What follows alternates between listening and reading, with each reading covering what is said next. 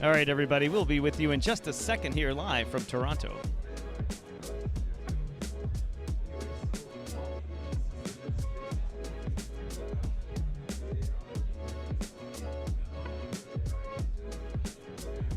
Welcome, Chuck Jansen.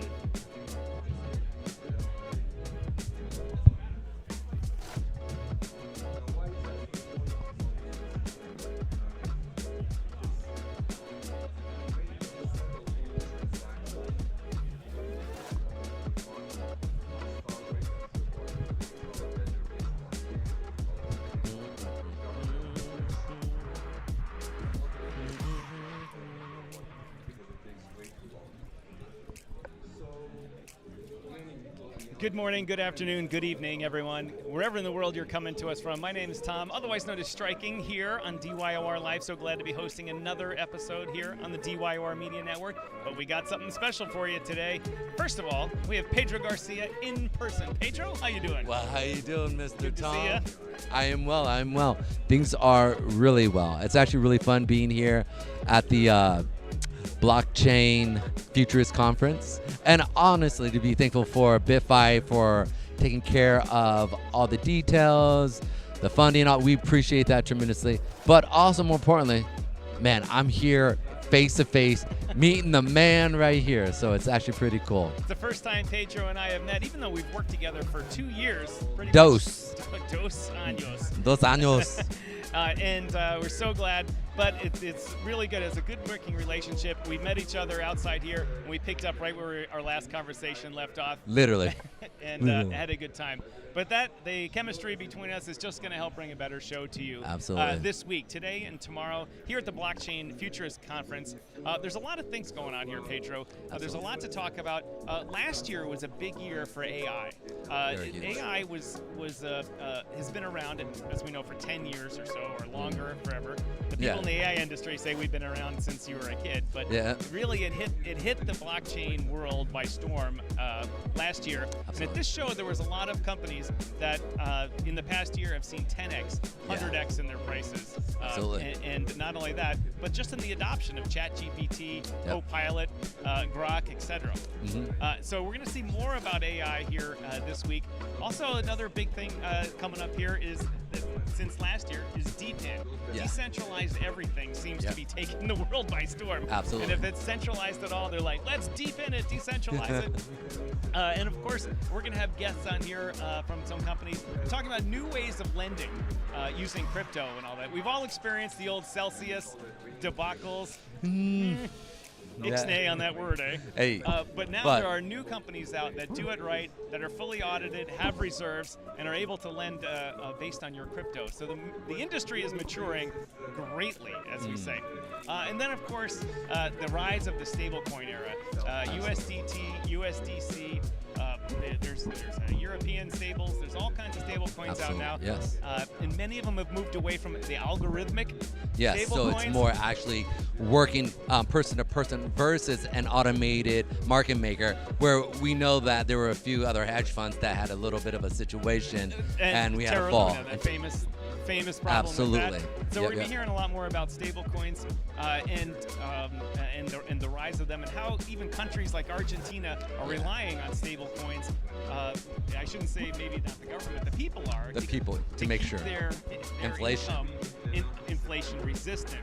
And also, we're going to talk a lot here about regulation. This is a Canada-centric event, so a lot of the panel discussions you're going to see on stage here have to do with the regulation here in Canada. But as you know, we talk a lot about it all from a United States perspective, but also a Europe perspective, because a lot of these tokens and projects here want to operate all over the world. And if they're going to operate in Europe or make their projects available to people in Europe, they need to have MiCA-compliant white papers. They need to follow all sorts of new rules for Europe. So there's a real lot to talk about in that era. And of course, Pedro, we're going to talk about the markets. Always. Now, today, unfortunately, I thought my... It wouldn't be DYOR Live without some technical difficulties, right? And this is the first day. Yeah, so we're gonna have a little. We're gonna see if we can actually get. Just checking your mic. It's good. Oh yeah, that was good point. It was a very good check. As we all know, the mic issue is always a real issue. But unfortunately, my laptop, for whatever reason, is just not deciding it wants to show the chart. So we're going to try to figure out a way, but we're definitely going to be going over Bitcoin. Right now, I am seeing softness coming into the market. I have seen it. We're bouncing off of that 8 right now, but the fact is, over the weekend, if you look at the daily chart, we did pierce that 8, and I'm expecting to see some selling coming on here. We went up, right, on Monday, which I always talk about. If we're going to see it kind of down on the end of the weekend, right, we'll see some push-ups on Monday, right? So you can see yesterday we did kind of go up, but we put in 2 uneven wicks, or 2 wicks, and not much of a body, and so it kind of shows me that we're seeing some weakness come in. But like, as I always tell everybody, look, this weakness is for us so we can buy in, right? We'll go over obviously the top 10 coins, look at a lot of stuff that's going on with that. But in addition to that, we're going to be actually spotlighting some of the new coins that we're seeing here today. I'm going out. My job is to find the top coins that are coming out and really see what they're bringing and see if we can bring out some good conversations. Well, there are a lot of one of the sponsors here, I'm not going to be able to recall it off the top of my head, is sponsoring the VIP Lounge, and which it's a new token doing something. We're going to find out about it. Hopefully we'll have their CEO on the show here. Absolutely. At 2:30 today, Eastern Time, we're going to have the CEO of Coinbase Canada on. Coinbase Canada. On to talk about all the new things that are coming. Coinbase is a new entity to Canada. They're a little behind, but they've got the powerhouse of the Coinbase brand and their fat wallets. Yes, to get the marketing. One of the things the CEO Lucas is talking about is the Stand with Crypto kind of, not movement, but association that all the exchanges are getting together to really push proper regulation. Absolutely. And then to hit hard on that, we're actually going to try to put the link out there for a lot of our viewers so that you guys can go through and support independence through blockchain and stand with crypto. So we're going to put that. If you guys could also go out, just hit that little link, and sign up for that saying that we're standing with crypto. Thank you too. Please don't forget, by the way, to Well, take as many the show is quite vast. There's a lot going on here. We have speeches all day today here on the main stage. There's an upstairs also an additional stage. We can't really cover that because we can only go to be in one place at one time. At one time. So we'll be bringing to you speeches. Also, pay attention to the Blockchain's live stream. We may be appearing on that stream. Woo! But we're looking forward to our friend Zach Humphreys coming by the booth and doing some broadcasting from here also and joining us for a conversation. Nice. And hopefully the music they play here does not get muted by the various social media. Yes. Oh, we'll see. But anyway, Pedro, on the markets, let's see. This is maybe my fourth time kicking off. We have a speaker here, one of the founders of Ethereum. And I didn't put his name up, so I can't pronounce it correctly. Oh, let me see if I can see. One moment as we do the pan. Creator of... His name's Tony DiFerino, but I'm not pronouncing it. Anthony DiFerino. He's one of the founders of Ethereum, along with Vitalik and Charles. And he has done a lot of speeches here at the ETH Toronto event, because this is the home of Ethereum. Yes, and sir. it's amazing how, because even though Ethereum was founded here, the regulation in Canada didn't allow it to really flourish until they left for Switzerland. Yeah. And isn't that always how it is? It's like, when they realize it's always too late, right? Right. But the thing is I think what you're seeing, though, with a lot of that movement is that the government's waking up, realizing, right, if America is sitting there and starting to look at this, we're seeing, and we've talked a lot about this on air, whereas we see Trump, definitely leading the cause for crypto and trying to get our votes. But it'll be really interesting to see if Kamala is now starting to flirt with crypto. So we're definitely seeing this view of the rest of the world going, you know what? If America is going to be pushing this, we should then be looking at this, because the reality is we all know once Americans really start pushing something, it kind of gets done. And it does cause the swing states in the U.S. Absolutely. So we saw that with President Biden. He was famously against crypto.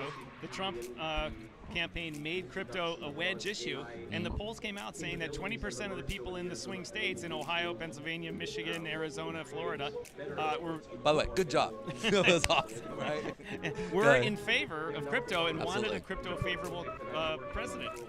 And then all of a sudden the Biden administration kind of did a little flip-flop, and then, unfortunately, they vetoed, was it the congressional, the SB 21 that overrode the SEC's banking crypto custodial rules.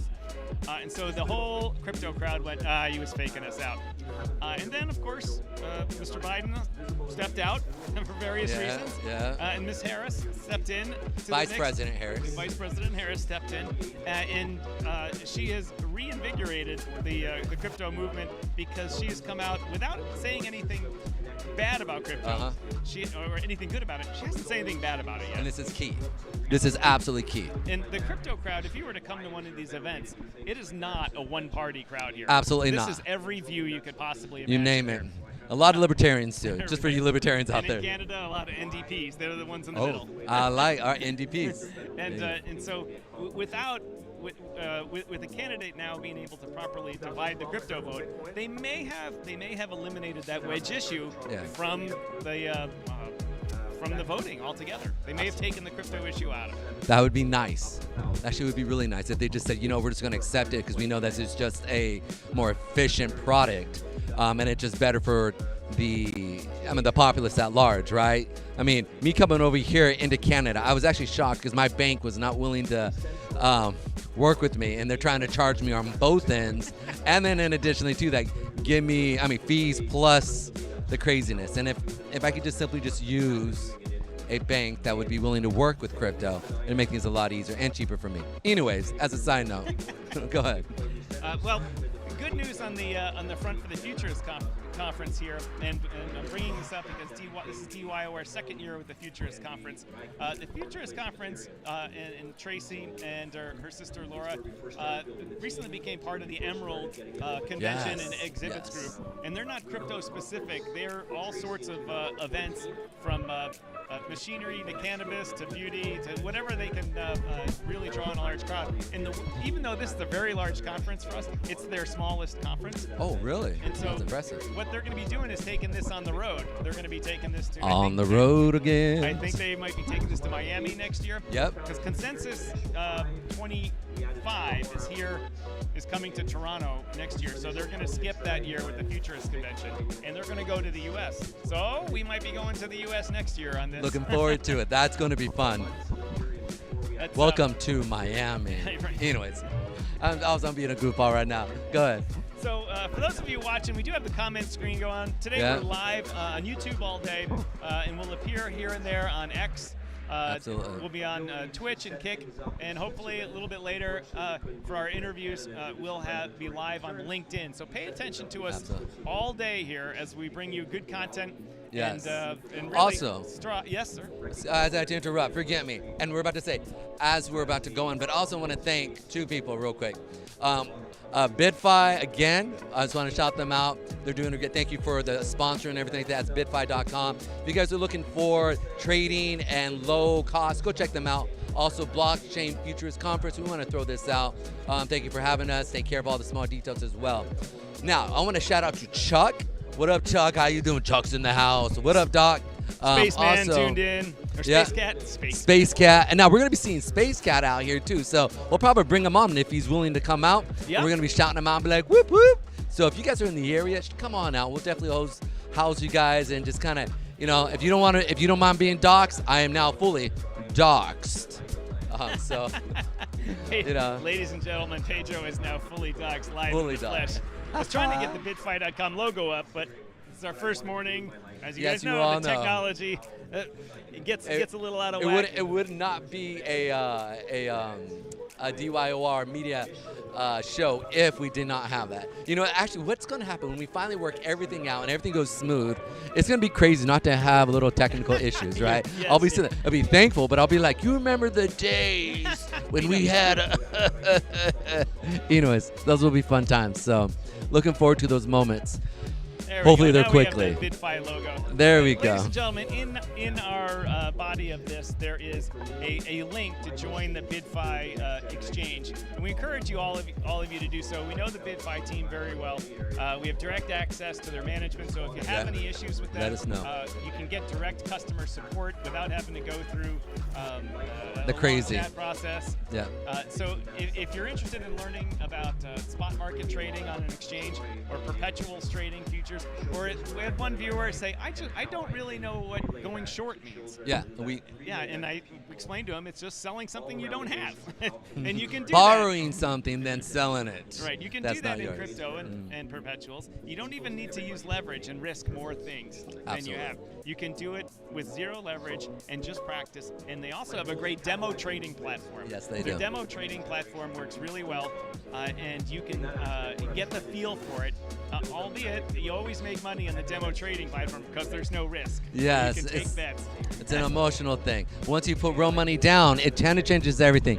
I always tell people you want to take about 15% of your win ratio and take it down, especially when you're trading with real money. Because typically it's more of a psychological issue versus an actual a real issue. So once you kind of become comfortable with trading live money, then typically you start to kind of go through it. So one of the things I always encourage everybody to do is if you're going to learn to trade with live money, start off small, start off with something you can lose like $20, $30 and trade, 1, 2 cent, 3 cent, 4 cent. And if you can sit there and work it out emotionally in your head and right in this little area here, you'll actually be good. But the key is it starts small and just let compound interest take care of itself. Make gains on top of gains. Yeah. Listen, 1 cent a day compounded is a pretty good amount of money in about a month. Well, ladies and gentlemen, there's a lot to talk about with bitfi. There's a lot to talk about learning how to trade perpetuals or the spot market too. So if you tune into our show on a regular basis, we'll give you daily hints on how to do these things. You can ask us questions. You can make comments. We'll answer them live. But today and tomorrow during the show, we've got a lot going on here. We'll get back to you in a little while. We're going to leave the show stream running for now, but we're going to plan our interview schedule here. Once again, at 2:30 is the Coinbase Canada CEO, and we're going to have a couple other people come through as we grab them and want to talk to them. And if we can get Pedro's screen sharing working, we're going to get another technical analysis streamer up here as well and have a nice market session, as they say. Absolutely. You know what? I didn't think about this, but what could happen is we could actually bring him up and be like, hey, my system isn't working. Let's see if I can use yours. That's actually a brilliant idea. That's a good point. That is a very good Anyway, point. ladies and gentlemen, we'll be back in a little while. Let me see if I can get the right camera here. No, I can't. So, on the side note here, are we still moving or?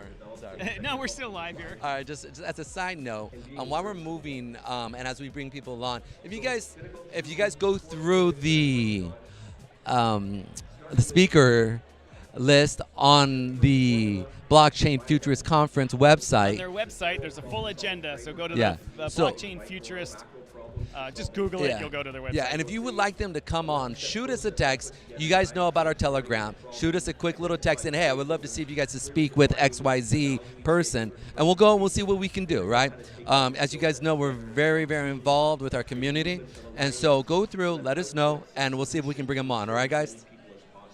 All right, we'll get back to you guys in just a little bit when Absolutely. we have one of the speakers. If I can transition this well, I'm... Yes. So while Tom is doing that, I just want to say thank you guys for everything, and we'll talk to you guys in a few minutes.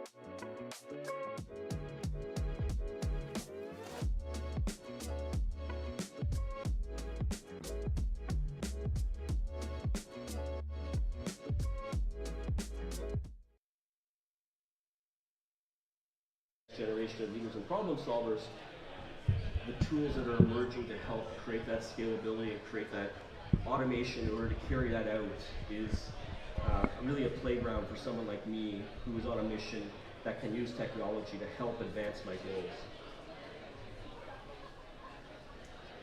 Decentral, previously Bitcoin Decentral became Decentral once we started doing Ethereum. Our mission has always been to empower people with the tools they need to be in control of their digital lives. Money, communication, and identity. Three things that I think shouldn't be in the clutches of third parties, and three things that every individual should be in control of themselves. So that's been the mission of the company, is to create interfaces and tools, whether it be for Bitcoin, Ethereum, or other chains, that were enabling people to manage their digital assets in ways that they still maintain control of it and never giving it out to third parties. Decentral has always used the ethos, like I mentioned, about not controlling user funds, not collecting user information, never used advertisements, things that are maybe deficient systems that others use, but really don't align very well with the whole crypto ethos of maintaining individual control over their digital lives. So we've been building over a decade hardware, software, tools, wallets, infrastructure for a wide variety of different chains. Our products in the past have included CryptoKit, Rush Wallet, EthereumWallet.com, Jax Liberty, and now 2 current projects on Xiaomi and As You Wish. Our focus has always been on decentralized tech, blockchain, and now heavily into AI. A paper that I wrote recently with the thinking of, with AI, what's the future hold, is something I call the one-button economy. It's an idea that eventually we will all be magicians and be able to press a button and whatever your heart desires will be able to be carried out using automated systems, using autonomous agents, using tools that are emerging right now in the field of AI to help people solve problems. And as a problem solver, to have tools that can help scale what I want to do to build leaders and problem solvers is amazing because I can provide tools that I don't need to be the one that's actually facilitating it personally. So it's been really, as I mentioned, a playground for me to start building tools. So the one button economy is the idea that with minimal inputs, you can create maximizable, customized outputs and reduce the functions of business down to digital agents that can replace your marketing department, your sales department, your PR department, your social media. All of these functions of a business, I believe in the future, are going to be brought down into digital agents that can carry out those tasks in a more efficient manner, that can give an individual or a small team power to create beyond what has ever been thought prior or before the advent of what's happening in AI. Along with the one-button economy is the idea of a one-person company to just carry that out. How can we reduce the programming needs of the company down to code that can be created by an individual just by having the tools to generate your own websites, your own products, your own code, whereby previously wouldn't have been possible for someone that doesn't have developer skill sets. So I believe that's what's coming. I think I've had a good opportunity to see kind of how the future unfolds in the crypto space. And I think this is what's going to be happening. And I think one of the key things is how people are going to stay relevant in the fields that they're in when their roles will be abstracted away and what they do extracted away into digital agents that will be doing the tasks. And I think that's something to consistently be thinking about is how can we provide value as this materializes.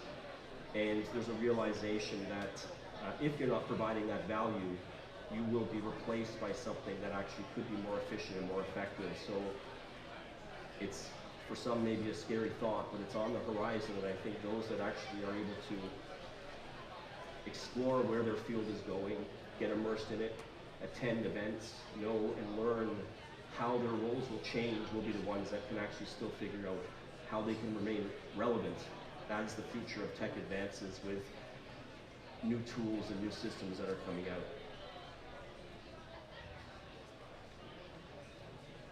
Anjami means to me, let's all go together. It comes from my Italian roots as half Italian, half British, but the idea of andiamo, let's go. Anjami, the idea is, currently most infrastructure and decentralized tech is on cloud providers. Providers like AWS are housing the majority of Ethereum nodes. That doesn't sound too decentralized to me. Nodes are something that are very important for blockchains. There's very little, if no incentive to run a node.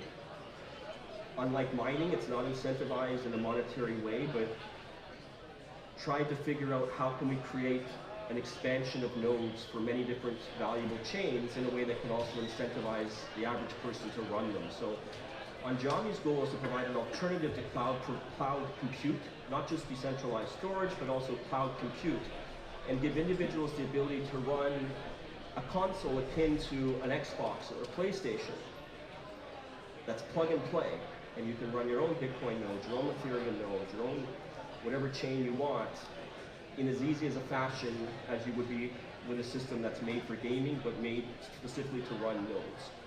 So Anjami is a hardware project and a protocol project where we're looking to create digital sovereignty by creating machines that you run that allow you to send your own transactions yourself using your own nodes, and then using excess resources in order to share those resources to help others send their own transactions, thus bypassing a lot of the infrastructure that is currently being, with money being spent and given towards cloud providers, which has become very expensive over the years, which is a possible point of issue with regulatory constraints, profit incentives of large cloud providers.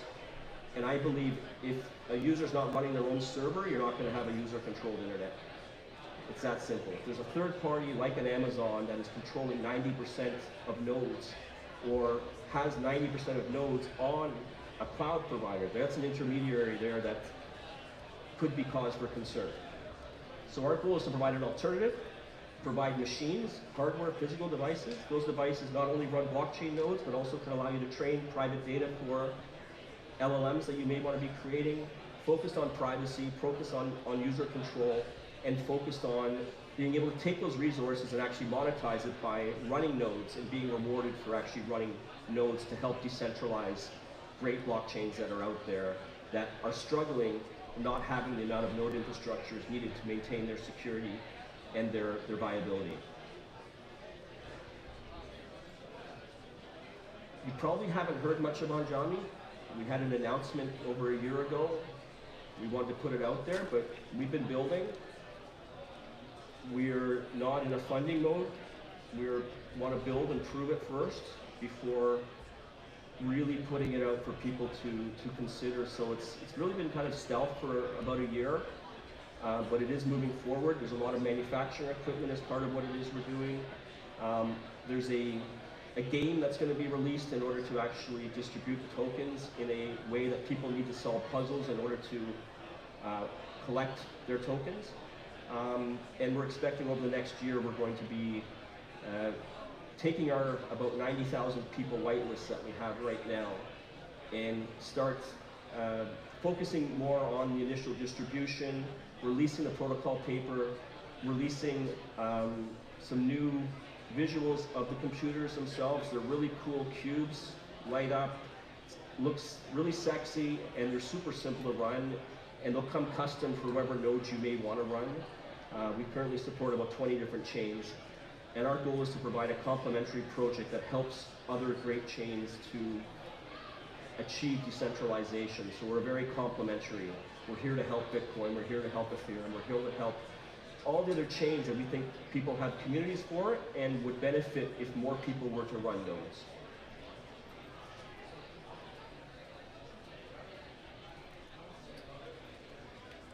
The last year for us has been fully heads down on AI. As You Wish is a product that we're building that is building on DYOR.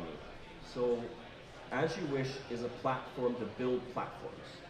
So with the concept of the one-button economy and minimal resources, we're creating a product whose task is to achieve anything the user inputs into the product, from simple, basic, how tall is a CN tower, all the way to, we're creating a project called Anjami. Develop a plan for us, do all the research, create the document for it, now go out, create the different agents that we need in order to facilitate the functions of the project, create the marketing team for it, and execute it with a very small team is what our goal is. So As You Wish is the idea of bringing the one-button economy to life with a product that helps people solve problems. It uses the framework of perfect formula, one I mentioned earlier, to take any request or problem and deliver a plan and then execute on that plan all the way to completion. The idea is you have a genie, and genies have to do what you tell them to do. So we're setting it up in a way that's not just giving you data, but actually then going and building and executing on whatever you may want to put into that input box until you achieve the result that you want. So it's not something that we put out in the public right now, but we use it internally every day, and it's being meant to help us advance on Anjami and to advance our projects. So it's a general problem-solving platform. It's private, non-lobotomized. What I mean by that is that anybody using AI right now and using LLMs that are backed by companies, you're going to see there's a lot of restrictions and things are becoming harder and harder to actually get what you want out of the results. So our goal is to actually create a decentralized system of users being able to have their own private machine, fill it with their own data, their emails, their information, be able to train it, and then be able to be ensured that their data is not actually being exposed to the likes of the ChatGPTs and others who are taking your data and utilizing it in a way that you don't know what's happening with your information. So As You Wish will be part of the cubes, the boxes. Along with blockchain nodes, it's also going to be your own AI agents that you'll be able to converse with, be able to build, be able to train, and then be able to hopefully get whatever your heart desires by asking your personal agent for anything you may need. It's built around identifying the problem, planning how it's going to be executed, executing it, and then improvements. I'll show you some videos afterwards of how the app works, what it looks like.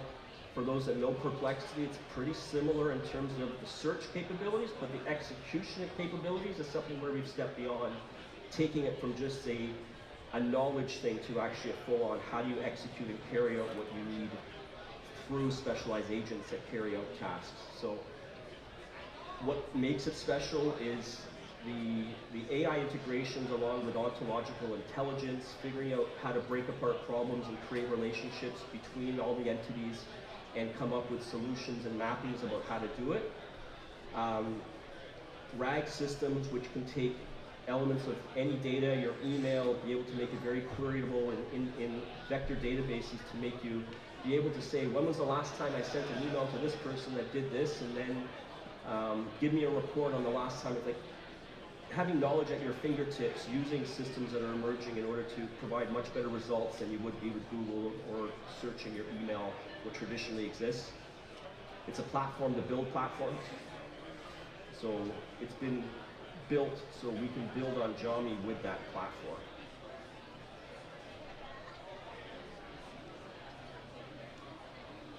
So this is the interface. I'm going to show you a few videos of just a few tasks that you can do with as you wish. This is just a basic, simple query. This one here. Actually, sorry, this is the onboarding. You get to kind of tell it a little bit about yourself, what are you interested in, and then it's going to actually give you suggestions. It knows you're in Toronto, it knows information about you. It'll start providing little bubbles about things you might want to know. When's the Futurist Conference? What's 10 top restaurants in Toronto? So it's kind of tailored now, those little bubbles around the information it knows about you in different areas that you want to do.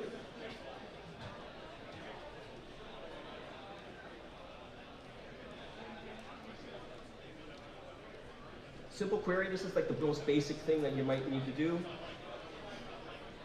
Tells you what the actual AI is thinking, how it's going to plan together, what it needs to do, and then provide you with an answer. Now it's telling me a little bit more about the history of the CN Tower. It opens up a web search, goes finds information, gives you resources, gives you images, gives you other information, a little more complex work. Gives some in-tune follow-up questions for anybody that might want to have associated information with what you just searched. Here's a few other things. What engineering challenges were overcome during the construction of the CN Tower? How was the CN Tower? So, and this is not like just a set stock thing. This is for anything you may want to be putting into as you wish.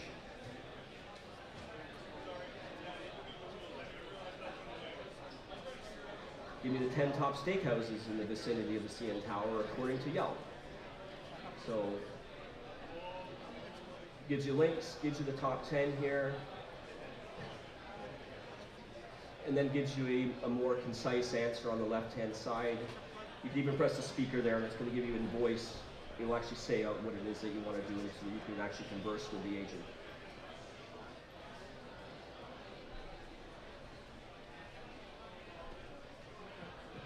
Should you want to extend the CN Tower, solve the problem for me of what we would need to do in order to make the CN Tower the largest freestanding structure like it used to be. So this will open up a research canvas now, programmed using our framework to solve problems, and it's going to generate this will probably go on for 10 minutes, generating a report on all the stakeholders, all the people, everything you would need to do and bring together in order to extend the CN Tower to again become the world's tallest freestanding structure. So any problem you might want to put in there, we'll use a framework and develop a plan of everything that needs to be considered in order to solve the problem. There's different stakeholders.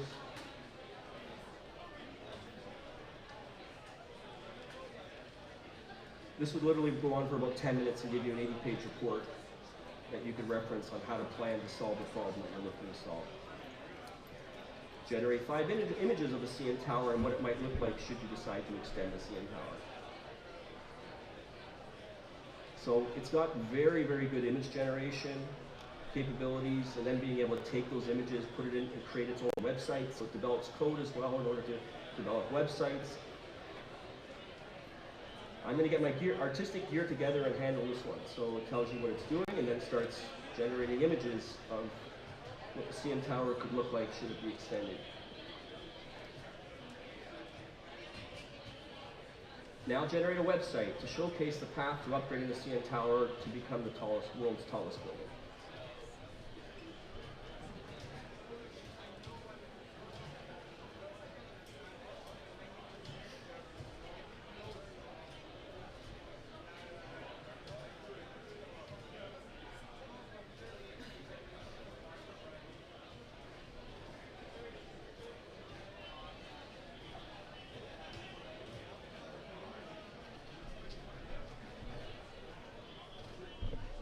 Just got a few seconds left here. An example of taking a business plan, inputting that, generating logos for the business, generating a website for the business. So inputting documents, being able to work with multiple documents, summarizing documents, anything you put in all the way to all your emails, everything that you may want to be ingesting, it'll ingest it and utilize that in what you might want to be doing. Being able to search the web and be able to go on and buy stuff on Amazon, and then be able to sign up for a business. You going to the Ontario site if you want to start a new company, being able to fill the forms in and do things is also something that we're building here. So this just showcases what it's like. That it'll go online and actually search for a product and then purchase the product for you and let you know that it's done that for you as part of a task that you may want to do.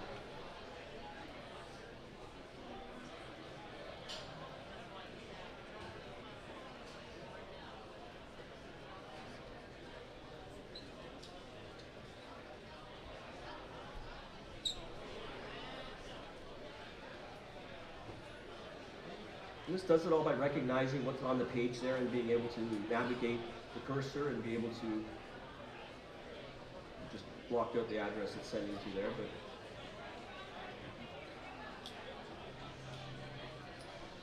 so this is an example of putting in some information about Anjami and then being able to let it go and build out a document of all the considerations that are needed in order to create a product that's going to help decentralized cloud compute.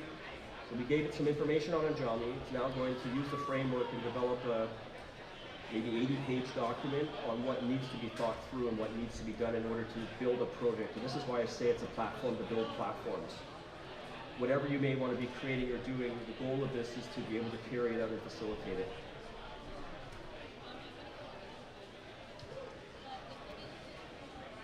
That's it.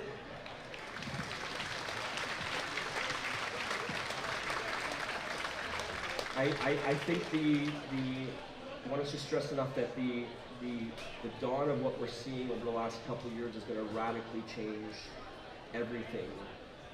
And the ability to utilize these tools to create better experiences for people and create better value for people, I think will vastly outweigh any. Well, everyone, we're back with the live stream here. But that's generally what's happening. Just checking the technical stuff as usual. But we just had Anthony DiFiorno, pronounce his name wrong again, one of the co-founders of Ethereum, talking about some of his new products coming out.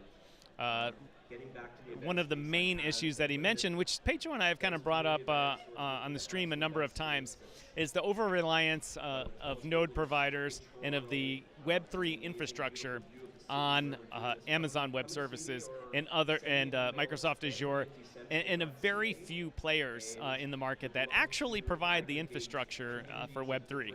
We talk about decentralization, we talk about DePIN, we talk about how Web3 is a way in which you can own your own data and own your own presence on the internet, yet Amazon controls almost all of it.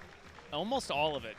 And what Anthony was talking about was keeping that, running your own nodes, running your own servers, and making it simple so you and I can, that those that are not super technical, that we can handle running nodes and being able to send payments, send money, send ownership of NFTs to and from each other without relying on the major cloud providers of the world. As you can see right now, the blockchain convention is in between speakers right now. Yeah, I'm unsure about how the sound's coming through. So if you get some comments on screen, ladies and gentlemen, I'll put them up if you can hear me. Let's bring the. Retail trading will continue to evolve. Yeah. Get.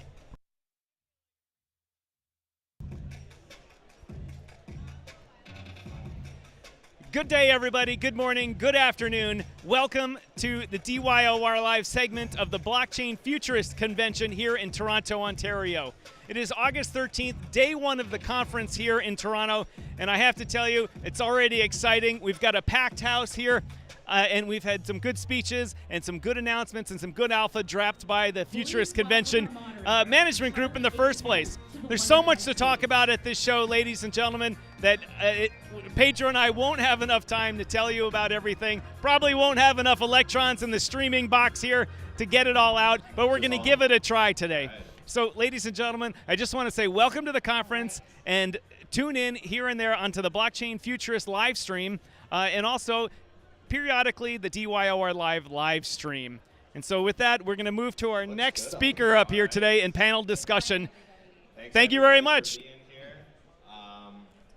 It's great to be back at Futurist. It's the best event. All right, ladies and gentlemen, I was just live on the Blockchain Futurist live stream. And we're having our new panel discussion. It's a fireside chat with WonderFi. WonderFi is one of the major sponsors of the show here.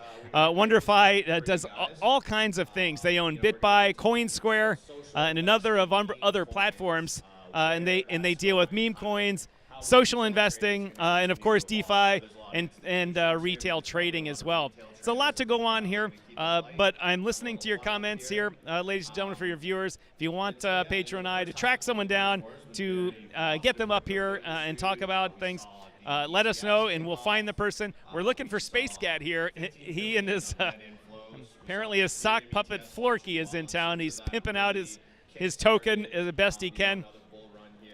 But we're having a good time here at the show, and sorry, I'm going to cut to the WonderFi thing right now. I know that our sound isn't that good of picking up the panel discussions, but you always have the Blockchain Futurist live stream itself. You can find that on YouTube by the YouTube search Blockchain Futurist. Just type it in, and you'll get it. But anyway, until they get started here, Pedro is off right now running around the show. In case you had tuned in earlier, Pedro and I met for the first time yesterday after working together for nearly 2 years. It was basically October of 2024 in which I invited Pedro to do some technical analysis on the live stream. And we did a recorded episode, and it came out pretty well. So I said, hey, why don't you join the live stream? And so we did that. Took a little time off, and then about a year ago hit it really hard. And yesterday we met for the first time in person after working literally daily, speaking on video conference, bringing content to you guys. It was good. It was really interesting meeting someone whose voice you've known in your ear for all this time. As many of you know, Pedro appears in a little box over my head most of the show and not live. But today and tomorrow he'll be here live with me. But I have him out right now researching projects, trying to come up with good people to interview and bring on to talk about crypto policy, regulation, all the usual suspects. But I have to say, ladies and gentlemen, the comments are open. I'll be here monitoring the comments. Just let me know. Okay, just let me know when. Let's kick off this conversation. So yell and I. Sorry, I've got 3 people talking to me at once. But anyway, we'll be back shortly with more live content from the Blockchain Futurist Conference here in Toronto, Ontario. You're a great follow on X, great CT user. So I just wanted to get your opinion when things like meme coins catch fire. Why do you think the crypto community kind of gets behind it like they do? It's a great question. Also, for people that don't know, CT stands for Crypto Twitter. Now that Twitter has rebranded to X. X sounds weird, so I like the shout out to the original Twitter naming. So for me, meme coins actually follow a trend, or it's sort of the third phase of like retail mania. The original phase, the first phase was obviously ICOs in 2017. This was the first opportunity for retail to make significant returns, 10 10x, 20x, 50x. These were normal returns in the ICO boom. You don't really have that anymore, even though we still have token launches and layer 2s and Cosmos chains launching. You don't really have those same opportunities for returns. So subsequent to the ICO phase, we obviously had the NFT phase. Same thing, right? It was very common for people to make crazy returns, flip JPEGs. It was a very liquid market, not so anymore. And now we're in the third phase, and that's meme coins. So I think it's like a natural progression. I think the crypto community, if you can even call it one thing, we obviously like to stay ahead of these trends, and meme coins I think came at the perfect opportunity. Both when we had obviously very low gas fees on Solana, we had super high throughput. The Solana chain sort of demonstrated its capacity to facilitate this really high volatility trading. And then secondly, you had the appetite. You had that kind of latent demand. We've had a few years since we had DeFi summer and the NFT boom. And I think it just came at the perfect opportunity. But similar to ICOs, similar to NFTs, it's not going to last forever. And it's going to be interesting to see what's next, because inevitably, it will end. Awesome. Okay, we're going to kick it over to Max. Max, I thought I was the tallest person on stage. If you saw this guy, he is surprisingly tall. You come from more of a traditional finance background. Your app Blossom really focuses on social investing for stocks, bonds, ETFs. But we've seen memes enter that space with GameStop, AMC.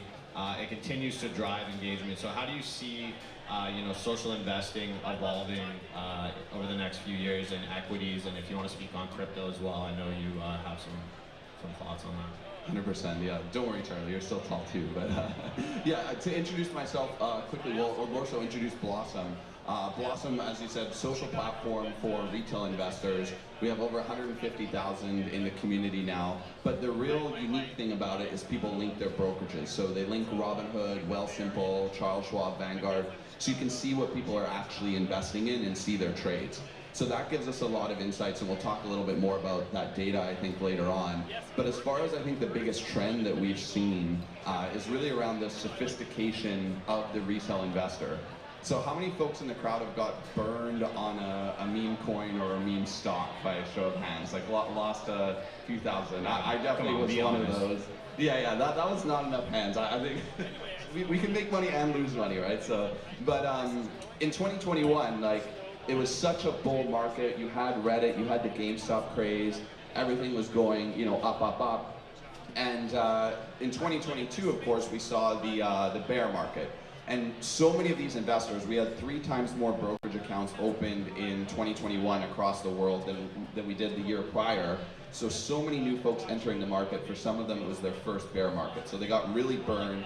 Average investor lost over 30% when the S&P 500 only fell 17%. And that sort of kicked a lot of these folks in the butt. It really taught people the sophistication. We saw a lot of people start to diversify their portfolio.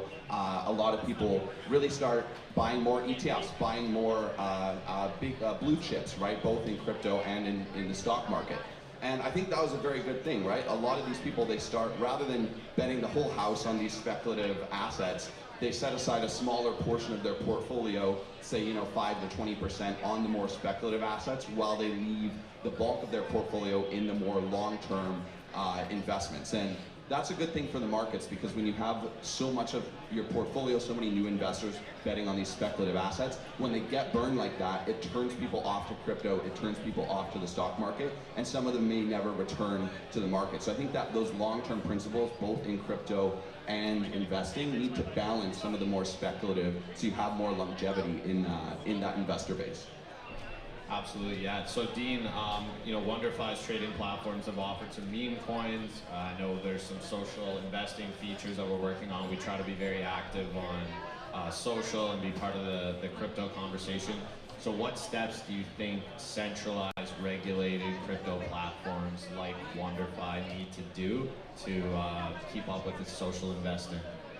Yeah, I think, look, whether it's meme coins or social investing platforms like Blossom, I think there's a clear trend here where there's a real social element, a community element with retail trading in general, certainly with meme coins as well. and I think it's important for platforms like ours to embrace it. Actually, to Max's point, not every meme coin investment or speculative investment is going to end up in a win, but it really brings people into the ecosystem, and from there it's about education and sticking around and finding a balance between speculative investments and maybe some more stable investments like Bitcoin, Ethereum, and others.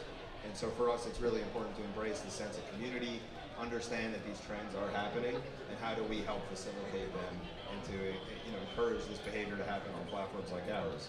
And many people are going to trade meme coins. I think with meme coins in particular for platforms like ours, it really drives people into the ecosystem, like I mentioned. And so how do we facilitate the conversation, facilitate that sense of community, and really give people the platform to understand what others are investing in, and share your experiences, share your wins, share your losses, share your strategies. We think this is clearly an evolving trend, but something that Blossom has proven is something that is going to continue to evolve, and something that people really want to look to. And I think it represents an exciting element of the industry more broadly, the community aspect.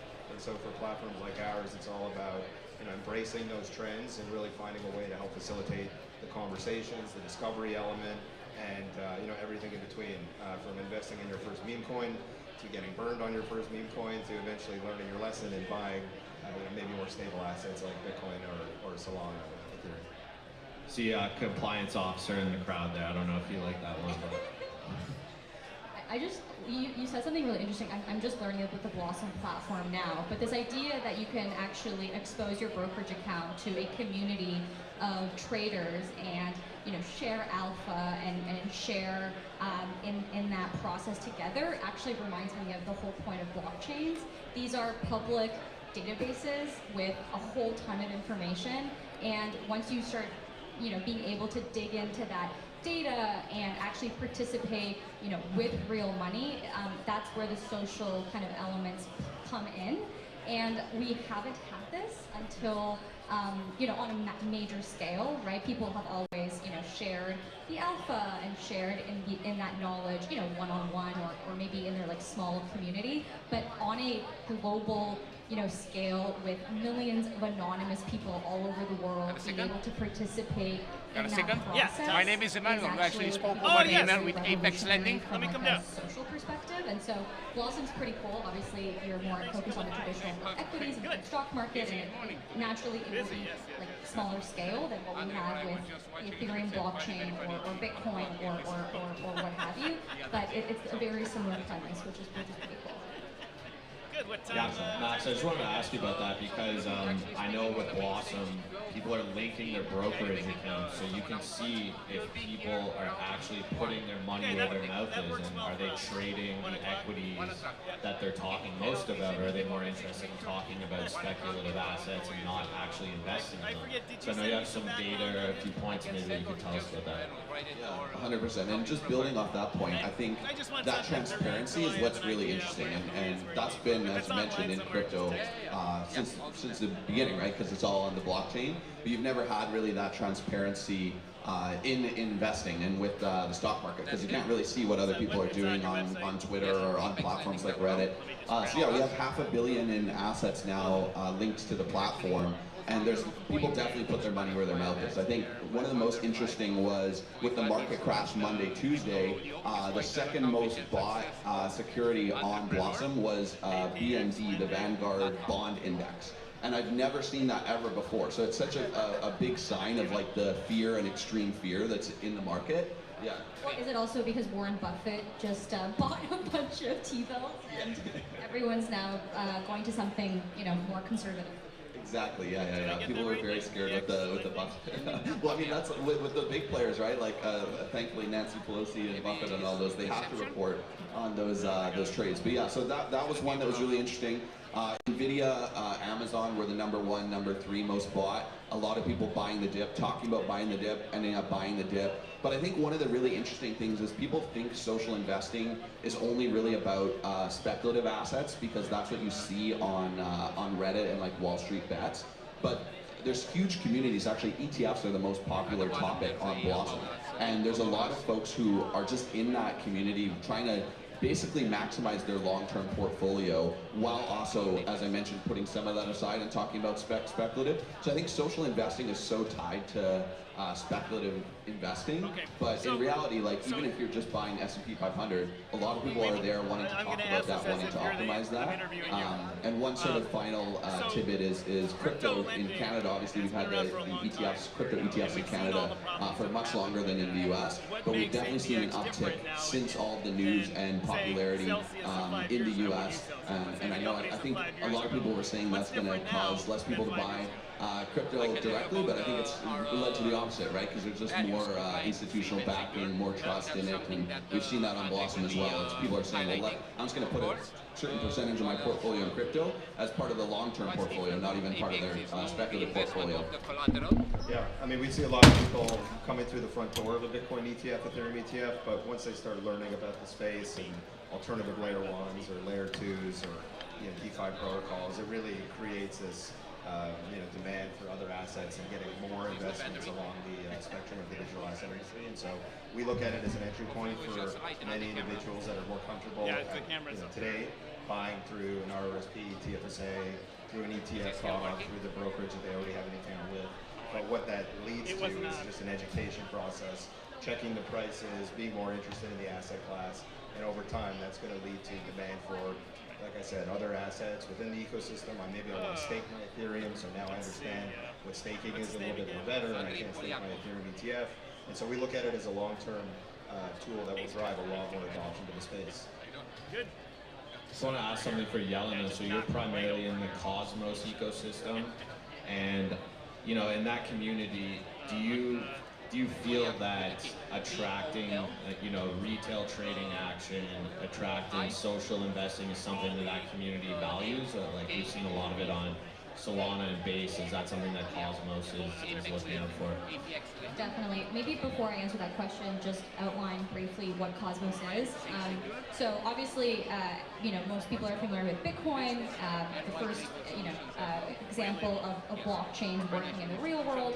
Second big phase was the Ethereum chain, and that revolutionized obviously how developers would be able to build applications on top of blockchains. And then Cosmos is another evolution of the development of blockchains in the sense that it allows any business, developer to actually build their own chain with their own dedicated validator set, their own dedicated execution environment, and we're actually seeing that kind of thesis now play out in the Ethereum space where you have an abundance of layer 2s, layer 3s. I mean, the Base chain that Coinbase famously launched this year is a layer 2. And so it's really nice actually to see the Cosmos philosophy of blockchain development taking hold, in the Ethereum space. But Charlie, to your point, I would say that there is similar demand in the Cosmos ecosystem. We haven't had the wins of Pump.Fun that you obviously have in the Solana ecosystem. To be fair, there is no real equivalent in the Ethereum ecosystem either. It's really Solana that took advantage and built a great product. To be honest, I don't know if anyone's ever tried Pump.Fun or BonkBot. It's like a meme coin bot you can use to trade meme coins. It's like literally the most simplest thing ever. You don't really need to know anything about how blockchains work. It's very different than interacting with DeFi protocols where you actually need to know a lot more about DeFi. So anyways, they really took advantage of that. Obviously, Solana has had huge wins as a result of taking advantage of that meme coin frenzy. But yeah, I mean, same demands exist in Cosmos. But unfortunately, we haven't seen that same success like you had in the Solana ecosystem. I think Yelena brings up a good point. You think about all of the various chains, all the layer 2s, there's so much variety and there's such an abundance of tokens and projects that exist within the crypto community that social investing actually has an important role to play to help participants navigate all of the various opportunities. And it's important to, whether it's through crypto Twitter or some of the social investing channels, really tap into individuals that you resonate with, that their strategies align with yours, your thinking. And there's so much abundance of projects and tokens that it can almost be impossible at times to differentiate from what's out there.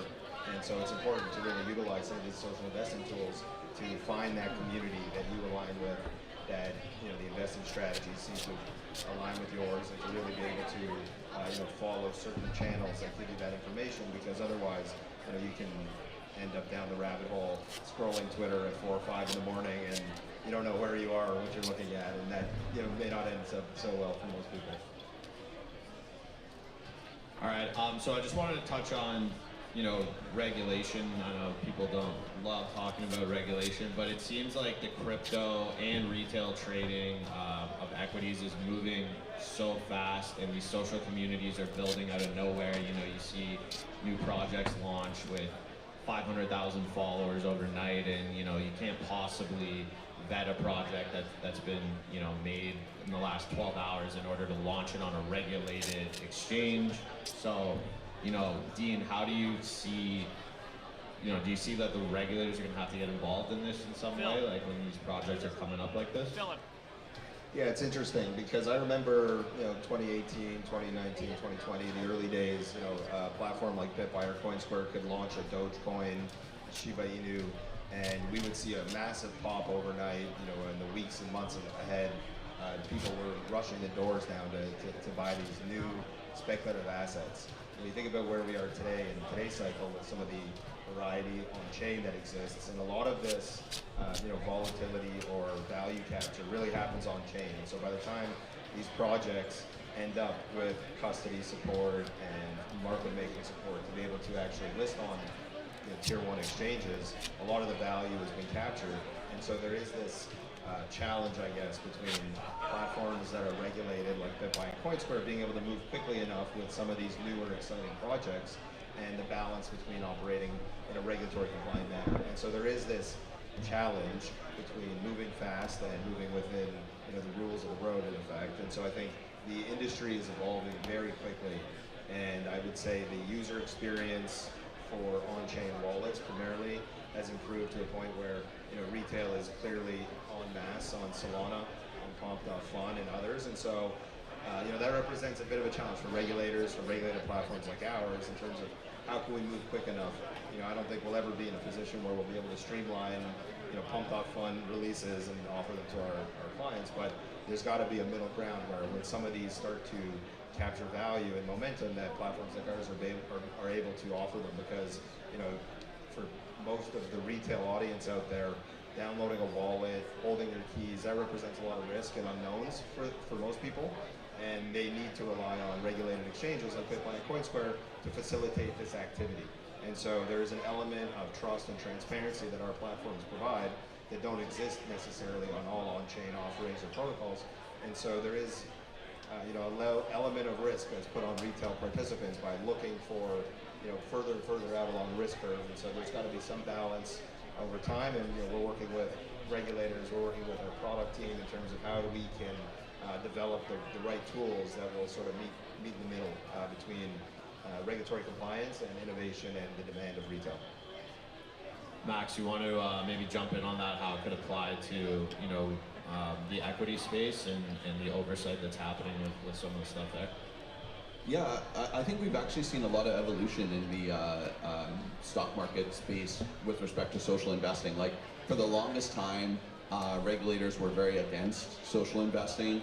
We've seen Moomoo, a Chinese brokerage, recently launch in Canada, and they have social investing embedded in their brokerage app. There's public.com in the US, which has social investing in the app. And for the longest time, that was like a non-starter for the regulators, that you could have social and brokerages sort of together. Same with the ETF space. Like, you see some of the larger banks now starting to do more advertising with social investing, starting to work with more influencers, advertising on platforms like Blossom. For instance, we work with Bank of Montreal, we work with Purpose Investments, Global X, a lot of these like tier 1 ETF providers.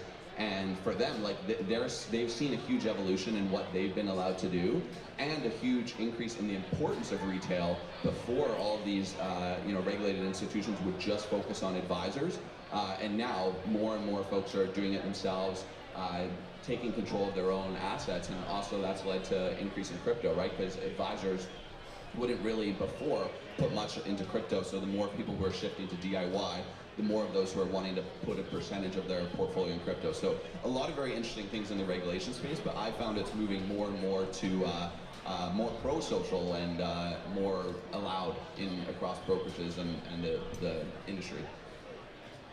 Awesome. Well, I think our time's almost up. We got about a minute left, so I just want to thank everyone for joining today. And any last thoughts from the panelists? We got about a minute. Anything else? No, I think we covered it. Honestly, thank you so much for having me. I would just say meme coins are a thing, and although it seems silly, they actually do drive like fundamentally real innovation on the infrastructure level. I have a love-hate relationship with meme coins because on the one hand, sometimes it gives our ecosystem a bad rep, but on the other hand, it actually drives real technological progress. So sometimes the silliest things end up making the biggest impact, socially, financially. So yeah, thanks for having me, and here's to more meme coins. All right.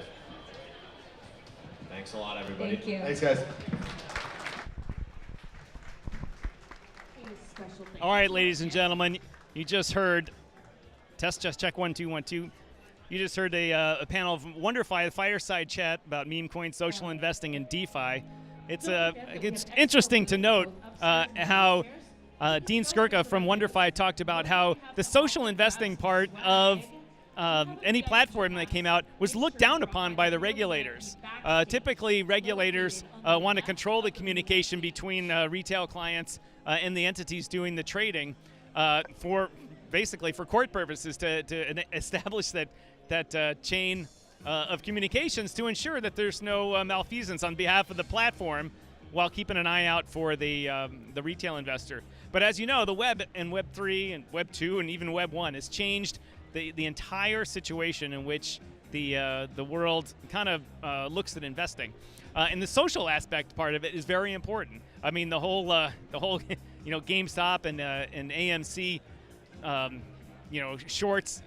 short squeezes were done based upon the social aspect of Wall Street bets and so forth. So we really need to take what Dean said and flesh it out when talking to our regulators. We'll have regulator policies on here later, or panels on talking about regulation and policy, and we're going to try to get some questions to them about how they see social investing and the social media aspect of the new platforms coming out. But we've got a good crowd for you today here at the Blockchain Convention. My friend Zach Humphreys has shown up with Oscar Ramos and a couple other creators, I believe, for the event. So we'll have them on here hopefully shortly as well. But once again, ladies and gentlemen, it's October 13th here at the Blockchain Futurist Convention in Toronto, Ontario. Lots of good things coming over these 2 days here between the 13th and the 14th. Lots of information, like I said earlier. I'm not sure I got enough electrons in the box here to get all the streaming done. But coming up at 1 o'clock today, we're going to have an interview with Andrei Polyakov, the president of the Toronto-based APX Lending, new crypto lending platform. That'll be at 1 o'clock. And at 2:30, we're going to have the CEO of Coinbase Canada, Lucas Matheson, on. I might not have his last name correct. I can't read my own writing. To talk about what's going on with Coinbase and its entry into the Canadian market, and also the thing they're backing called Stand with Crypto, to get everybody involved in making sure that regulators hear your voice so we can continue the innovation going on in crypto now. I'm going to keep the comments open here, ladies and gentlemen. We're broadcasting on YouTube, X, Twitch, and Kick. So let's hear them if you got any questions. Pedro's out running around right now. Give me 1 second here.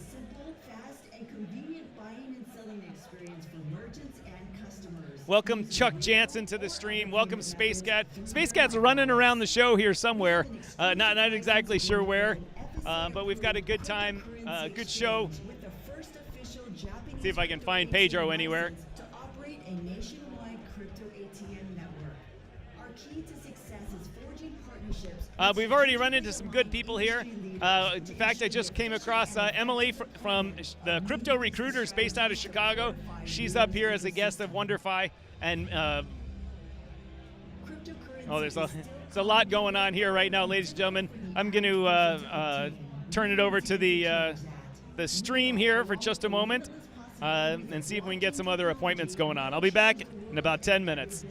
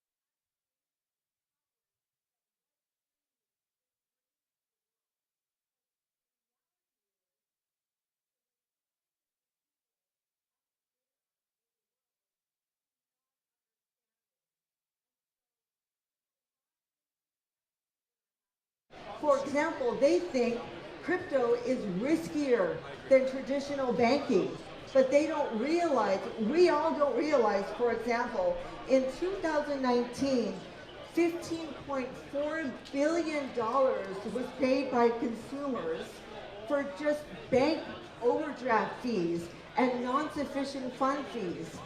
In 2022, $130 billion was charged by credit card companies for interest and late fees and other fees. And then in 2023, $456 million was charged to customers lost due to fraud through Zelle. So this is hundreds of billions of dollars that are being lost in people's pockets every single year. And so people don't realize this fact. And plus there's other challenges as well. Bitcoin, as we all know, launched in 2009. After Bitcoin, thousands of cryptocurrencies have launched since. Many different initiatives have launched since. There's been so many advancements in this technology since 2009. Then why is it that mass adoption is still a huge challenge? Well, we know there's lack of usability, there's lack of simplicity, and there's lack of convenience. So, as an example, we all use Visa, MasterCard, PayPal, Apple, Amazon, Uber. Every single service that we know about is about convenience, right? And it's that convenience and simplicity that makes it adoptable to the world. But for some reason in cryptocurrency, people are having to learn the underlying technology. And a lot of people are trying to learn crypto and the technology behind crypto before even investing in it, which causes more complication. And so this is why we need to really start blending high tech with high touch in order to achieve real world usability. Because the success of any technology depends on how deeply it enhances the human experience. And so this is what Rio has been focusing on for the past 7 years. We are here to bridge the gap to mass adoption. We want to focus on everyone. Rio's goal is everyone. It's the mom and pop shops. It's Joe the truck driver, and Bill the landscaper, Sally the homemaker. It's mom and pop, grandma, grandpa. These are the people that we're trying to reach. People that are non-tech savvy, because again, until we reach simplicity, usability, easy onboarding, we're going to be stuck with mass adoption. There's going to be barriers to mass adoption. So what we did is we created Rio as our Web3 digital payment solution. And Rio is the core to the ecosystem that we've created, which includes a life wallet, simplest digital wallet that you're gonna experience. And it has chat, and you can transact with it. You can send Rio and other cryptocurrencies through chat. And there's a connect service where you can connect to different social media sites, and it connects to our global mall.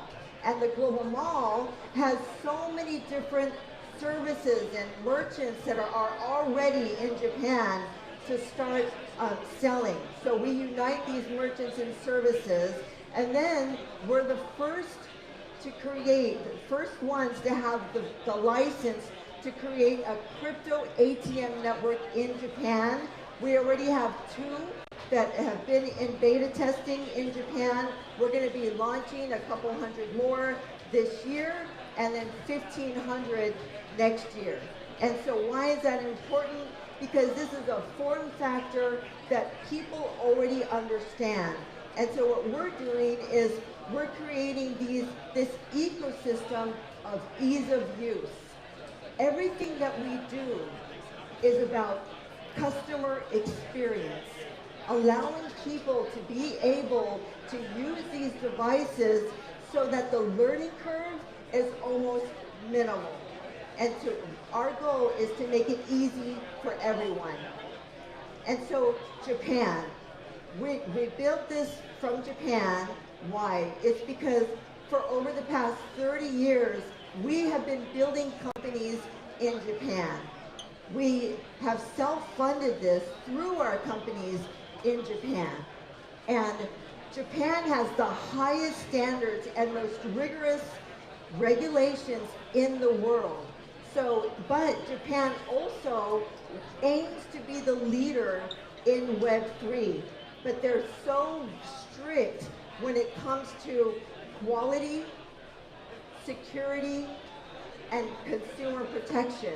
And so that is going to help us by adhering to these Japan regulations and standards. It helps us to raise that level in the industry. And let me give you an example of how strict they are. As we know, globally, there's over 20,000 cryptocurrencies, right? In Japan, there's only 3 dozen. There's 3 dozen only cryptocurrencies that are approved on exchanges in Japan. In fact, there's probably only 1 dozen that are on multiple exchanges in Japan, and that is how difficult it is to be in Japan. So, real engagement. Since 2016, we have been building a community of Japan through education, awareness of the blockchain space, cryptocurrency, and why it's important.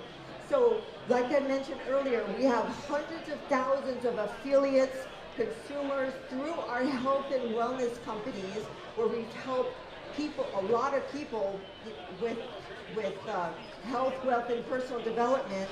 And so through these hundreds of thousands of people, we have 100,000 real followers, and we've engaged with all age groups, from the early 20s all the way up to the 70s and 80s. In fact, we have a lot of followers that are here now. Like over here, we have people in their 50s, 60s, 70-year-olds. And so we are very proud of that, because the older generation and the women, but the older generation is the most difficult demographic to onboard. And so we're very proud for achieving that. And so we have been pioneering, this ecosystem and this project. And so 7 years we've been pregnant. We've been pregnant for 7 years, just going through all these hurdles, and we think that it's going to be well worth it, because even now, Japan is scrutinizing everything that we do. They are watching us with this global launch to ensure that we are still compliant for when we're launching in Japan. So just in February of this year, we were given the okay by our financial, by our FSA advisors, that we are able to talk about this project globally. Up until then, we have been the best kept secret in crypto, and that's why you've never heard of us. But we've been moving very, very quickly, because in February we got the okay. 90 days later, in May, we launched on XT.com at $1.60, and then we launched the following week on L-Bank. Then we launched just in July on MEXC. And so now we're hovering around $9. And, you know, we're very proud of that. And it's because people are seeing and embracing this ecosystem, our vision, and what we're trying to accomplish here. Also, we engaged with CerTic. CerTic did a full KYC on all of the executives of our company because we believe in transparency. And transparency is very, very important when it comes to Japan. And so we did that to build trust in the market so that people will know exactly who we are. Also, we have the world's first crypto convertible bond. There has been an attempt at a convertible bond years ago, but the SEC had taken that project down. The very lawyer that was part of that and the law firms that were part of taking that down have helped us with our crypto convertible bond to ensure that it is SEC compliant. And so right now, the rates that are available on this crypto convertible bond is more than almost about up to 60% off of the rates that are on the exchanges. So if anybody wants to know more about that, just go to riobond.com and talk to us during this event over the next couple of days. The last thing I want to mention is that, you know, we're just one project here that is really trying to gain mass adoption and to bring crypto down to the average person, for everyone to be able to use it, because people do not care. Non-tech savvy people do not care about the technology. All they want to know is, how can I use it? They want to be able to see, feel, and experience the benefits of cryptocurrency and the benefits of blockchain. So again, until we get to that, just like Hotmail and Facebook, it wasn't until Hotmail and Facebook came along in the internet world that brought it down to the average person to make people want to be able to use these services, these platforms. And that's exactly what we're doing. But we're only one company that's doing this. We know that there's a lot of you out there. You guys are pioneers, you're innovators, you're helping to transform this industry, and we truly do appreciate that. And so, over these next couple of days, hey everybody, just a quick note, coming up at 1 o'clock, we'll have APX Lending here, their CEO, Andrei Polyakov, about lending in the crypto space, and at about 2:20 on this stream and on the Blockchain Futurist stream, we'll have the CEO of Coinbase Canada to talk about things. But Pedro, make sure my mic is on. Today, we're going to show Pedro, he's been out wandering around. What have you found at the show here? There's a lot of great community. I mean, I think one of the biggest things I really am noticing is CEOs meeting their community face to face, watching like Shiba Inu interact with a lot of the community. To me, I'm sitting there and it's funny is you see a lot of these people on or in Telegram, you see them communicating, right? And then all of a sudden, then you actually meet them and interact with them, and it just changes the view. So for me, it's really just watching the communities interact.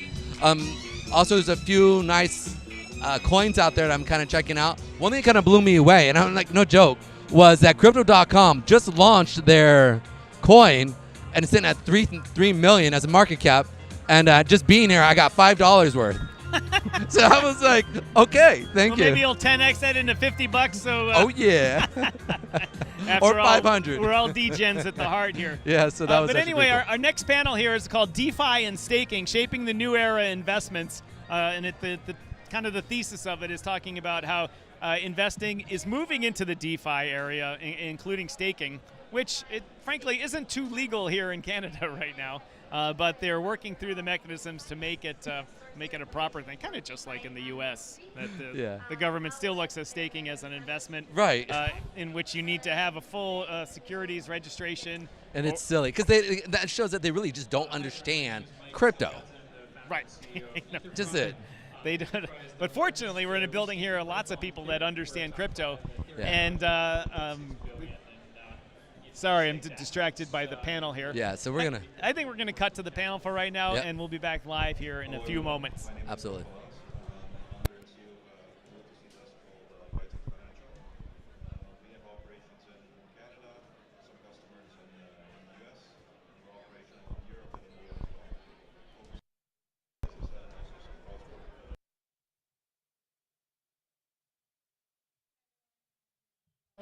Founder and president of Web3 professional services firm Solutionless, which is based right here in Toronto, Canada. We work on a number of mission critical items, including regulatory policy and compliance, working with victims of fraud on forensic investigations, helping Web3 companies with sales operations and revenue acceleration, and working with institutional clients on the education side. We've been in the space about 8 years, regulatory compliance for 6, and very excited to be here. Hey, my name is Ben Tallman. I'm a protocol specialist at Figment. Figment is an institutional non-custodial staking service provider. We run on 40 plus networks offering all sorts of ancillary services.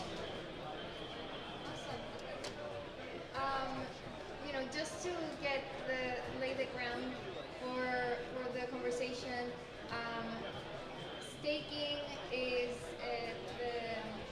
used in proof-of-stake blockchains, and it's a way to secure networks where participants deposit cryptocurrency in the network and get some reward in exchange. It's just the very basics of what we're discussing here.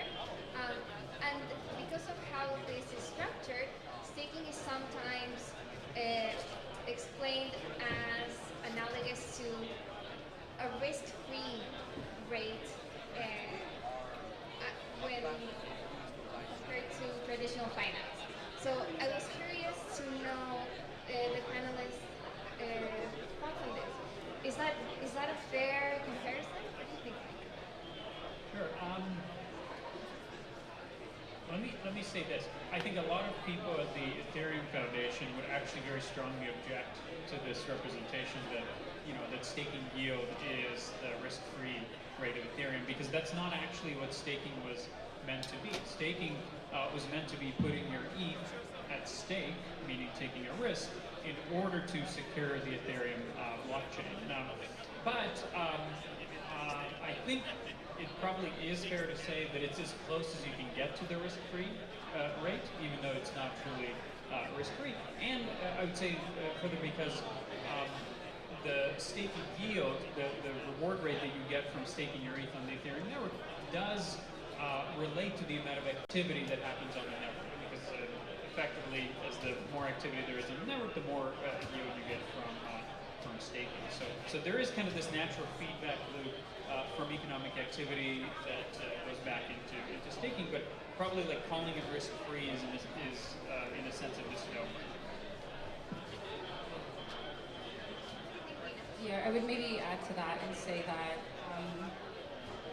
when we look at the risk-free rate in traditional markets, we're typically using government-issued instruments like bonds, for example, to approximate that risk. And theoretically, the risk there is so minimal because those assets are backed by the credit and faith of again, theoretically stable government.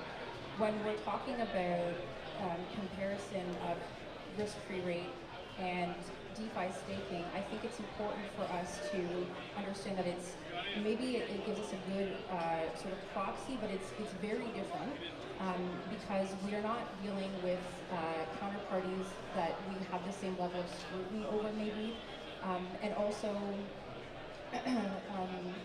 I think it's important for us to really communicate to investors in the audience that there are serious risks that are involved, even though this is the less risky of potentially many risky activities in the industry.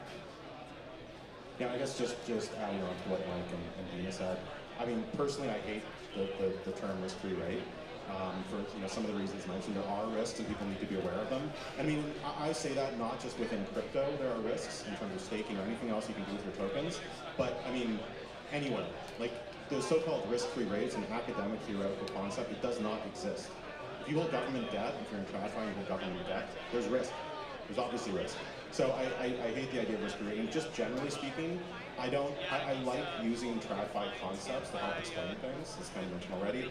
I do think it's helpful for TradFi folks to sort of understand what's going on. But I think just as important, if not more important, is to explain the differences between traditional finance investments and crypto and staking and things like that. And I just want to add to that, we talked about this earlier when we were sort of sitting and waiting for the panel to start. It's important for us to get used to out-of-the-box thinking rather than trying to draw direct, relationships between the traditional finance world and what's emerging here in the crypto space. The only thing that I would add to that is just like with anything else, be responsible and do your own research. I think first and foremost, whether it's traditional finance or staking or any other investments that you're doing in crypto, whether you believe in BTC, you believe in Ethereum, you should be very well versed in what you're getting involved in. Understand the upside, but also understand the downside, and don't risk more than you're happy to lose. These are just very common sense, basic understandings that I think everyone should do very well to take heed to. So we've all mentioned the importance of knowing the risk that you're taking on when making any investment, but specifically here we're talking about staking. So let's talk about what those risks are specifically in the case of staking and also restaking. Yeah, sure, I can kick us off here.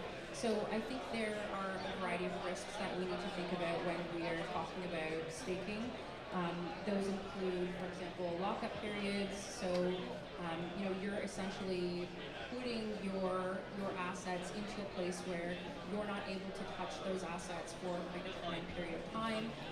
And that could result in risk to you if, for example, you need to rapidly exit your position or markets change and dynamics change. We also have other types of risk, for example, like smart contract risk. So these types of protocols run on smart contracts, and like every smart contract, those are susceptible to bugs and exploits, which we need to be thinking about. We also have things like slashing risk, so validators sort of losing assets when they either are performing activities that are against the integrity of the ecosystem or when they experience downtime. Maybe I'll let some of the other panelists chime in because there's a ton of risk that we should be thinking about. Mike, I'd love your perspective on specifically restaking. Yeah, maybe show of hands, how many people know what staking is? Okay, looks like most people. How many people know what restaking is? Okay, good. So maybe I'll just take 3 seconds to just sort of build the stack, because it's a very abstract thing. By the end of it, you're kind of wondering, what the hell you're talking about. But the basic idea of staking is you take 32 ETH, you send it into a special contract on Ethereum called the Beacon Chain Deposit Contract, which then gives you the right to run a node on the Ethereum network. It basically lets you run part of the Ethereum network, so you're now receiving and processing transactions. In exchange for doing that, you get some rewards.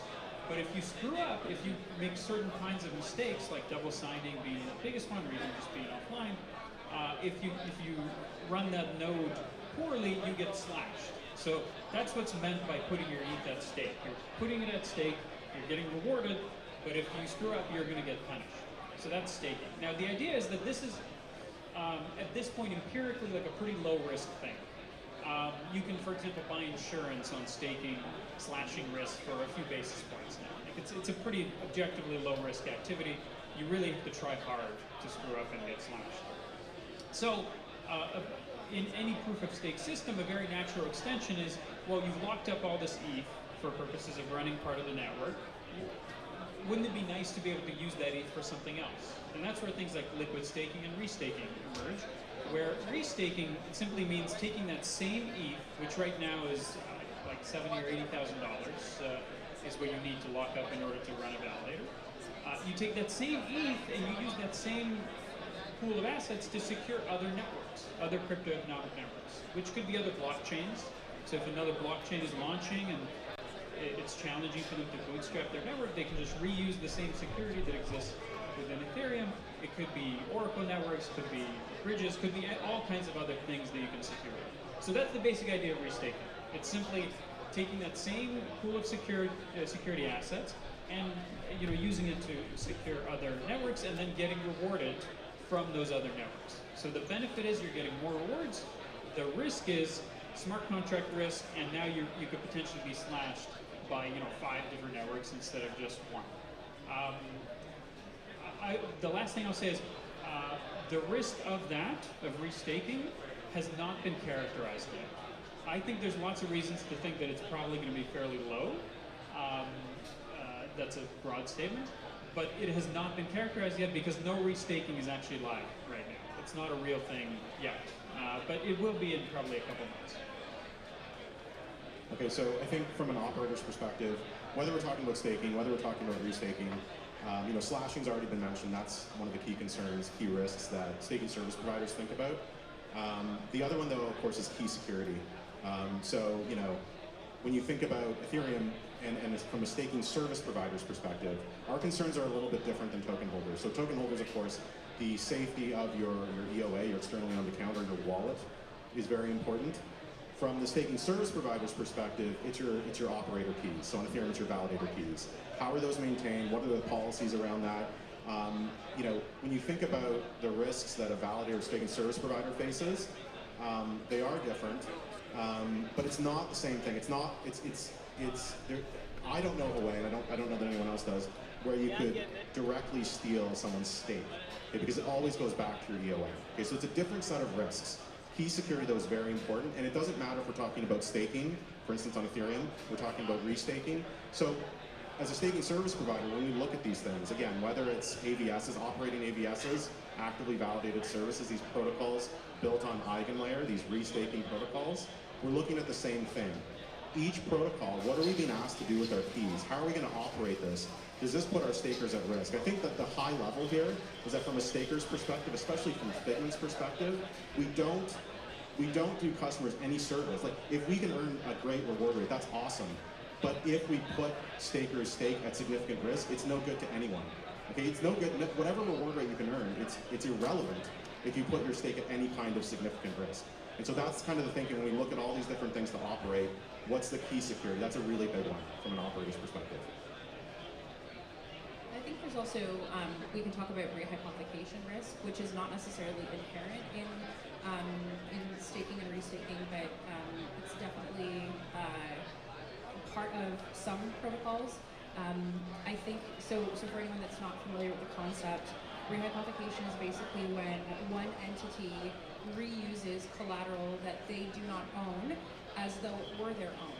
And so what happens for the depositor is they lose control over those assets and how they're used, which can introduce liquidity risk and counterparty risk. And so if you are looking at a protocol that utilizes rehypothecation or engages in rehypothecation, you really need to sort of look at that protocol with a totally different risk profile than if they were not engaged in that activity.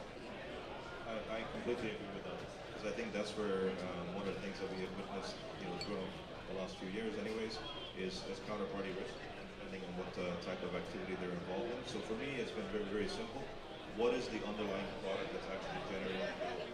So understand the protocol, understand the parties that your dollars are staked with, and what are the risks that are associated with them. Yeah, and that's a great segue to one of the questions I have, which is exactly, it relates to where this yield of where the restaking yield is coming from. So on Ethereum, EigenLayer is the main kind of restaking protocol, and then there are many other protocols that build on that, including EtherFi, and networks called ABSs, then build on EigenLayer and use restake yield to bootstrap the security of their networks. And then the economic activity that they generate should compensate restaking providers or investors restaking their ETH. So I think that the key question is, where are these networks building on EigenLayer? How are they generating this yield? And like you said, it's still a very nascent industry. We haven't seen many of them even come live yet. But so far, it's really come down to just token inflation. So, these ABSs are issuing their own tokens, and that's what's generating yield. But obviously, the idea is that that's not very sustainable. So how do we get from here to where restaking yield is actually sustainable and a more, a safer investment? So where the yield right now is coming from is from speculation. I mean, there really isn't any other activity right now. In fact, I would say in all of crypto, there's gambling and there's stable coins. That's basically it. Everything else is, a rounding error. But that's starting to change. I mean, we're starting to see RWAs, real-world assets, getting tokenized. We're starting to see the first little bits of actual economic activity, but it's really dwarfed by gambling and stable coins. And stable coins have, real utility. Okay, but going back to restaking, the only way this makes sense long term is if restaking networks get customers. And those customers directly or indirectly pay money for the services that these other restaking networks provide. There's a handful of ABSs, these restaking services that are launching, that I think are pretty interesting and have pretty clear path to revenue. But I think realistically, before restaking can be sustainable on its own, outside of just speculation on tokens, we're probably talking years. I mean, I don't think this is something that's going to change in the next 2 months, 6 months, or any of that time frame. I think we're talking years. But on the flip side, I mean, I think it's inevitable. I mean, this isn't something that, at least in my mind, there's a question about whether restaking is going to become big or the norm. I really think it becomes the norm, the default. But the path to that is probably a few years out. I think just to add on that, I agree with Mike. But I'd also say that there will be a cycle, right? So you're just always going to see new ABSs coming online and then old ones getting watched. But I think the big event that everyone's waiting for is slashing. And also right now, EigenLayer is going to incentivize some of the ABSs in terms of rewards that ABSs will be paying out. EigenLayer will match with their token. I think that program needs to be over, and then we'll get to see which ABSs actually stand up on their own and actually have a use case and a business case. But there will be this pattern, right? They're always going to, as long as EigenLayer is around, there will always be new ABSs coming online, needing to prove themselves, getting beyond points, getting beyond subsidies, and then standing on their own, and we'll see what's left. There will be a period of washout, and as Mike said, maybe it's years, I don't know. And then we'll know what are the real businesses, use cases, etc. I think another thing that might drive more sustainable business model growth is potential regulatory pressure. So, once, for better or for worse, regulators get involved more actively in the DeFi space, they might actually start implementing requirements to have more sustainable business models rather than... With sensible regulation. Sensible regulation with sensible technologists in the room. We're big advocates of that. But yeah, there might be a requirement to actually move towards a more sustainable business model rather than relying on purely inflationary mechanisms. I agree with that, and I'm looking forward to a future where that exists, whether it's a few years or sooner than that. But that's why I think these conversations are important, because it's going to take people that take risks, and it's going to take innovation and people that are basically willing to step out and see what happens, right? With developing businesses that are utilizing the technology that we've discussed, but finding ways to actually generate a product or service that brings real life value to its consumers. And then looking forward at the macro outlook for staking and restaking. So we're good. I got it here. That yield for restaking, for it to become sustainable, will probably take years for that to happen, but we'll continue to see more speculative yield coming from token airdrops and that kind of thing. Now the base staking yield on Ethereum and maybe other proof of stake networks like Solana. What does that investment outlook look like for the next few months or the next year or so? Considering that macro rates are expected to come down, but also considering the activity happening on the networks themselves. So we've seen how on Ethereum, activity on the layer 1 chain has declined because everything is going to layer 2. Will that continue impacting staking yield? What is the case for Solana? If you guys want to comment on that, just interested in on that, just the more macro outlook for staking to, I think, close out the conversation because we have just 4 minutes left. Macro outlook. Look, I think probably, I imagine most people in this room are pretty bearish on fiat. Certainly I am. So I think the most dangerous thing you could do as an investor is, have all your assets pegged to fiat. With interest rates coming down in the near term, money printers back on, hold hard assets. And I think Ethereum, Bitcoin, more physical assets are the assets that you probably want to be in. Staking is a nice way to get some reward for holding Ethereum specifically, although Bitcoin staking is now going to be a thing too. As an investor, not that I should be giving investment advice, but as an investor, I mean, you'd really be crazy to ignore this space. I mean, this is a new frontier of technology. You should be in it. That's my investment advice, and staking is part of the game, so you should be doing that. I would say, to echo what you said, learn as much about the space as you can and every aspects of it. And there's a lot to know, a lot to understand, but find a niche or an area that you're comfortable with and become really, really familiar in what you're investing in. Know the upside and know the downside. That's just real fundamental, basically risk management. Tom says, Pedro, you'll find him eventually. I guess I would maybe add that as there is more institutional interest in staking, that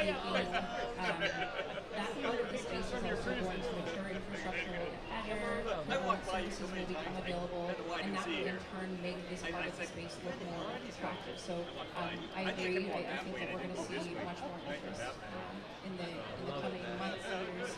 How you doing, man? I guess 2 quick thoughts. I think in terms of macro environment and staking, I think a friendly macro environment, of course, is good, but I view it more as like it removes a roadblock in terms of staking. I think for staking activity, specifically on Ethereum, let's say, I think the ETH ETFs in the U.S. once staking is approved there, I think that'll be much more important potentially in the macro environment. But a friendly macro environment, of course, helps. So it kind of removes impediments to staking, for instance. The other thing too, I'm kind of interested in just thinking about is the last time I checked correlations between tokens and traditional assets. They're kind of tightly correlated, and I'm kind of wondering if and when that ever changes. I'm also wondering about the reward rate on Ethereum is lower than some of the other big networks. And I'm kind of wondering, there seems to be a bit of a shift, as already mentioned, there's a focus more on L2s rather than base layer Ethereum. There's a focus on Solana, there's a focus on Bitcoin staking. So if you look at Babylon, for instance, something that Figment's been involved with. There's a lot of tension there. I'm just wondering if the Ethereum core community does anything about it. As an example, right now Ethereum's bringing 100% of the base fee, so if you're a user and you want to use Ethereum, you have to pay gas. A lot of that is burned, that's the base fee. There's also a tip. That part goes to the validator. But I'm wondering, with all the attention kind of moving away from Ethereum, I'm just wondering if there would be a consideration, maybe not burn 100% of base fee. We'll see, I don't know. But anyway, those are some of the things I think about when I think about kind of macro and considerations about different networks and things. Super interesting conversation. I think we're all in agreement that staking should be a part of investors' portfolios. It is kind of the base layer yield on any proof of stake network. Obviously, important to know the risks associated with that. And for those who want to take on more reward but also more risk, also look at restaking, and macro should be supportive or good for staking in the future, as should the continued development in the blockchain space. So thanks everyone for joining us, and thank you to the great panel. Thank you, Pedro. Come on up here. Wait, you guys.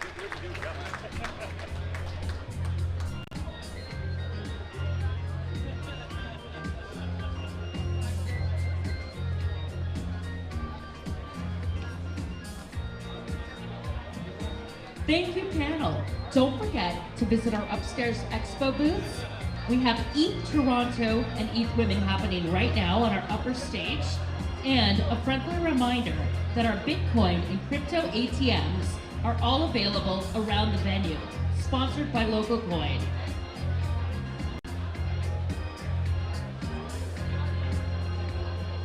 Up next is our fireside chat. All right, let's talk 5 minutes of.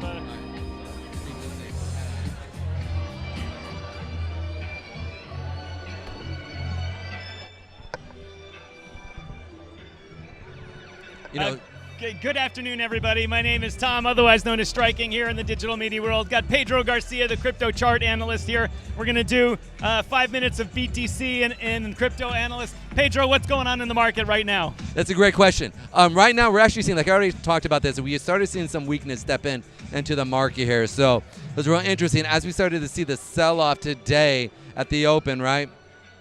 And give me 1 second here.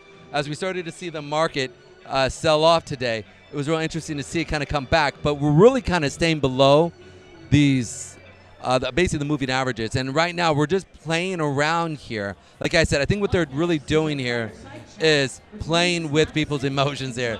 So that's pretty much in a nutshell. But what's more importantly here is, as we're looking at Bitcoin, one of the things we want to be paying attention to is what's it doing on the daily chart, right? Like, what are we putting in a demand wick, putting a supply wick in? And you can see here right now that we went up to go down. So you see how it came through here, and we saw it basically just pierce this area here.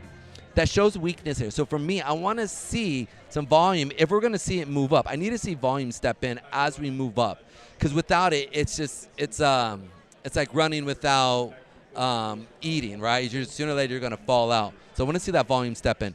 On a side note, also, I want to bring this up here as well. I've been looking at Ethereum, and everybody's been noticing that Ethereum has been going nuts, right? So let's go ahead and pull that up here real quick. And here we go. All right, come on. Whoop. All right, go ahead. Which chart you got up there? This is Ethereum, because I want to bring up Ethereum. Ethereum is showing some strength here, which has been pretty nice. Watching this throughout the market, it is finding some fair support right here above the 8-period moving average. So just like we've seen in the past, when Ethereum does really start to pump hard, it will pull Bitcoin up with it. So it all depends. If we can sit here and hold this position right here, which is pricing at, I think it's 2,600. Give me 1 second.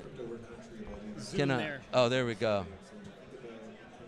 If we can see this thing push up to 2654 or hold at the 8-period moving average, sitting at about the 20.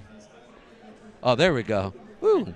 2581. That's the key level that we want to see hold here as we're moving, just simply because as the market is positioning here, we could see a bit of an arbitrage with how they play the market, but we're going to see what's going to go on. But I am looking at Ethereum here to see if we're going to hold above that 8-period moving average. If we do, then we should then see Bitcoin kind of hold on that. So from there, that's where we're at. Now, let's go ahead and check out a few of these other coins here. Shiba Inu's here at the place, so let's check them out here real quick. One of the things that I want to point out, and we talked about this a while back ago, right? That I'm definitely looking, and I'm actually using Tom's laptop here because mine wasn't working that well. So, but you can see here that we did come down into these lower levels here that we talked about, and we've been waiting for a long time, right? That 0, it was like the 5 or 4010 66 area, right? So those are the areas that I'm definitely looking at Shiba Inu. And so we did come through this 8-period moving average on that daily chart. So I do expect us to see a bit of a sell-off down into these lower levels. And again, these lower levels are sitting what I'm looking at right here. Let's go ahead, and I'll point out again what I'm looking at, right? Right at this level here. And do another one. Right, so I'm definitely looking at these levels here simply because this area here is we should see it come down and start to pick up. These you can already see here every time we came and hit this area here, right? Is that it was pretty clear that they're definitely picking up orders. So you can see we just barely touched this area and we saw it scream up, right? So it's something that I'm looking to be checking out for Shiba Inu as we come back down into this level here because it's a buy for me, right? Anything at, and again, this is not financial advice, but anything that I'm seeing the market at, 401, 5, and let me make sure because I know the zeros are always off. Yeah, 40. 4 zeros, 10 to 509. To me, that's a buy area, right? All that area, because I think that's the bottom part of that retracement that we saw when it had this huge push up. So this is the area. Also, the other part I talk about is the 6 mark area, 506, right? That area as well, just because that's another base area that we could see it come down to. So in a nutshell, it's something that I'm definitely kind of excited about. And honestly, the area here is, I've this first time I've ever been at a crypto show, and it's electric here. If nobody's ever been to a big conference, like a crypto conference, you need to go because it is, I wish I can explain it. I'm just having so much fun. People are so friendly here. It is, and they encourage you. And the biggest thing, like I talked about, is actually seeing the community people, seeing the community members. So it's actually really cool. Speaking of community, we actually have one of our top community guys here as well, Space Cat. He's actually popping in. So he'll be coming up here. And if Chuck or any of the other guys you'll see him, he'll be popping up. We'll probably interview him for a little bit of time. So yeah, I'm looking forward to it. Also on the back end, let's check out here real quick a little bit of the market here. And let me go ahead and point this out. Let's see here real quick. Let's check it. And this was the other XRP, man, right? XRP, we started seeing this push out, right? But it was really interesting over the weekend, right? The sell-off here. This is really interesting simply because, like, you're seeing, and I want to point this out, from a standpoint of volume, right? Look, you have a lot of, you just don't have a lot of volume sitting here. But the thing is we're not seeing the sell-off that has been, a lot of times we've seen the XRP community devs do, right? Where they sit there and they go through and every time it goes up, they sell off. So it's actually nice to sit there and see, you know what, at least they're not dropping this. So it's going to be really interesting as we start to move forward. Are they going to find support here at this level? And are we going to see a push up with XRP? And if that does happen, man, I have so many friends of mine who are literally looking at XRP, hoping that it skyrockets. So if this starts to catch some wings here, we could literally see this thing in the next position on the top level here is a potential, and I'm not joking when I say this, is a 80 cent mark, because we've already tapped this area here. So the next level is literally that dollar, that 90 cent, 80 cent, 90 cent area, just to get above this. So it's going to be really interesting to see as we move forward. Alrighty. The other part right here, and we'll just go ahead and go into ADA. ADA has been really interesting for myself because, as you guys know, I think it's one of the most undervalued blockchains out here. And I know people say it's a dead project, but I just don't think so. You know what I'm saying? There's so much money brought into this, so many things going. So as we keep moving forward, I'm definitely looking to be buying ADA, like I said, down at these lower levels here. And we've talked about this already. That 30 cent mark area, as well as at 24 cents. Now, as we continue down, we can keep picking up like dollar cost averaging into these. And the biggest key is when it starts to make money, right? We want to make sure that we go through. If this is going to be a long-term hold for you, right? Then just go in, and if you're outside the United States, stake. You know, I would be using this money to stake, right? So you can actually be bringing in income off of that and accruing coin. So I like these lower levels here. Now, in addition to that, let's check out Doge. Doge had some news over the weekend here, so it's really interesting. Oh, look at that. That's funny. We're seeing Doge here starting to push up.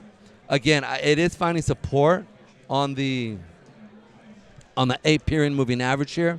And one of the biggest keys to point out here is that 10-cent mark. We fall through this 10-cent mark area here with the moving average starting to find support. The next level is, and it's going to pull this back.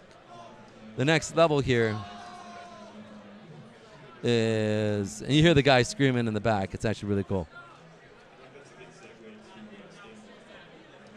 Let's check this out here. You can see this next level down in this lower level here, right? Which is basically the 5-cent mark. So I'm definitely looking to be capturing it because there's nothing really holding here. So anyways, that's it in a nutshell, guys, here for the charting. We'll go over it again later today and be checking out Bitcoin and the price and what's actually happening. All right, guys. We'll talk to you guys soon.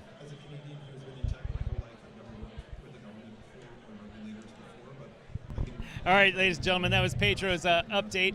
We're going to be back during the lunch hour here with more, going over the markets again, and hopefully bringing up Zach Humphreys and some other people in order to cover the downtime while people are having lunch here. So we'll be back shortly on the live stream. Have a good day, guys. We'll see you in a few.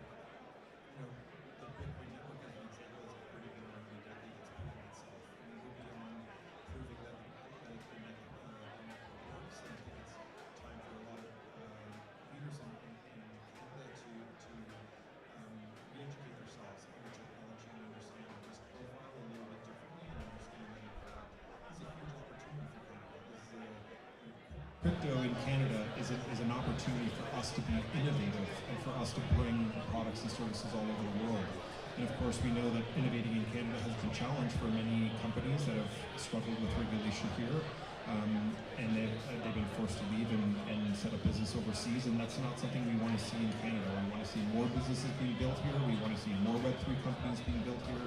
We want to see more innovation and adoption of digital assets, and to do that, I think we need real leaders in government who are willing to understand, who are willing to put in the time, frankly, because it's a huge learning curve to understand the segment, understand the opportunity, to understand the risks. It's a lot of work and a lot of effort. And so we need more people in Canada to help their members of parliament understand this opportunity, because it's really Canadians that are going to drive change in Canada. And so same with crypto is an incredible opportunity. I hope everybody signs up here. If you haven't signed up, it's ca.standwithcrypto.org. But this is an incredible organization. It's been incredibly successful in the US. And it's a sort of mission critical in our industry right now that we empower Canadians to speak to their public officials and remind them that this is an important industry. They should be taking it seriously. They should be putting in the time to speak with industry and learn about it, and ultimately change the laws in Canada so that we can enable access to strong financial technology. I think that's a great note to close it on. Thanks for your time, everyone. Thank you.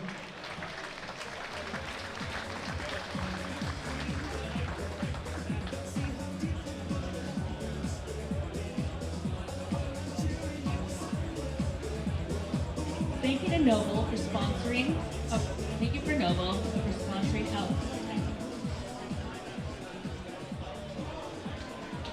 Thank you for the great fireside chat.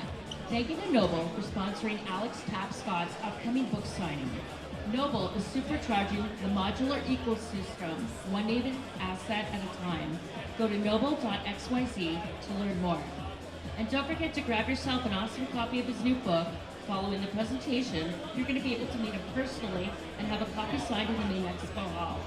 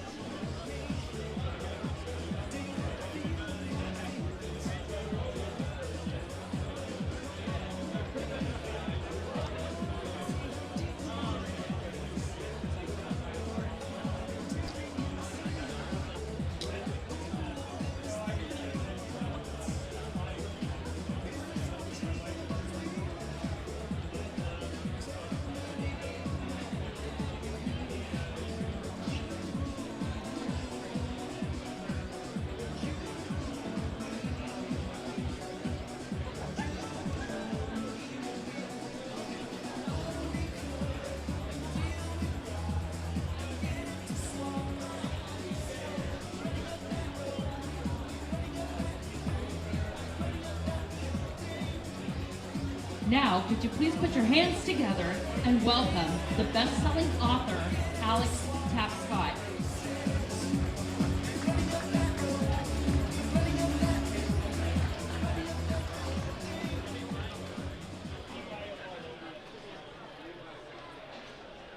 Hello, everyone. I'm delighted to be back here at Blockchain Futurist. This is Canada's foremost Web3 event. I think it's also the longest running. And it's a great opportunity to reconnect with colleagues and friends, both here in the city and who are visiting from around the world.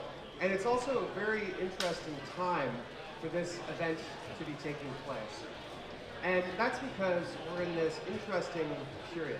Every once in a while, a new technology emerges that transforms the economy, the social order, culture, in some pretty profound and unexpected ways.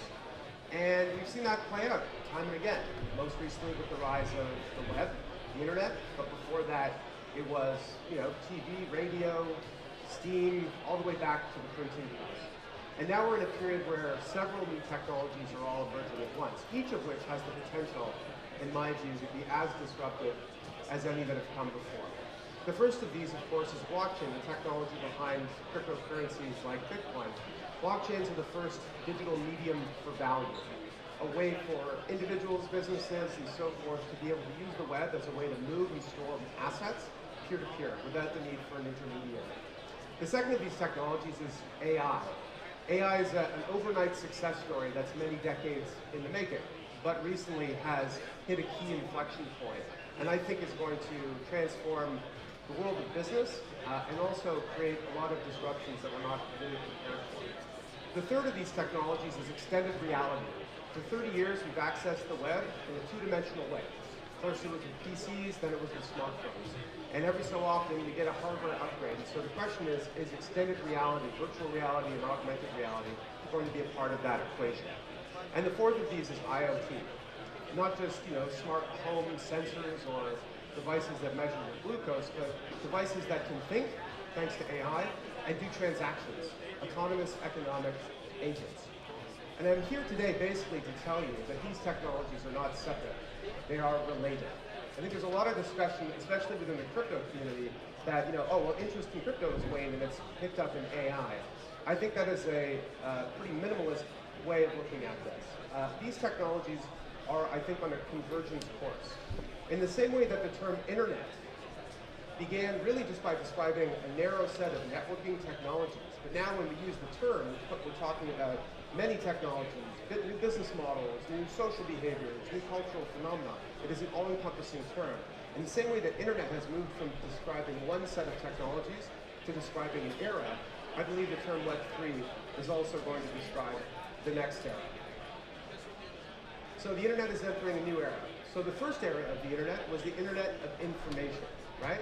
When you use the internet today to send and move information, you're not sending an original, unique thing. You're sending a version or a copy, right? So if you send someone an email and you put an attachment in it, you can send the same attachment to someone else. If you access a website, anybody can see, or if you host a website, anyone can see that information. If you post something on Twitter, it's available for all to read. So in many respects, the first era of the internet is kind of like a printing press for information. And in the same way that the first era of the printing press transformed information industries, the internet was a broadly positive thing. But when it comes to things that have value, things like money, or stocks and bonds, or titles and deeds, property and so forth, being able to create copies of those things is not such a great idea. So instead of sending someone an email, let's say you were sending them $20. It's really important that they know they're the only ones who have that money, that you can't create a copy and send it to someone else. Because if we can copy money the way we can copy information, the money becomes worthless. And this is the double spend problem that Satoshi defined in the Bitcoin white paper. How do you create a way to move value on the internet without leaving behind a trail of breadcrumbs? How do you provide a proof that transactions are final? And because this didn't exist through the first era of the internet, we've had to rely on intermediaries, middlemen and platforms that sit in the center of transactions and perform an essential role. They establish the identity, they create trust, and then they do all this business logic, right? Clearing, settling, record keeping, all the rest of it. And these intermediaries have done an okay job, but they've got some pretty big limitations. They're centralized, which makes them vulnerable to hacking, to attacks, or to being co-opted by powerful forces. They are, they add cost. They slow things down, and they capture data and information about people. And that's creating an asymmetry online where platforms have gained control at the expense of users. So what if the internet was entering a new era? From an internet of information to an internet of value. Well, the Bitcoin white paper laid out the case for how you can create a digital medium from value online. And what was really remarkable about Bitcoin was that it worked. There have been other attempts to do something similar. Mark Andreessen, the inventor of the web browser, said that the original sin of the web was not putting in a version of digital money into the internet. Later on, Bill Gates in his 1998 book said that every person should have a digital wallet that allows them to transact using internet-native money. And even Elon Musk, the predecessor to X.com, which became PayPal, originally began as an internet money startup. But all of these guys couldn't figure out the double spend problem, and Satoshi did. So in the 2016 book, Blockchain Revolution, which I co-authored, we made the case for how the underlying technology of blockchains, if they can work for Bitcoin, they can work for other assets. We can use this as a way to move and store and manage money and assets and value in the economy in ways that have never been done before. Now, a lot of water's gone under the bridge since we wrote that book. At the time, the market cap of the entire industry was maybe 8 or 9 billion US dollars. So if it was a publicly traded company, it'd be, as big as Under Armour or the Gap or something. So it wasn't yet changing the world. And today, here we stand with a $2.5 trillion asset class. So in many respects, it's been an incredibly successful period.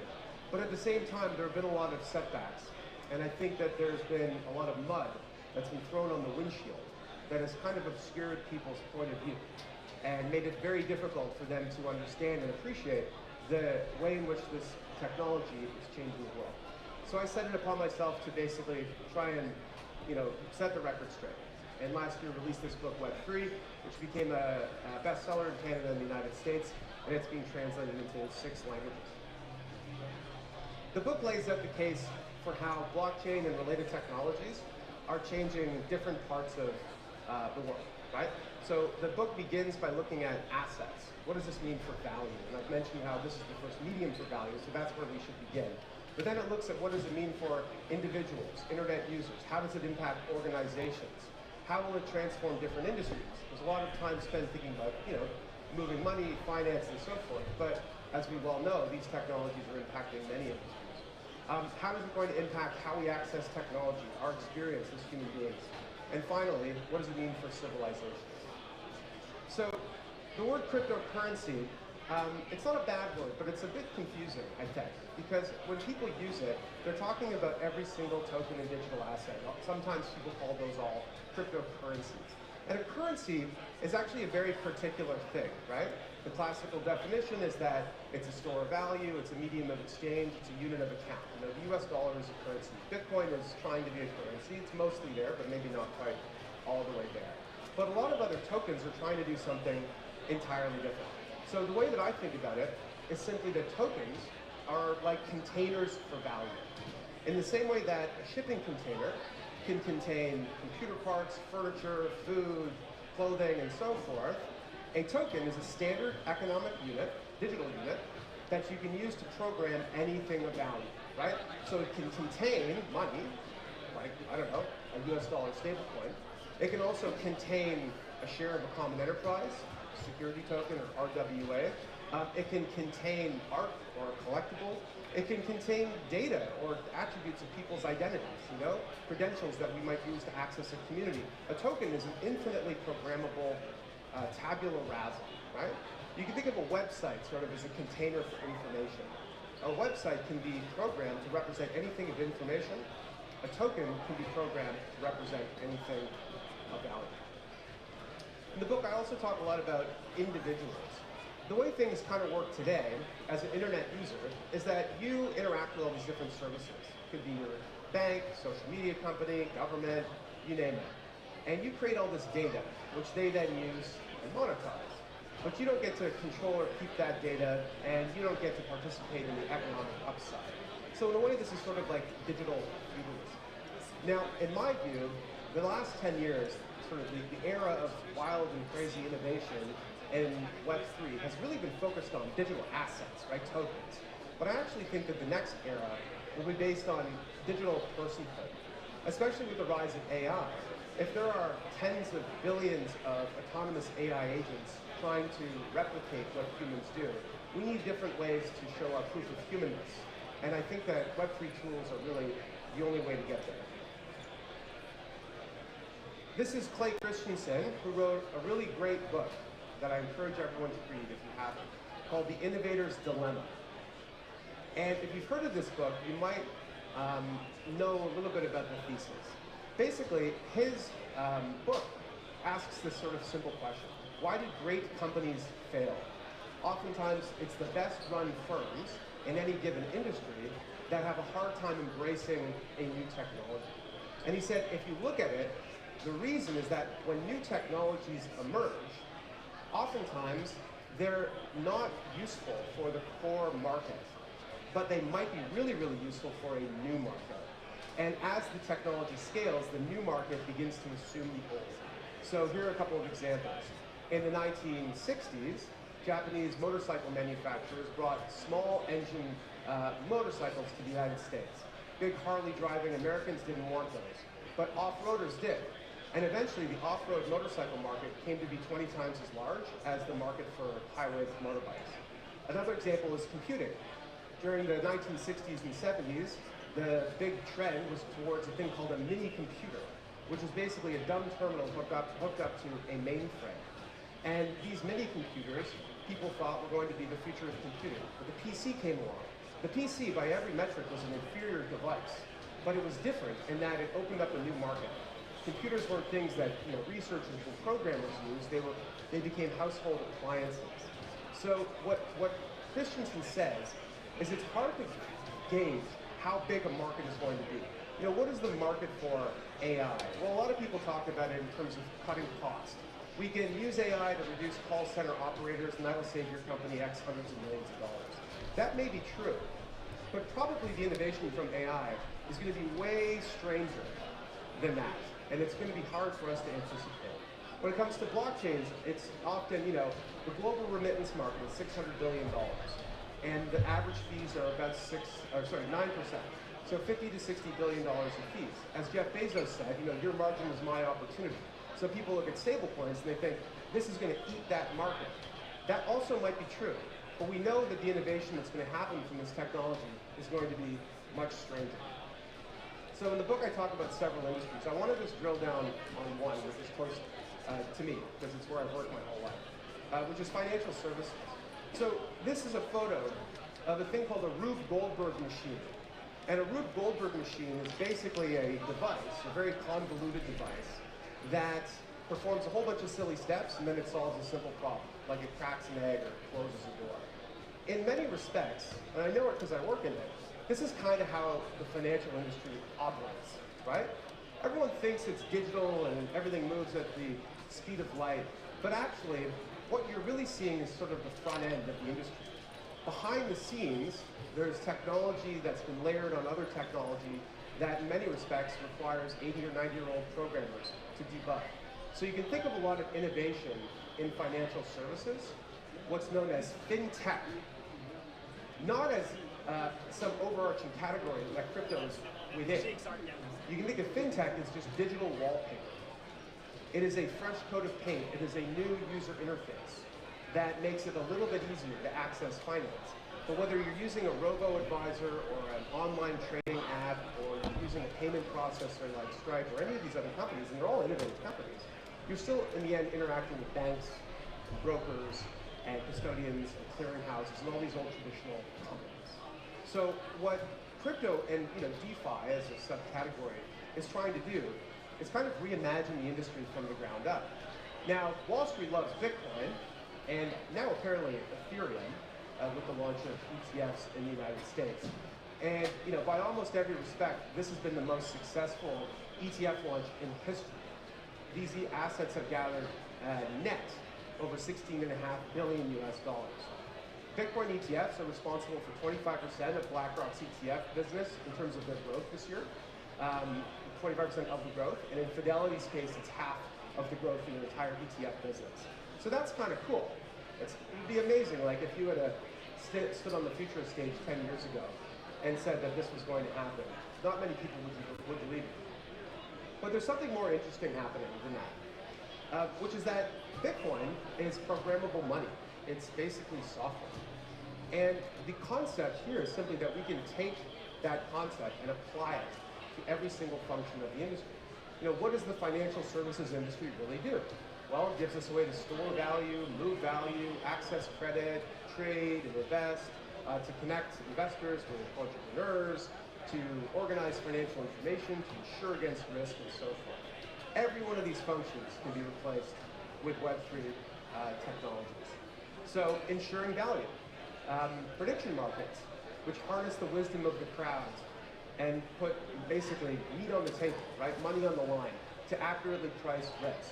Well, prediction markets anticipated that Biden would drop out many weeks before pundits came around to the idea. On the eve of the disastrous debate that he had, the odds of him dropping out were already 20%. If you'd asked pundits and pollsters, they would have said the odds were near zero. So people putting money on the line were able to accurately predict risk. I wrote this up recently for Fortune magazine, which is basically that, for the first time ever, citizens have a way to wager, if you will, on the outcome of political events. Now you might say that, well, that's the influence of money in politics. Well, money's been involved in politics forever. And it's always been big companies and other powerful lobby groups. Now individuals at least have a seat at the table. But prediction markets can be used for a lot of other stuff. What if you're a farmer and you want to hedge against a drought or a bad crop season? Well, you can predict that there will be a certain amount of rainfall within a year or not as a way to offset the risk. You can base your investments on predictions about earnings that come out from big public companies. You can make predictions on whether one company will acquire another and so forth. And even governance. Vitalik has talked a lot about this idea of using prediction markets as a way to incentivize people to perform more in the governance process. What about moving value? Well, stablecoins have done over $25 trillion of volume and counting. Last year, stablecoins, USDC in particular, did more volume than the Visa network. And even despite the fact that the broader crypto market is not back to where it was in the last cycle, stablecoins are almost at an all-time high. What about decentralizing value exchange? Right now, we are at the point where decentralized exchanges account for more volume than they ever have. We're hitting a key inflection point of 15%. And pretty soon, I think most value exchange in crypto, a lot of it at least, is going to be happening on-chain, right? Doesn't mean there won't be exchanges that act as on-ramps and facilitators and so forth, but a lot of the actual transaction volume is moving on-chain.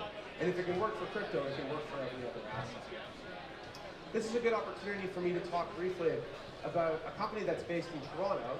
Now, full disclosure, Noble's generously sponsored the book signing that I'll be doing right after this event. So thanks to Noble, everybody here will have an opportunity to get a free copy of my new book. And if you like, I'd be happy to sign it. First come, first serve. I think we have about 150 copies. Looking around here, I think it'll be pretty tight, but we should cover everybody up.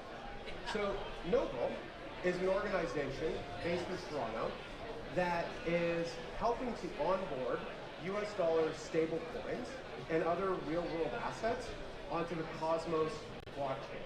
So Cosmos, as many people know, is another project started by a group of people, including many Canadians based in Toronto, and has grown into technically one of the most sophisticated and most admired platforms. But in order for a blockchain to be useful, it needs assets. And so I don't want it right Noble's now. doing that. I'm about to go get these guys on. Issuance in the ecosystem of over $500 million a month. And the TVL 242, it's actually at, I think, 246 and a half right now. So Cosmos connects various different blockchains. Application developers can be the masters of their own fate. And now they can use Cosmos native US dollar as a way to do transactions, which is pretty cool. They're not just focused on USDC, they're also focused on lots of other assets. As I said before, a token is a container for value. If you can onboard a US dollar stablecoin onto a blockchain, then you can onboard lots of other kinds of assets. But you need a partner that knows what they're doing. And Noble is certainly one of those things. So check them out, noble.xyz. And if you'd like to learn more, I'd be happy to tell you more about it when we're over at the signing desk. So I mentioned earlier that we've accessed the web using kind of a two-dimensional medium, right? Computers, smartphones, and so forth. And there's a theory in computing that every sort of 20 years or so, the technology interface for how we access computing changes, right? So there was mainframes, and there was mini computers, and there was PCs, and there was smartphones. And the iPhone came out almost 18 years ago, right? So it's actually almost been 2 decades. So weirdly, like we've kind of been in the smartphone era.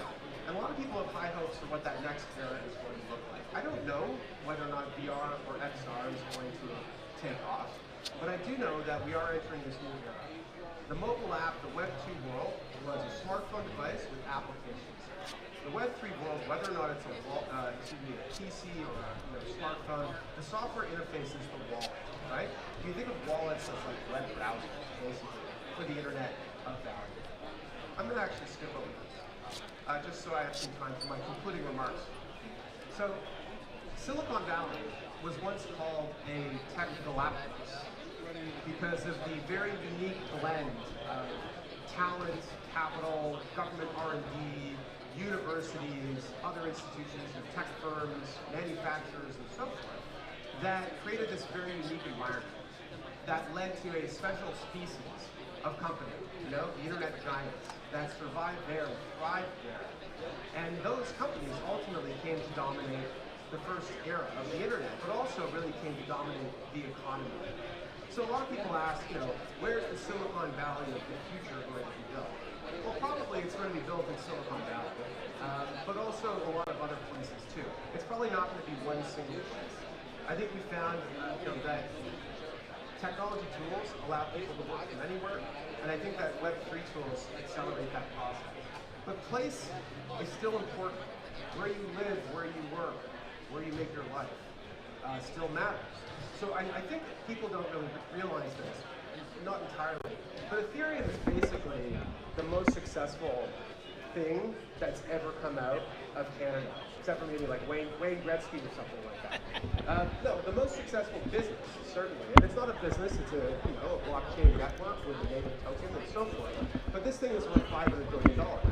That's 3.5 times as big as Shopify was at its peak. That's 4 times larger than RBC, our biggest bank and one of the 10 largest lenders on the planet. This is a thing that should be celebrated in Canada, and it's not. And that is extremely unfortunate, but it's not too late. So I wrote an op-ed recently for the Toronto Star, making the case that if you look at the early days of Futurist, the early days of Web3, there was a lot of Bitcoin activity happening here in Canada. Some of the Bitcoin core developers were in Canada. Ethereum is a Made in Canada project. We heard from Anthony DiOrio, who's in the building, one of the founding members of that team. Cosmos, as I mentioned, came out largely out of a group of Canadians. So this country has everything to make itself a successful Web3 innovation center. But we need to get 4 things right. Number 1, we need to depoliticize crypto. Crypto is not partisan. Web3 is not partisan. Web3 is a technology toolkit that anyone can use to better their lives. And we need to stop talking about it as if it belongs to one party or one ideological group. Number 2, we need to adopt a pro-Web3 national strategy. Parliament actually developed this entire strategy last year. 14 points. Regime for stable coins, clarifications around custody and so forth. None of these things have been implemented. We have the roadmap, we should follow it. Number 3, we need to prioritize investments in blockchain and other Web3 technologies. This is something Canada and other countries are doing in lots of other areas. We have a national industrial strategy for AI, EV batteries, and so forth. We need a national industrial strategy for this as well. And the final thing is, as a broad point, we need to make it easier for people to take risks, to start companies, to build businesses here. Because private sector, small business job creation is responsible for most job growth in the long term. You cannot have a few big organizations in the government pulling the shit. We need entrepreneurs to want to build here in Canada, and we need to make it easier for them to do that. So that's my platform. If you want to be part of this, let's talk more about it. So I'll just end with this. My new book is called Web3, Charting the Internet's Next Economic and Cultural Frontier. And I chose this term frontier very intentionally. A lot of frontiers in human history have required superhuman strength or expert ability, right? Or a lot of money, venturing to the moon, going to Mars, crossing an ocean and so forth. But the most bountiful frontiers in human history are typically the ones that are actually pushed by everyday people. Everyday people who, driven by opportunity or circumstances, pick up and hit the trail. And I think that this time is very similar. But the difference is this. All frontiers in human histories have been bounded, right? They're geographically bounded. They're limited by resources. The web and Web3 in particular is the only economic frontier that is unbounded. It is an infinite economic frontier. And so it has an infinite, in my view, set of opportunities. But even the most enterprising and adventurous frontiers person needs a guide. And with some humility, I hope that you choose my book as that guide. Thank you very much. This has been very fun. Thank you very much. I'll be backstage, or just on the other side of this wall. There's a nice booth set up. I'll be there to sign books. Love to see you all there. Thank you very much. Take care. Thank you, Alex Tapscott. He's now going to be hosting his book signing in the Expo Hall, sponsored by Noble XYZ. Why don't you stand in the middle? We'd also like to make an announcement that LTD token, IDO, is now live on 8th Terminal today only. We'll be taking a short lunch break from the WonderFi main stage. Please don't forget to go visit our expo booths, both upstairs and downstairs. Grab some swag. Food trucks, coffee trucks are now open outside in the parking lot. All food trucks are enabled with cryptocurrency payments, brought to you by UKPay. Don't forget to stop by the Coinbase Water Lounge, open to all attendees of the conference. Grab your Coinbase water bottle, fill it up, and just hang out in the Coinbase Lounge. Thank you.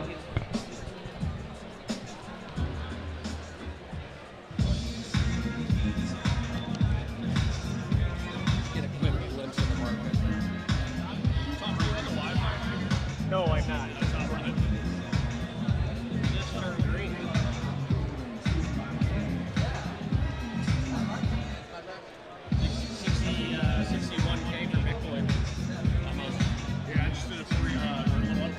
Oh, let's go. We're sending. I'm ready. Just you. Good day, everybody. My name is Tom, otherwise known as Striking, here in the digital media universe. It's lunchtime here at the Blockchain Futurist Convention, and I've got a couple of guests of honor here, fellow creators. Zach Humphrey's here, Oscar Ramos, and Crypto Mark in the house. Gentlemen, what is happening today? What is going on, Tom? Happy to be here. Glad to meet you last year, but man, I think the excitement's even bigger this year. Shib still has a huge footprint. I know Oscar's rocking the ship. What's going on, Shib Army? Amazing energy here in Toronto, as always, man. I think it's a bigger show, and the difference is that the market's a little better this year than last year. I mean, last year at this time, we were seeing the altcoins kind of moving up a bit. Bitcoin was still languishing in a period of consolidation. And now we've had a little hope with Bitcoin. They pull it out from under us again, give us a little hope. And we've been going along in this box for a little while between 58, 54, and kind of mid-60s or so.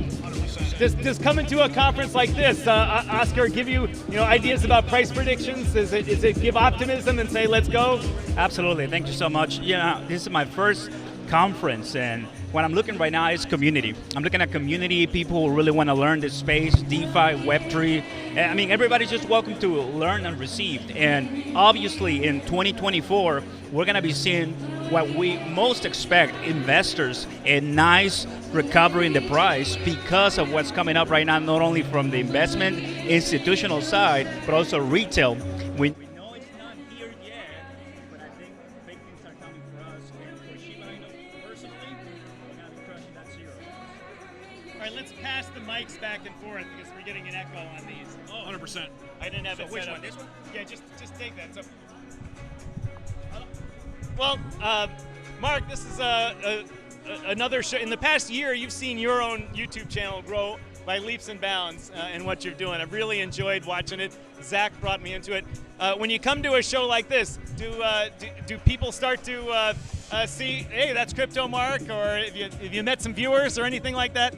Well, Zach gets all the recognition. He's Mr. Shib here, but and Oscar, obviously, great channel as well. But I think it's just kind of the general consensus here is the optimism is back. It's not 2021.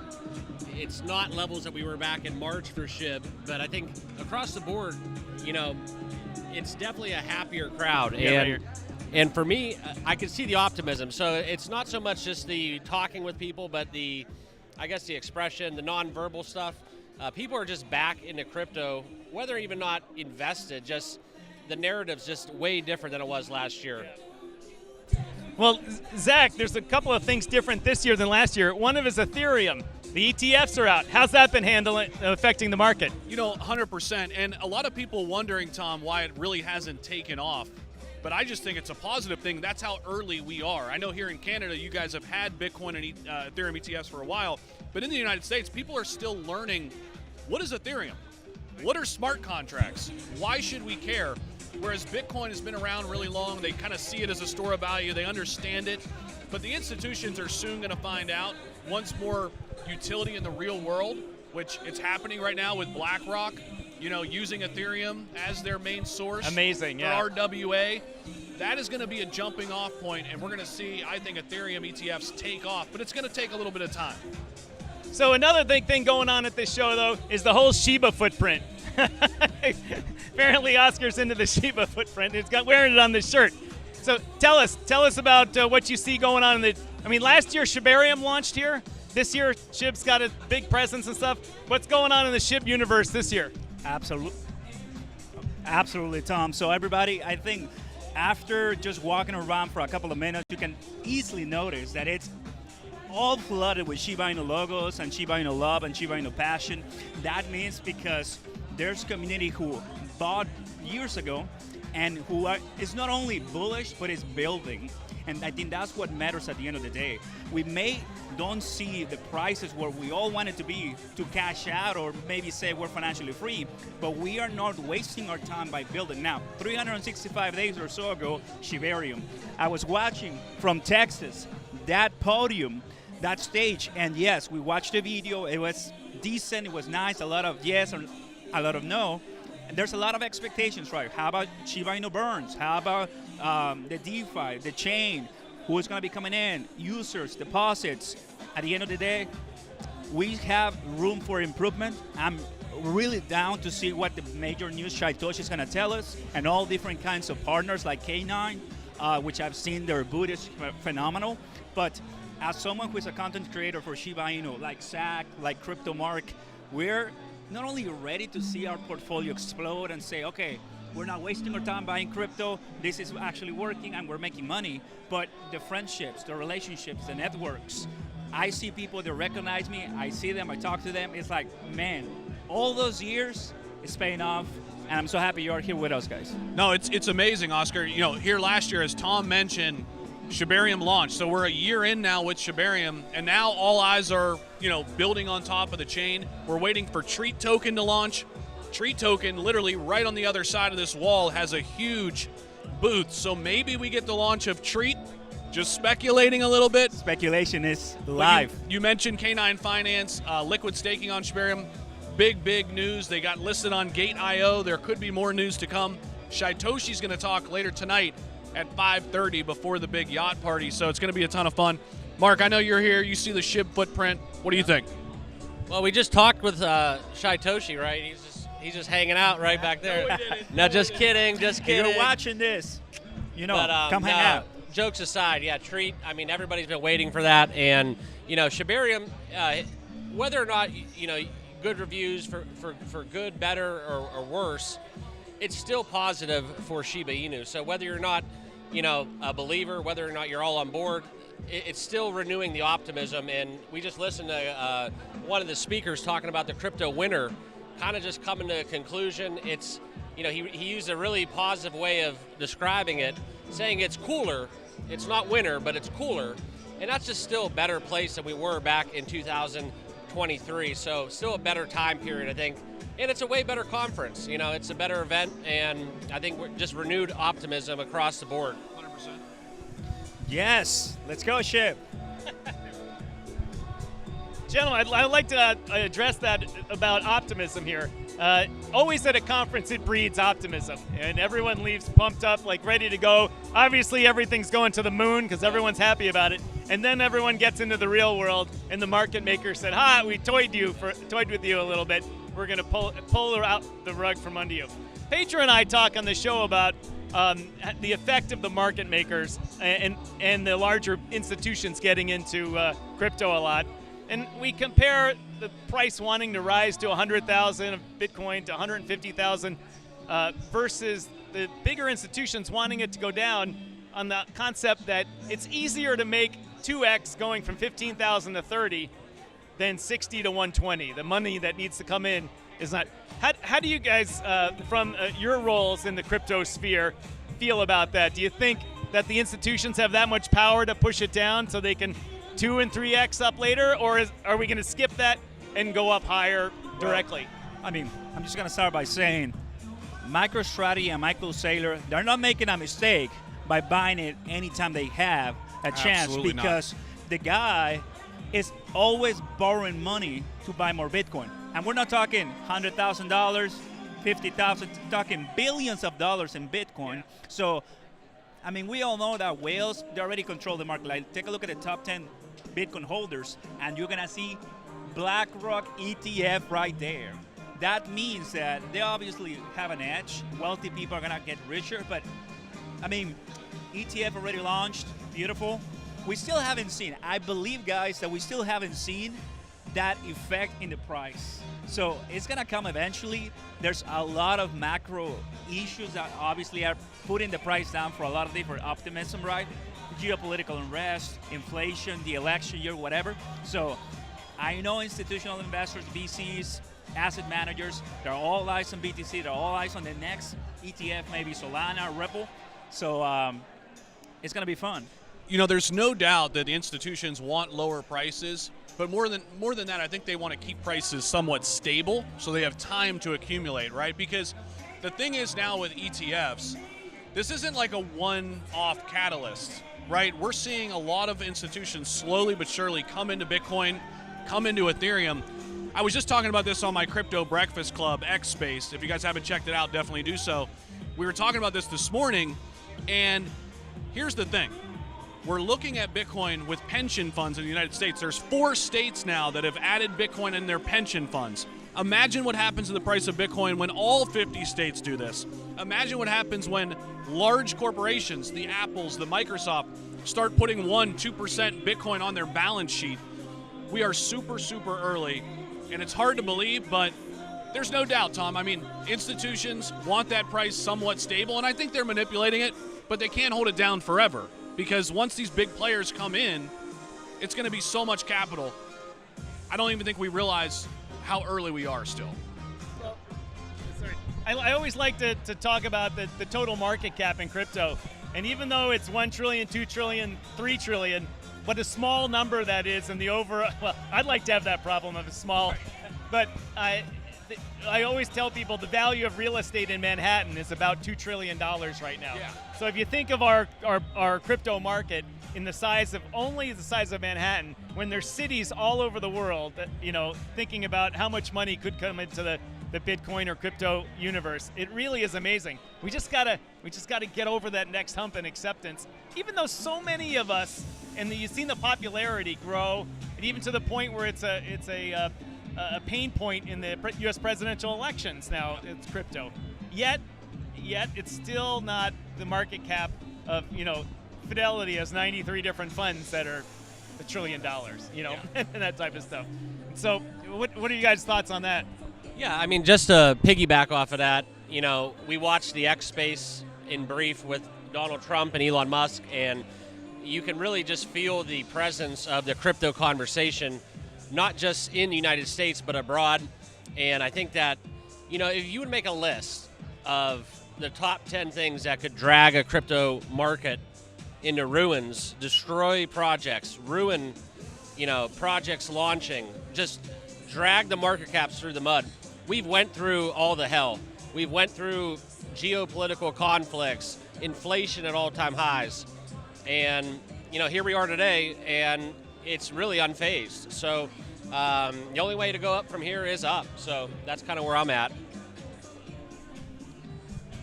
I'll tell you something, guys. We were just talking about asset managers and institutional investments. Well, my friend Zach Conference went to the Bitcoin conference, right? And a lot of you guys, you know, attended that conference, and we saw Trump speaking, Michael Saylor, Katie Wood, and other different Bitcoin OGs and legends.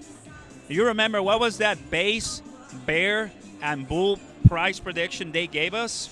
It was $3 million for one Bitcoin. It was $13 million base, and it was $40+ million for one Bitcoin, Tom. That means that if Bitcoin has 15 trillion in market cap, that is gold's market cap, and that's not even 2 million in price or so. It's just unbelievable the amount of bullish acumen they could have, and there's so much here still to be untapped. Well, you brought up Michael Saylor. During the Bitcoin conference in Nashville, he famously said one of his path predictions is a $13 million price point for Bitcoin. He said, I have bearish and I have bullish. And he said, by 2045 or something, or 2040, he said he could see a $13 million BTC price in one of his models, which is, that puts the market cap at about the value of all the money in the world right now. But you never know. With inflation, with acceptance by countries, Argentina, El Salvador is small, but it's one country. If Turkey and Nigeria come on board as into stable coins or into Bitcoins, we could see the market, explode beyond what we think about. I think one of the big things we need to watch relatively short term, how long does it take for Bitcoin to eclipse gold? Because really that's where people are in their minds, right? This is the new digital gold. It's the new store of value. It's the new hedge against inflation. We're infancy stages right now, but we're not that far away. We're about a 10 or 11x away from Bitcoin recapturing gold. And here's the thing. You talk to somebody Mark's age, our age. Are they investing in gold or are they investing in Bitcoin? Let's be real here, right? So more and more people are seeing Bitcoin as that safe haven asset. And as that proliferates, it captures gold's market cap, then things, really break open. All right, just a quick break to talk about we're on the Blockchain Futurist live stream right now. Got a couple of hundred people watching us. So I'm going to try and go through some of the comments. If you've got a comment or a topic that you want any of the four of us to address, just let us know. We've got a few minutes left in the lunch hour here in which we're filling in for the show, keynote speakers and all that. Obviously, we're hitting topics like SHIB Army going on here, talking about the speakers that have gone here, about what we haven't hit is politics and regulation, as opposed to in conjunction with the U.S. Election with Kamala Harris versus Donald Trump. When Biden was running it, he was very anti-crypto. He had his alliance with Elizabeth Warren, and we don't have a lot of information about Kamala Harris, but one of the things is she's not really in the Elizabeth Warren sphere of influence. So it's possible we could see a warming. What are your guys' thoughts on the us versus them in the election coming up? Yeah, it is definitely an us versus them mentality. Whether or not the crypto conversation turns to be kind of, the forefront of the election, I don't really know how much that's going to play a role. I think there's going to be a lot of votes out there to be had that maybe don't even own crypto. But for the mainstream media, I think it's going to be something that we're going to be talking about. Kamala Harris still hasn't really spoke at all. I'm not going to use this platform I'm standing on to be a political stage. But, we all know the answer to the question. It doesn't really matter who you guys vote for, but it is kind of there, and it's been quoted, a vote for crypto is a vote for you-know-who. So that's kind of where we're at. I think we're all aligned for the most part. If you probably asked the audience here, survey 100 people, I think it'd be a pretty one-issue ballot in terms of that. So, Oscar, do you want to add to that? Appreciate it, Mark. Yes, I've been following crypto news and political news lately now, and I've been telling my audience that Oscar Ramos on YouTube, guys. And what it is simple. Winklevoss brothers, Elon Musk, and many people involved in Congress as well, you can see their support to crypto pro regulation here in the United States. And it's not me endorsing anybody, same as Crypto Mark, I'm just reporting the news. And the Winklevoss brothers are saying, I'm donating to the Donald Trump campaign because of this. And on the first sentence, he said, the Harris-Biden administration, they've been at war with crypto. And we see Gary Gensler effect. When Donald Trump was at the Bitcoin conference, he said, I'm going to fire Gary Gensler. We're not going to have CBDC. And at the end of this previous FOMC, there was a question about CBDC. What did Jerome Powell say? Nothing is happening. It's just on the side, not really too concerned. They're concerned to get inflation back to 2% headline and core inflation. We have two more. Actually, tomorrow we have CPI, and then in a month from now. So once we get the first federal funds rate cut, that's going to be pretty bullish. And, well, get ready because election is coming and people are voting for their money, they're voting for crypto, and they're going to select somebody. Here's my take. I mean, I was there. Trump said all the right things. He was definitely schooled to say all the right things. Will he actually implement the things he said? That's what we're going to be looking for. And if Harris gets in, she's mentioned she wants to rekindle relationships that were damaged by the Biden administration.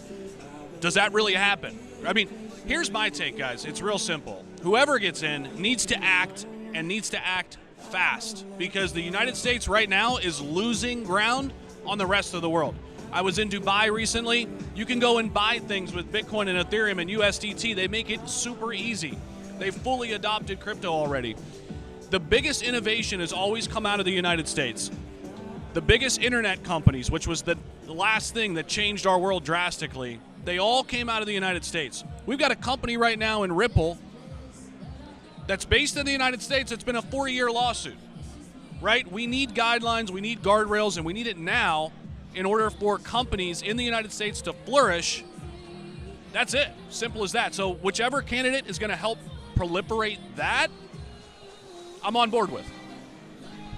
Just wanted to add something really quick. As a Crypto.com affiliate and as a crowdfund member and as someone who really is finding a top-tier place to buy and sell crypto, the first CFTC-regulated crypto product got it by Crypto.com. And I'm just going to say, let's go, because there's companies who want to do the right thing, and it's tough, maybe making it a little easier for more to come and establish in the U.S., but still keep it difficult so only the best ones stay in business right here. So I really like how companies adopt all the CFTC's SEC guidelines, which, like you said, we got to be careful because we don't want a 2022 FTX event happen, because that really destroyed us and put us back. We gotta be protected. We gotta be knowing what really happened. So really support the good companies and be careful and always do your research, because that's the best way to keep your wealth protected. All right, I'm going to bring it back to Canada just for a minute here, since it's a Blockchain Futurist Convention here. One of the issues that the CEO of Coinbase Canada brought up was that 80% of the wealth in Canada is managed by professionals. And these professionals are largely unaware of how to properly invest using crypto. Obviously, it's new. It's a newer thing. Different risks, different rails for getting things on and off the investment profiles. So here in Canada, the Coinbase Canada is trying to figure out how they can educate the professionals and bring that institutional money in. What would be your guys' advice in order to get, because many of these professionals are our age, and, they're younger people, they're the ones assigned to deal with crypto. Well, you guys, I'm a little older. Okay. Sorry, I've got another interview coming up, but we'll go for a few more minutes. How would you guys see that how do we educate those institutional people so they can take that 80% of the wealth and invest it into crypto and not just, forward stock and earn 1% per year? Yeah, we've seen the boost. We've walked around.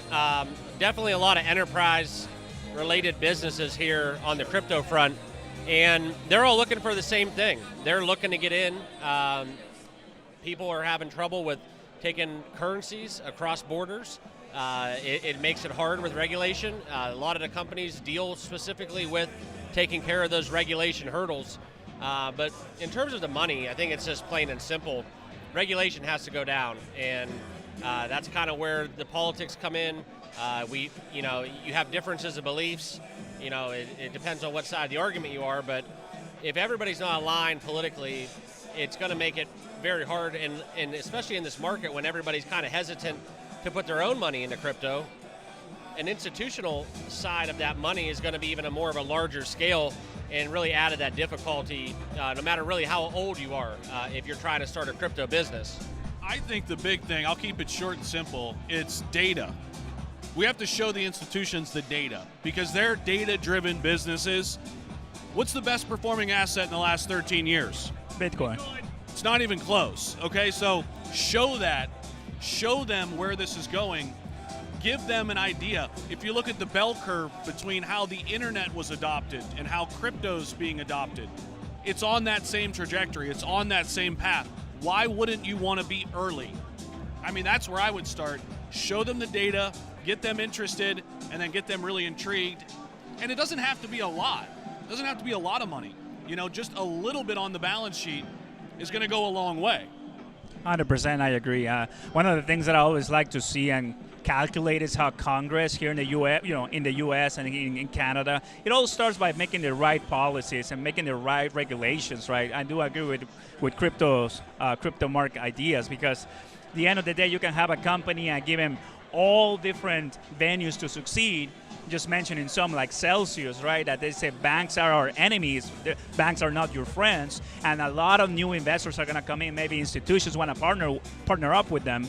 I had an experience with Gemini and Genesis, and they went back and forth on some legal issues because one of them really went down. So that really puts some shade in our industry. What we need to do is have data-driven conversations, make the good regulations and laws, and act now. Because if you're waiting for the bull market to come to do so, that'll be a little bit too late if you really want to get into and transform your business. But I'll end it with this. Small businesses, they got to make it easy for small businesses to start adopting and bringing all the new investors to crypto.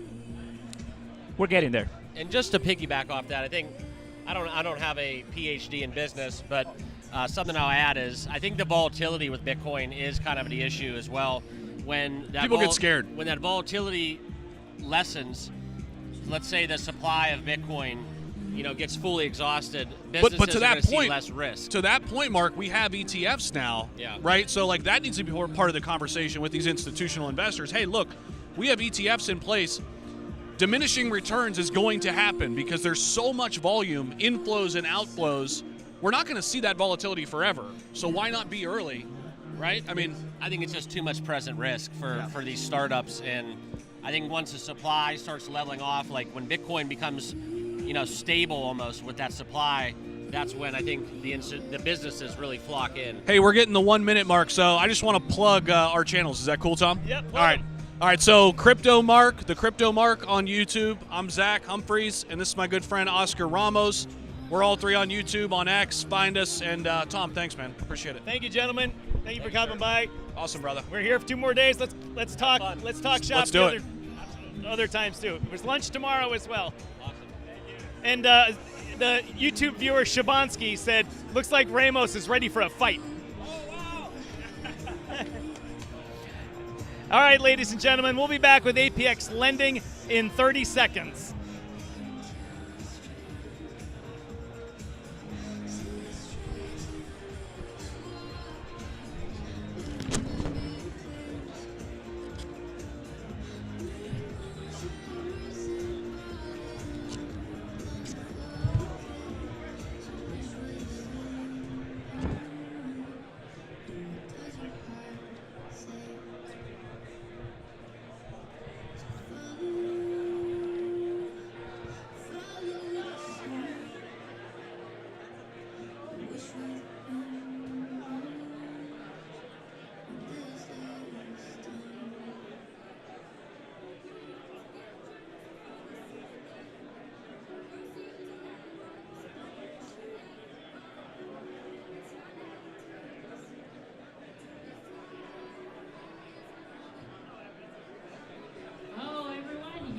Drill. We got to do our 3-minute countdown.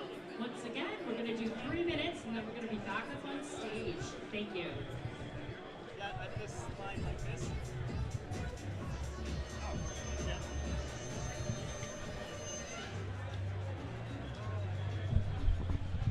Where's the camera? Where should I look? This camera. Okay, so where should I look? At you or Yeah, at the camera? Both. Conversation. Okay.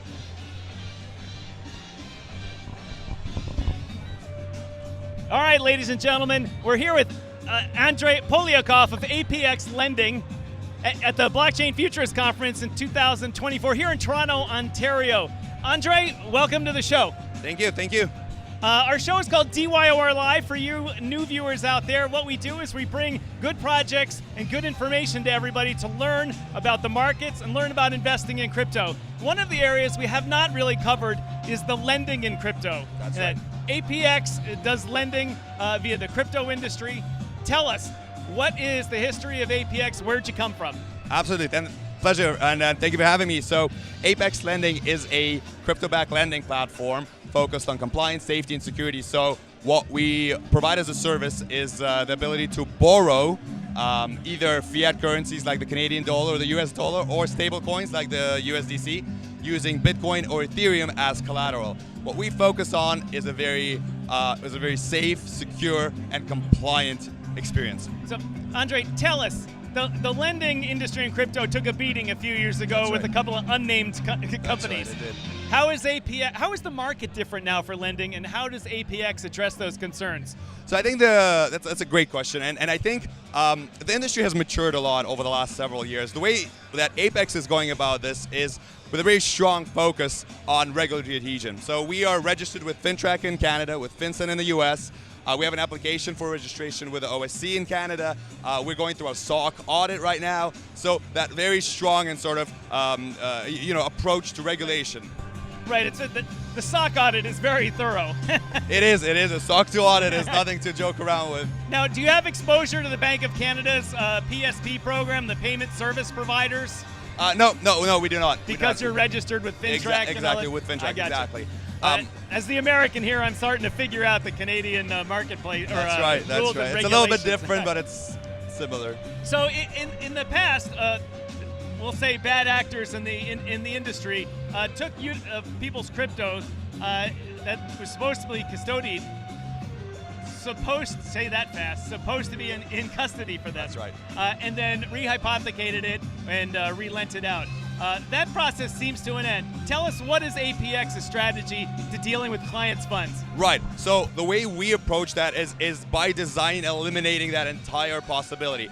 When we take your collateral, we do not rehypothecate it, we do not reinvest it, we hold it with a qualified custodian, insured, and most importantly, it's visible to you, the borrower, on the blockchain for the duration of your loan. So you don't have to take my word for it. You can go on chain and you can see your collateral in cold storage. And that's how we completely eliminate the possibility of us doing anything untoward with your collateral.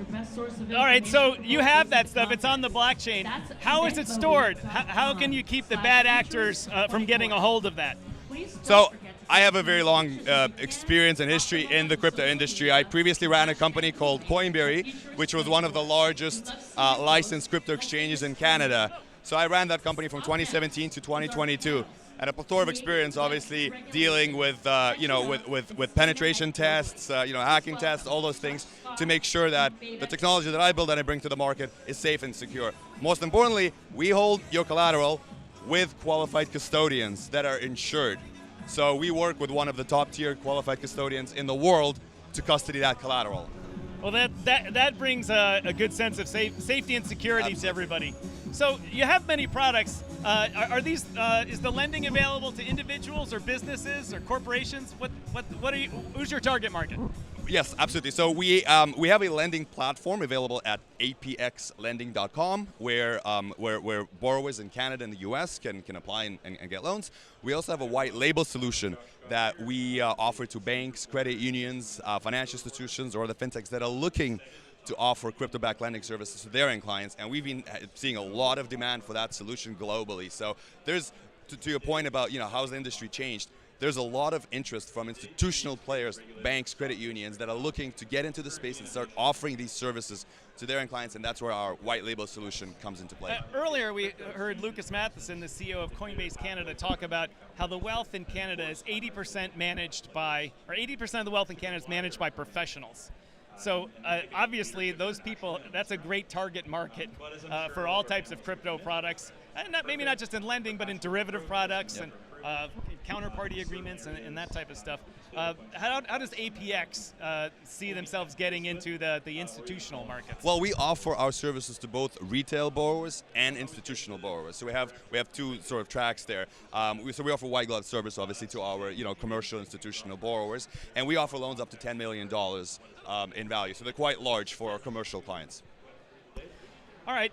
So you've told us the products. You told us how you're regulated well, safe and secure. What's next for APX? So I'll be making a very exciting announcement in about an hour about our global expansion, and I want your viewers to tune in. I don't want to make that announcement 50 minutes too early. I tried. But let's just say we have a lot of exciting things on the go, and we have a global vision for our business, and so that announcement is going to be in line with the expansion pertaining to that global vision. Well, Alex, good luck, Andre. Good luck with that, and good luck with your announcement. Thanks so much, sir. Thanks for coming on the show. Thanks, Stu. Appreciate it. The CSA and IROC at the time came together to create a legal pathway for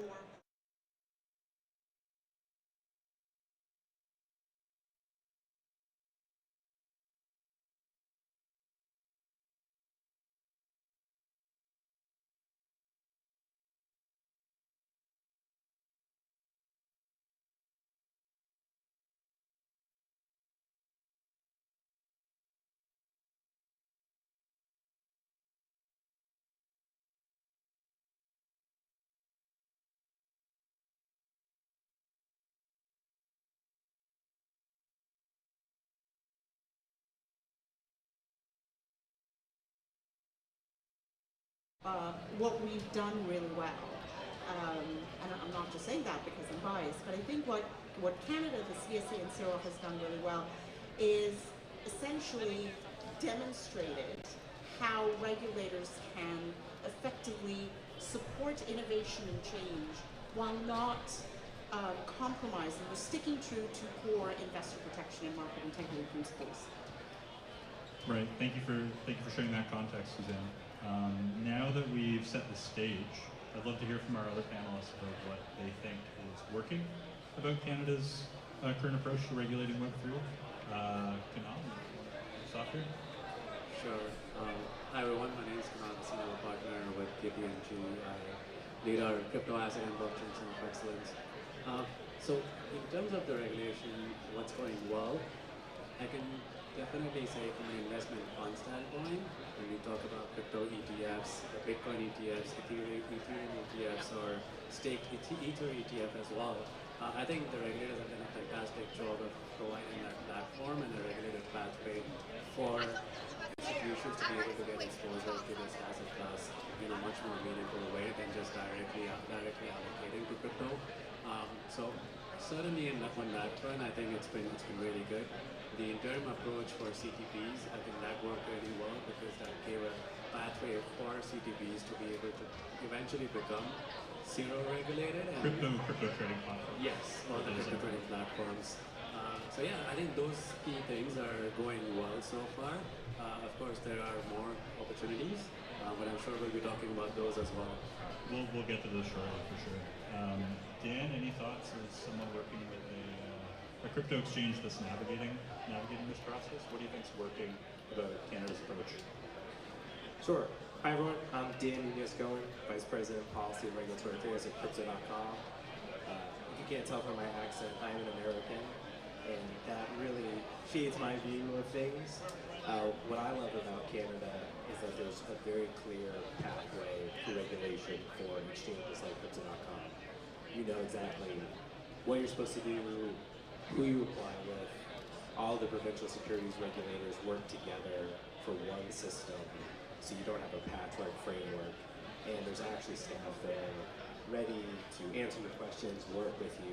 Now they're tough, we have disagreements for sure on policy, but the process to get registered and to keep your registration is clear and straightforward. I think that creates a lot of certainty for businesses and for consumers, because it's real easy to know who's a scammer and who's not. You just look on CSA's website, are they registered or are they not? And if they're not registered, that gives you a good indication. In the US, it's the opposite. We have licenses in 40 plus states.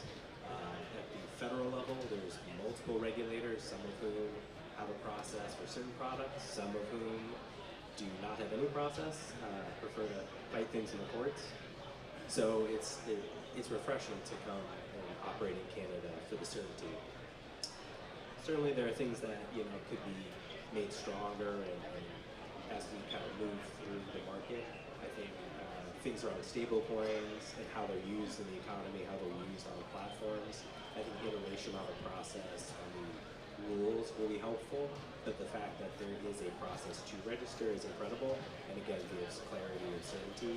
It's to just continuing to work together between platforms, issuers, developers on a pathway, I think is very useful and something that CSA is taking advantage of. Awesome. Anything else we covered? I feel like we covered a few points there. Anything else you'd add to that, Marva, or does that cover it in terms of main points as far as what's working? I can just quickly add to I'm Marva Rouhani, I'm the Executive Director of the Canadian Web3 Council. We're an industry association representing crypto trading platforms, custodians, liquidity providers, and blockchain projects to governments and regulators. So I have more of an ecosystem perspective, and from an ecosystem perspective, I agree with Suzanne that we didn't have to wait. What's working is the fact that we didn't have to wait for broad sweeping legislation in Canada. But I would like to note that that was likely because, as in Canada, we had a crisis, Quadriga, and regulators had to deal with that. And so the framework that we have today is as a result of we need to get our stuff together, and we need to make sure that we protect investors, protect consumers, which is obviously really important. But in terms of what's not working is that approach is not fit for purpose anymore. And the digital asset ecosystem requires more of a fit for purpose framework. And we're seeing our trading partners, in the European Union come up with more fit-for-purpose regimes that don't have any gray areas. For instance, right now in Canada, we're seeing stablecoins as a huge gray area from a regulatory perspective. There is interjurisdictional issues, like whose responsibility is it to oversee issuers and to protect consumers and to protect investors.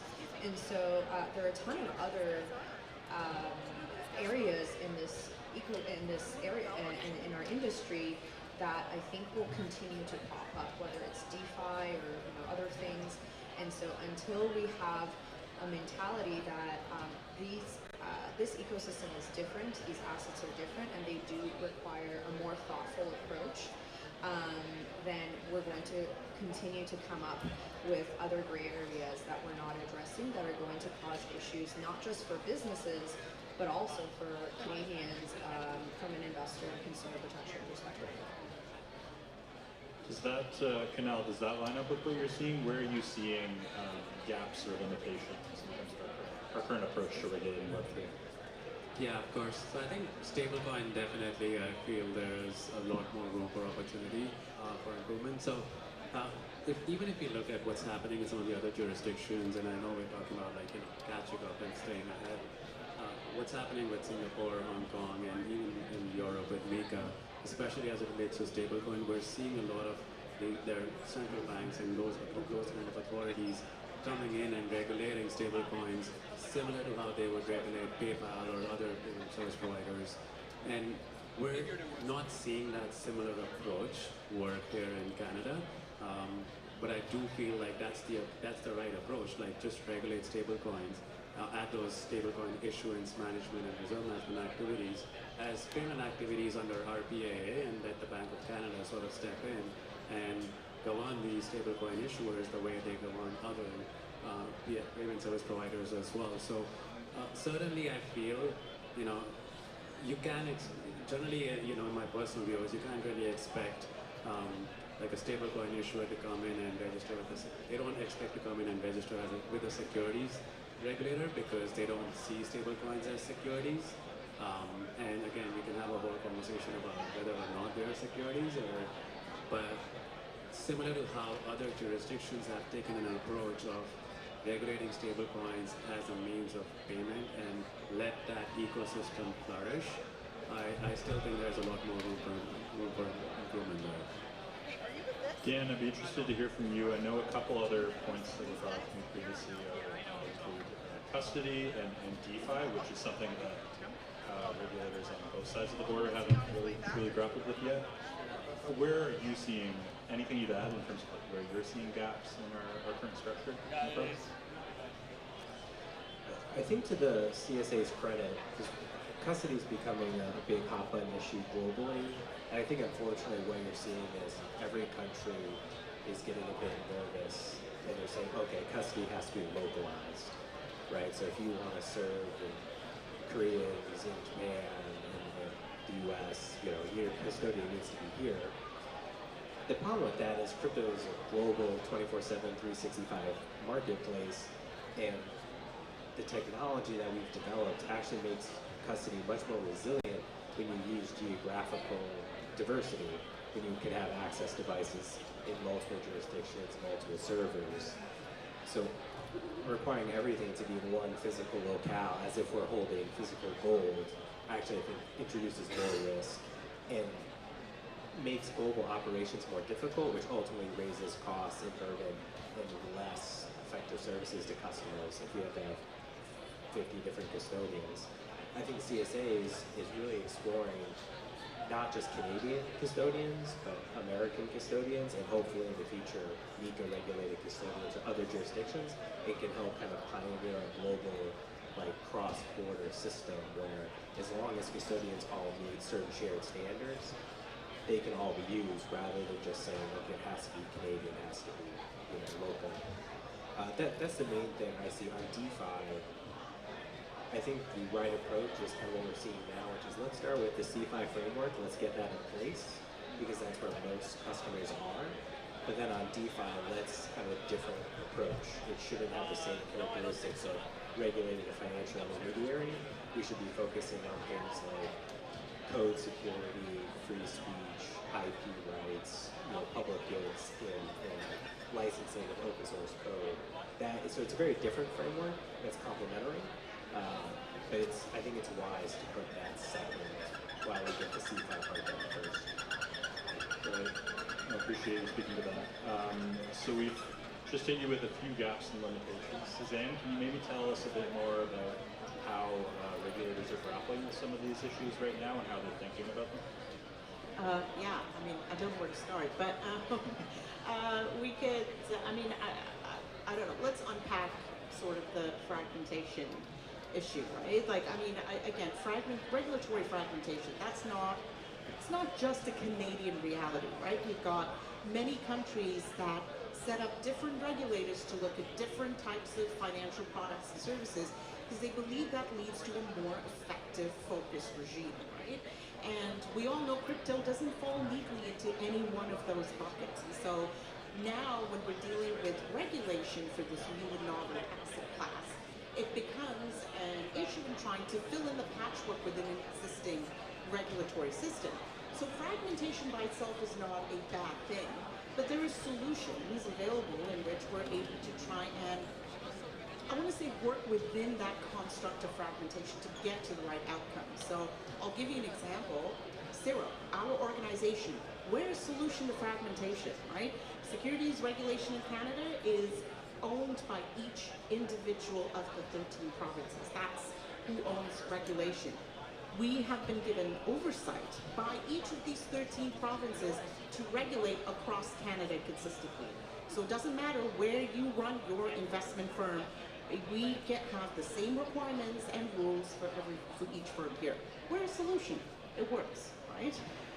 From a federal and provincial level, there's a lot of collaboration happening between financial regulators. I don't know how many of you are familiar with the HOA, the Heads of Regulatory Agencies Committee, but it's chaired by the Bank of Canada. And as part of that committee, they have all of the big four provincial commissions, Ontario, Quebec, Alberta, and BC, represented there, along with OSFI, which is the banking regulator, and the Department of Finance Canada. So they meet every, I think, couple of times a year at least, if not more, for that express purpose, to figure out how they can all collaborate as financial regulators for the well-being of financial well-being of all Canadians. So I think, I guess what I'm trying to say is fragmentation is a reality, sometimes a necessary reality that we have to deal with, but I think the key is in trying to help find solutions within that framework so we can build the best outcome for crypto regulation. So that's fragmentation, but I don't think...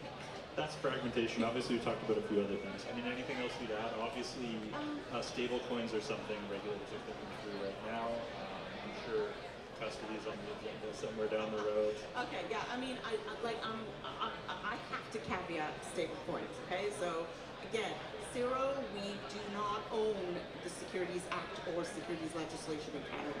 Those are the securities commissions. What we do is we regulate the distribution channels, the investment firms, the marketplaces, wherever investment products are being offered, we regulate those channels.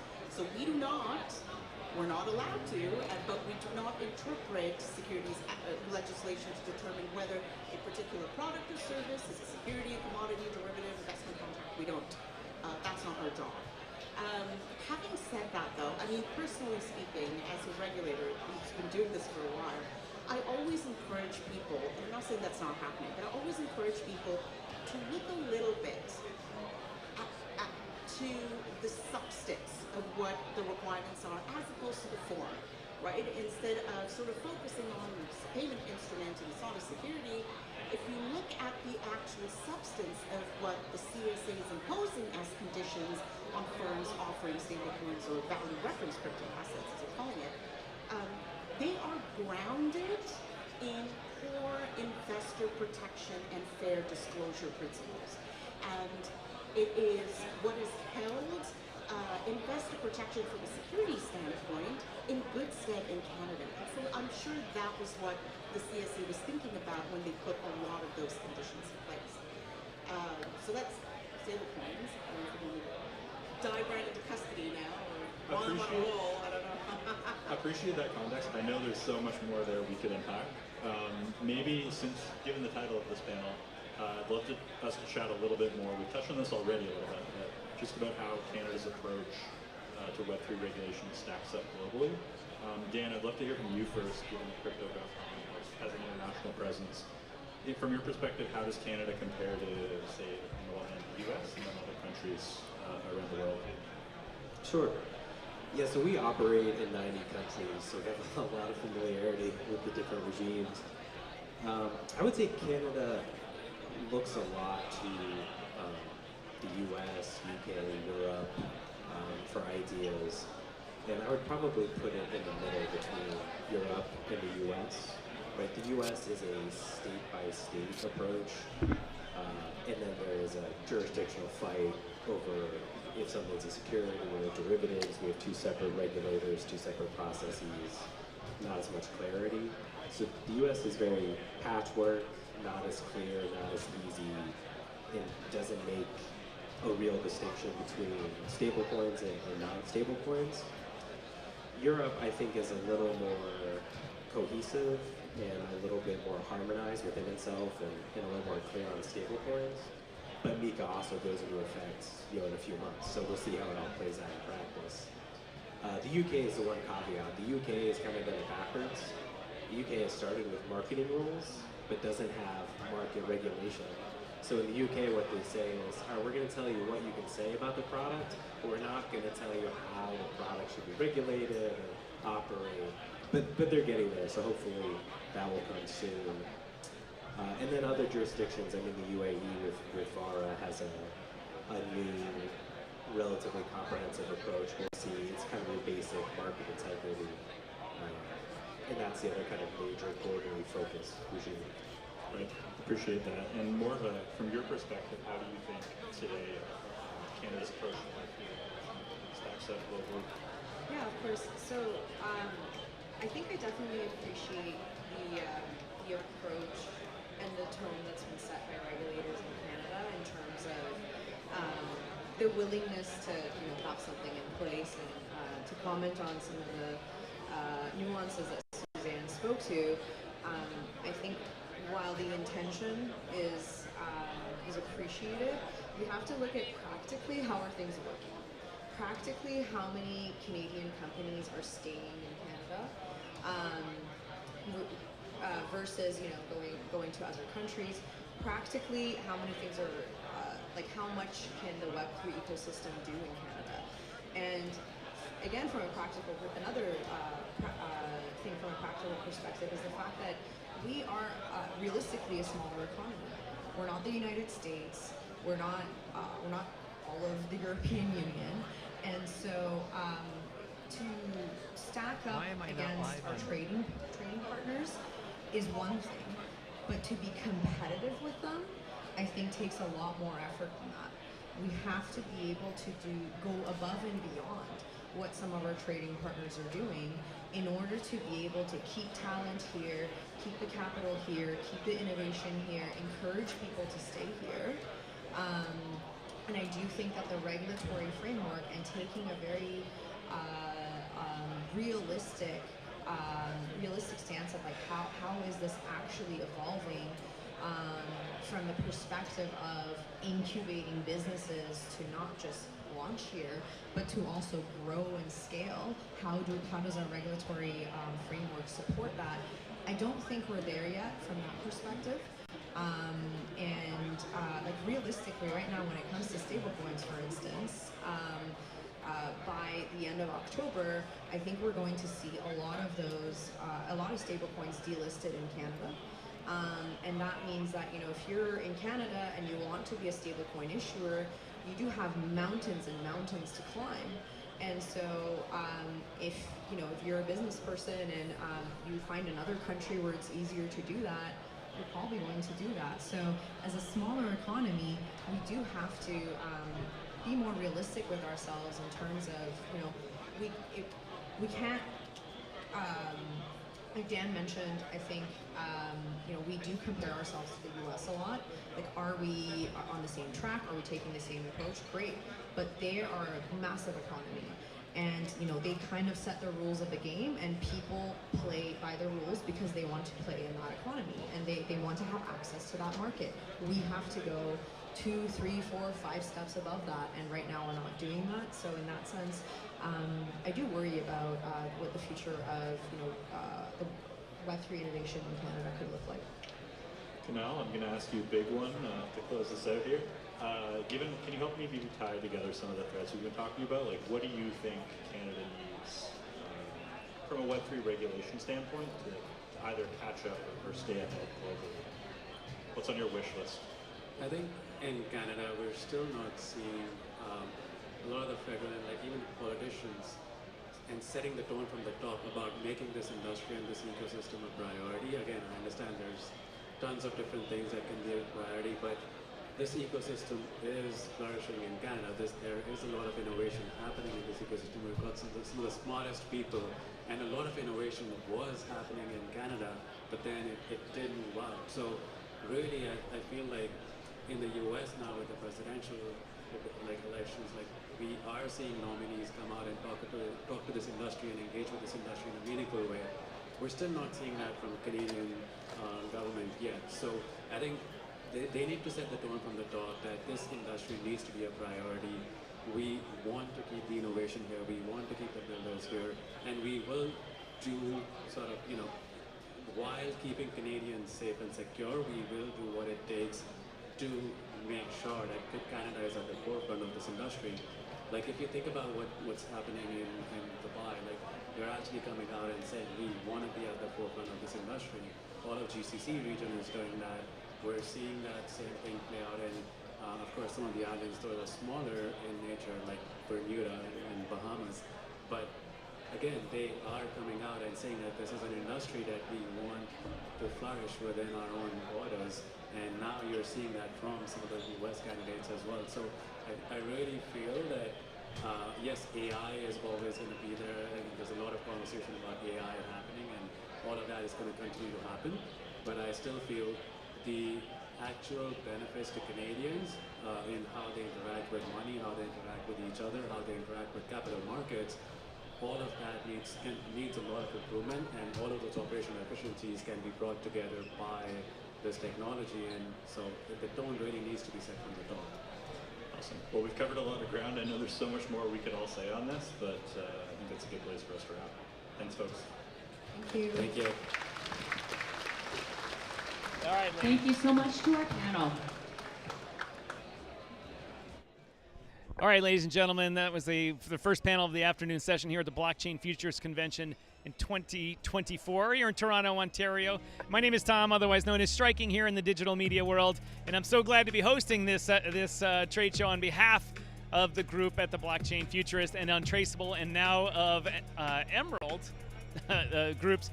Pedro, Garcia, and I are here reporting on what's going on, interviewing. We just had Alex Polyakov of APX Lending up here talking about the new products going on in crypto lending. At about 2:30 p.m. here, we're going to have Lucas Matheson, the CEO of Coinbase Canada, on to talk about how Coinbase Canada has progressed over the past year since they enjoyed getting all of their regulation taken care of, I should say registration taken care of in this regulatory climate here in Canada. And we'll have a lot of good things coming on with more guest appearances from Zach Humphreys, Oscar Ramos, and Crypto Mark coming on as well. From Acronym Foundation. And next up is Tyler Spalding from the Acronym Foundation. But anyway, we're going to be coming to you. Pedro's going to be back in a little bit to give you an afternoon Bitcoin recap and what's going on with the markets. As always, drop your comments in on the live stream, and we'll answer your questions. If there are people here at the show, go to the Futurist Conference website. It's not up on the screen, so I don't want to say it wrong. Just Google it. And look through the agenda. We'll find the speakers you want to talk to, get them on, and answer any questions you might have for them. So stick around. At 2:30, we'll have the CEO of Coinbase on. That is in about 40 minutes or so, but likely we'll be back on before that with Pedro. Also want to take this time to shout out our sponsor, BitFi.com. BitFi.com, one of the leading crypto exchanges. They're kind enough to sponsor our show, so we're going to be kind enough to ask you to go into the links down below and click on the referral link and open up an account with them. If you do that, as a result of the campaign during this show, you'll get access to all kinds of bonus and free money, as they like to say, to trade and to invest with over at BitFi.com. Later, we're going to have a representative from BitFi here and to talk more about the exchange. But we really want to shout out to Mark at BitFi, their Chief Marketing Officer, and BitFi Stella, the Business Development Executive, who brought the relationship to DYOR Media here. We've enjoyed it so far, enjoyed using your platform, enjoying teaching our users how to go short instead of just buying spot long stuff. So ladies and gentlemen, a big round of applause for BitFi, BitFi.com, leading crypto exchange, kind enough to sponsor us. Sign up in the referral link below and get, as they say, get some free money out of it.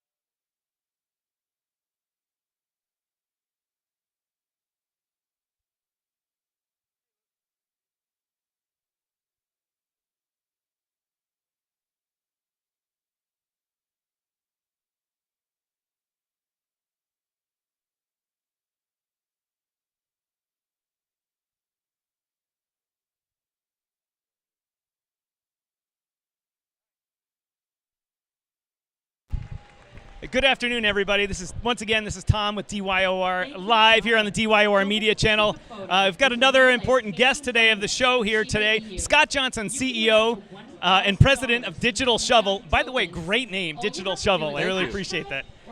He's here to talk about the Bitcoin mining container industry and how his company is addressing that and building products that the mining industry needs.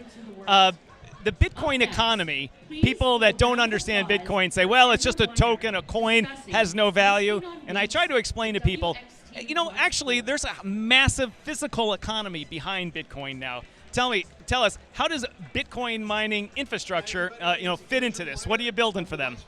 Yeah, so our core business is building the infrastructure that houses the miners.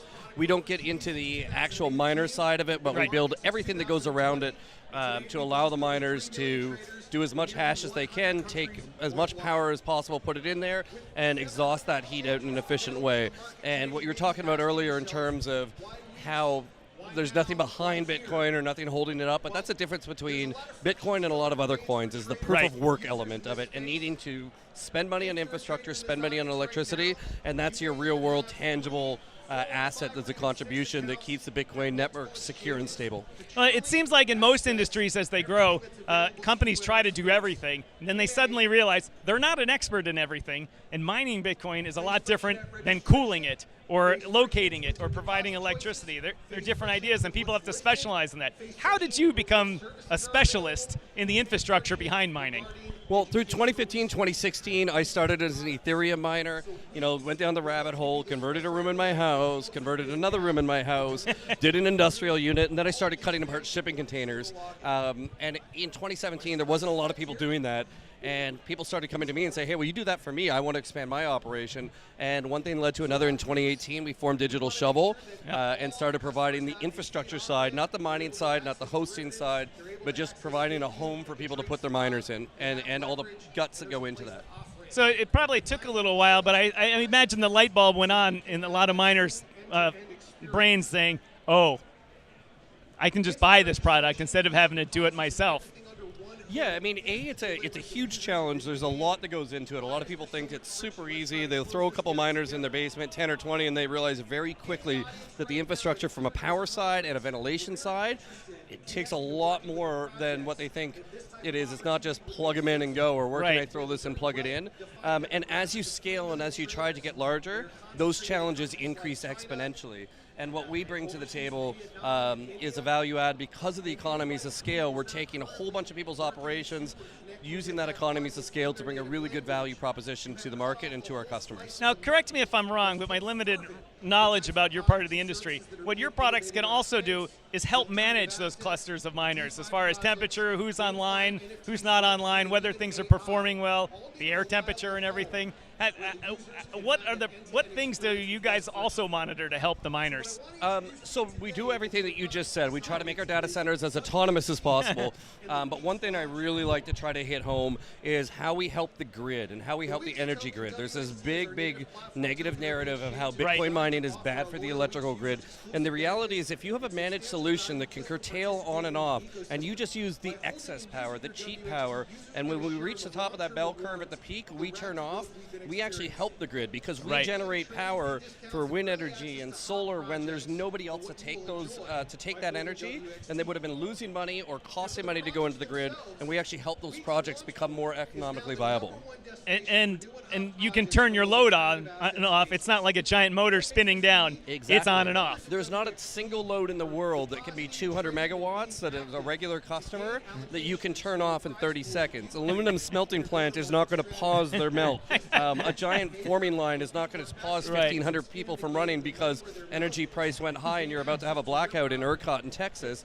Bitcoin mining can do that, and they can turn back on and help to stabilize the grid. Because sometimes you need the demand to go on the grid to help to stabilize Right, it has to be the balanced. waveform. Exactly. All right, so new industry, new products means new competitors and stuff. You had some IP issues in this sphere. How are you addressing those? Yeah, I mean, it's public knowledge. We're in a lawsuit with a company called RK Mission Critical. We built some of the really early technology in the space, which was quite innovative and allowed us to create a higher density, amongst other things. There's a variety of factors, but higher density into a single 40-foot container, right, which was otherwise possible with conventional designs.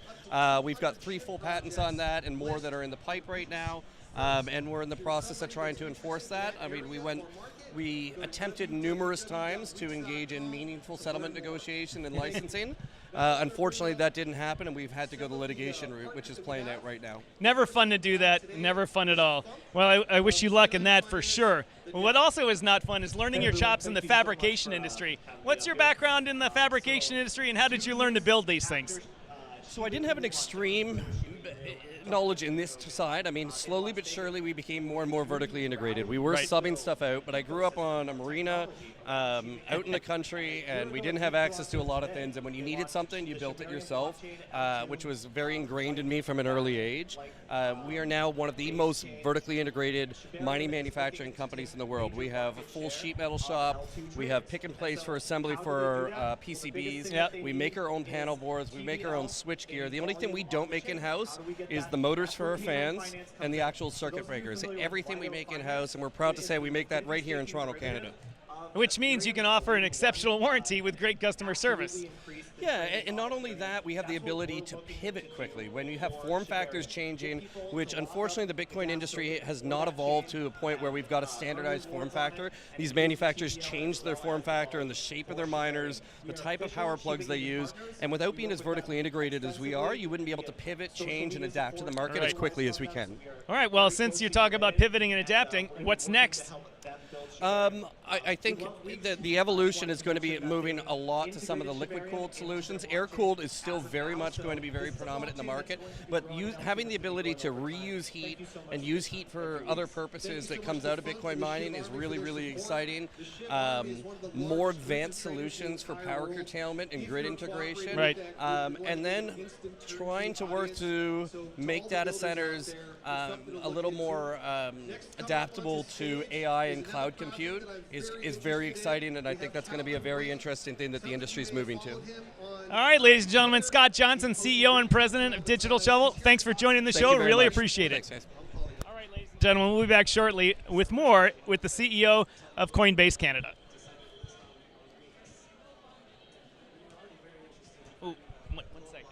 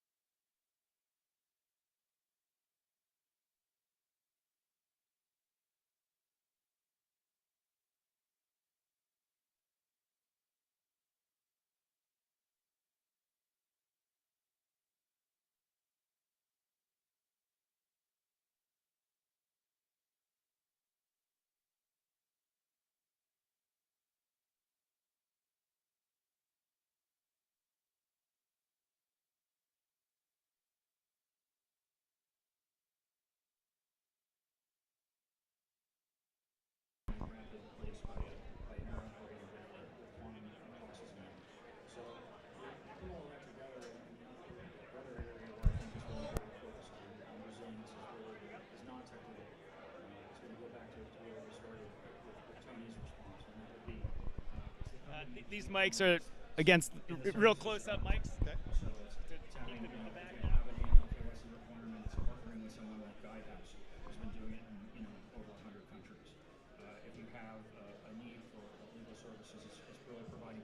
How long do you want to run for? Just 10, 15 minutes, somewhere along this takes.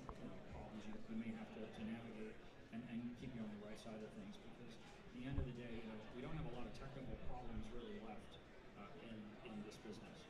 They're usually execution problems, and frankly. You want me facing the camera? Or you? Yeah, we talk to each other and talk to the camera as we see. Good day, everybody. My name is Tom, otherwise known as Striking, here with the DYOR live show. We're so glad to be hosting another great interview here at the Blockchain Futurist Convention. This afternoon, I have Lucas Matheson, the CEO or the country director of Coinbase Canada. Welcome to the show. Yeah, thanks so much for having me. I really enjoyed your speech earlier today on the stage here from the Blockchain Futurist Convention. A lot of good things came out of that.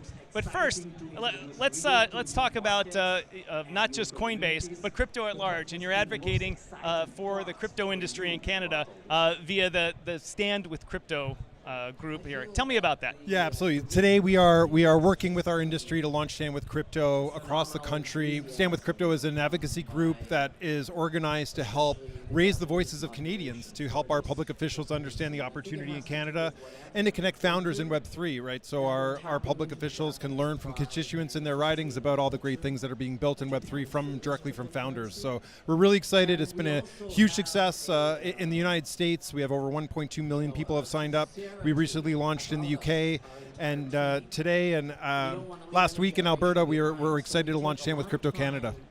Oh, growing is good in this industry. So in the past year, or I should back up a little further, Coinbase was out of the Canada market for a while, and it came back in and said, all right, we're going to come in, do this right, and adhere to the registration requirements. I think you mentioned something called Registration Zero, or something to that effect. Yeah, pre-registration undertaking. So what happened in Canada was our regulators, we had a central exchange that failed in Canada 3 years ago, and our regulators decided to step in and regulate crypto. Right. And so they asked all the crypto trading platforms to sign something called a pre-registration undertaking that effectively was a promise from crypto trading platforms that wanted to operate in Canada legally to follow the rules and become compliant. And so Coinbase Canada was registered this year in April as a restricted dealer, and now we're the first international exchange to be registered in Canada, which is a huge milestone for us. A significant amount of work for us to update all of our infrastructure and technology and policies and procedures around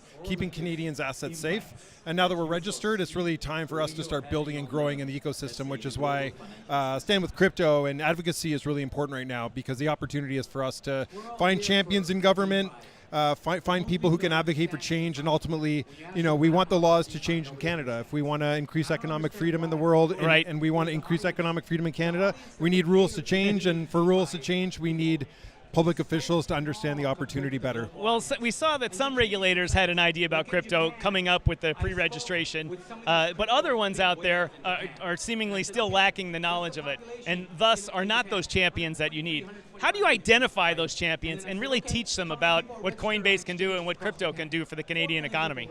Yeah, the number one thing our industry is doing right now is trying to find champions in government. It's so important that we find leaders in our government, elected officials who understand the opportunity, who believe in it, and have the conviction to introduce new legislation into the House and help people, their colleagues, better understand crypto trading platforms and digital assets in Canada.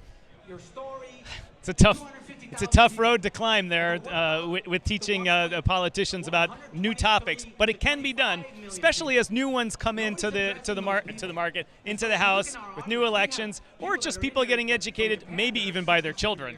Yeah, and that's the thing. I mean, the industry is doing everything we can to educate members of Parliament. I think really the opportunity in Canada is for Canadians to help educate their public officials, which is why Stand with Crypto is so powerful for us, because it gives a voice to you, the Canadian, who I'm hopeful, if you're watching this, that you stand with crypto. You believe in the future of digital assets. You believe in the future of a digital economy. You're excited to encourage our government to adopt digital assets, but technology in general, I think, is more the opportunity for Canada is to adopt more technology, drive more efficiencies in our economy, and I think the digital economy is a great place to start. Well, on that topic of education, one of the things you mentioned in a speech earlier today is you mentioned that 80% of the wealth in Canada is managed by professionals.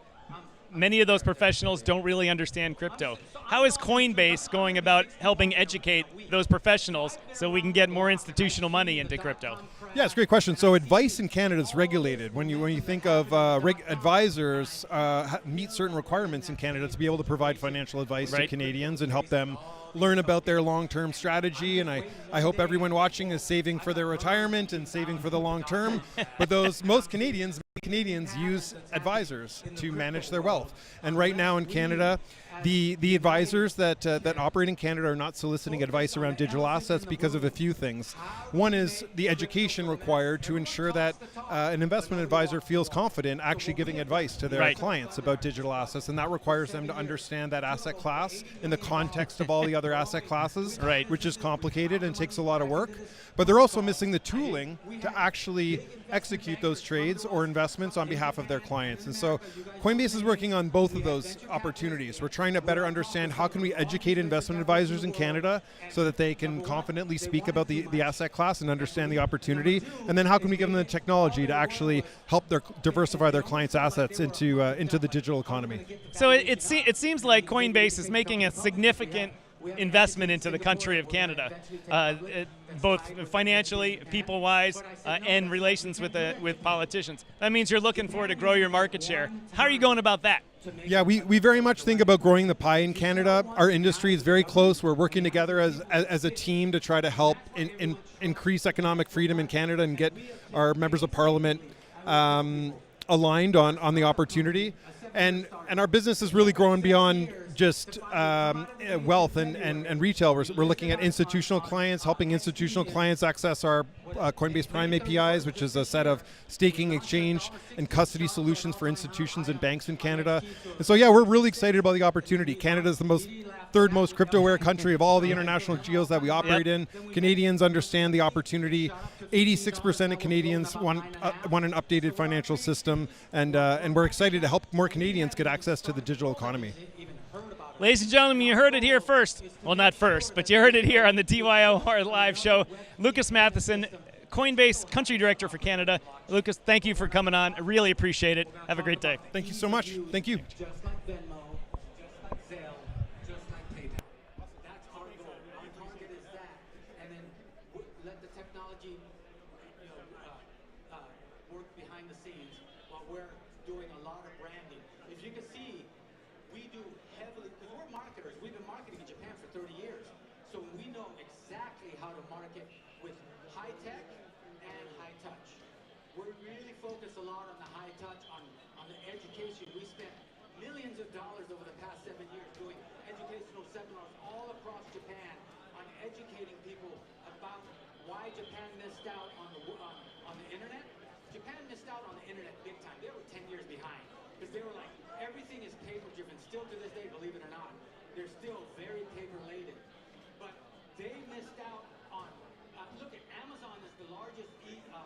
e-commerce retailer in Japan. How could that be? Because they were 10 years behind. Now the Japanese government's saying, we are not going to do that this time with Web3. We want to be in the forefront of this industry, and we're going to take it from the regulatory standpoint in Japan is completely different than anywhere around the world, because I've traveled everywhere. And how Japan separates itself from Canada, which is a nightmare here. I've just read the new regs that just came down. Japan took a different approach. The FSA, which is kind of like the SEC in Japan, they said, we don't understand crypto. So what we need to do is we're going to form a government body called the JBee, which is Japan Virtual Currency Exchange Association. And what that comprises of is all the top executives from every exchange that's trading crypto around Japan. They create a governing body that looks at the industry and educates the FSA, like the SEC, on look, this is what's going to work. Here's the scams. Here's the guys that are going to get it. Here's the one that's not. We're not trying to go after the central banks. And here's the ones that are compliant, so that you, FSA, can be happy that we're not going to harm the consumers. It's very consumer, 100% consumer protection. And so that's why the FSA, which we are members, the FSA relies on the JBee, which we are a member of. So we have two directors on the JBee series, so we have a voice, and we have told. And thank God that we're an American, so we're kind of more open thinking than they are in Japan, and so we kind of show them that look, everything works here in Japan, but it's not going to translate around the world. We need to perfect it in Japan, but we need to also make sure that this voice is heard and understood around the world, and that's what we're doing here today. So our goal is to make an impact like we are in Japan, and then we're going to roll out country by country strategically to make sure that the uptake and the story and the meaning and the passion and everything that we've done for this project stays true to its form, because we're a Japanese company and we have a reputation to uphold. So that's my soapbox take.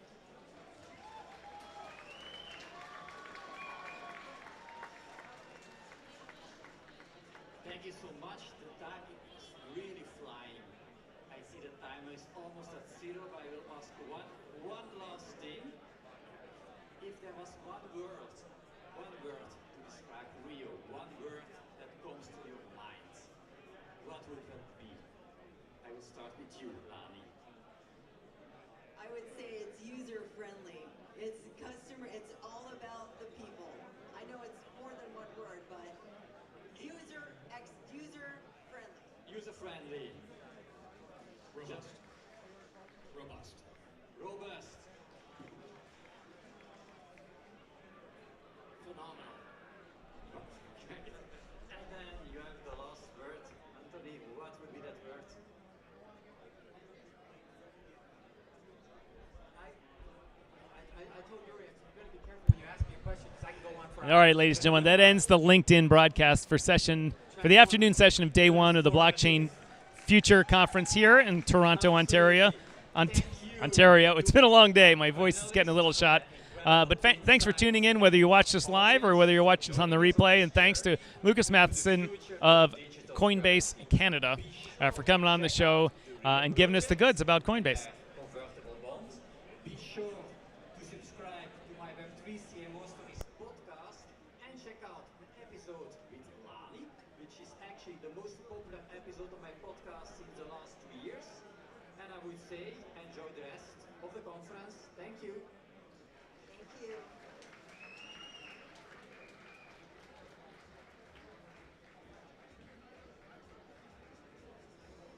Thank you, Rio. Don't forget to play the Uni game.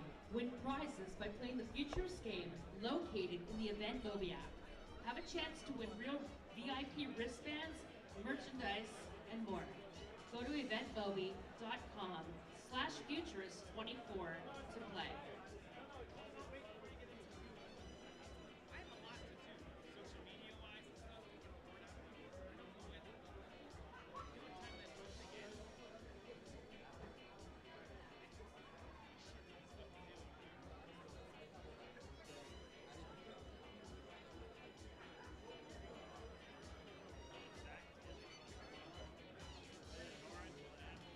Next up is Dustin Walker, the CEO and founder of Newton.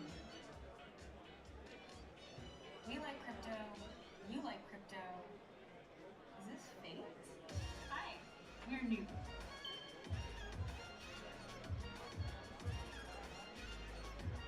You should sign up.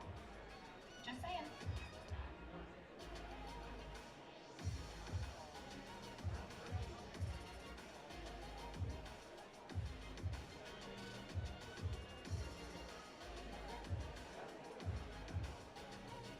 Doesn't that sound nice? Sign up.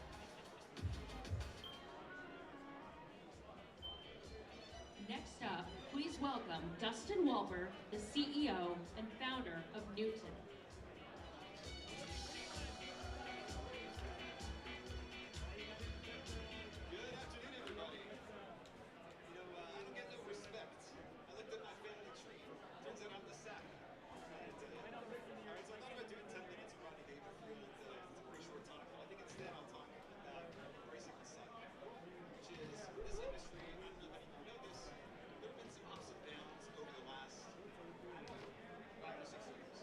Started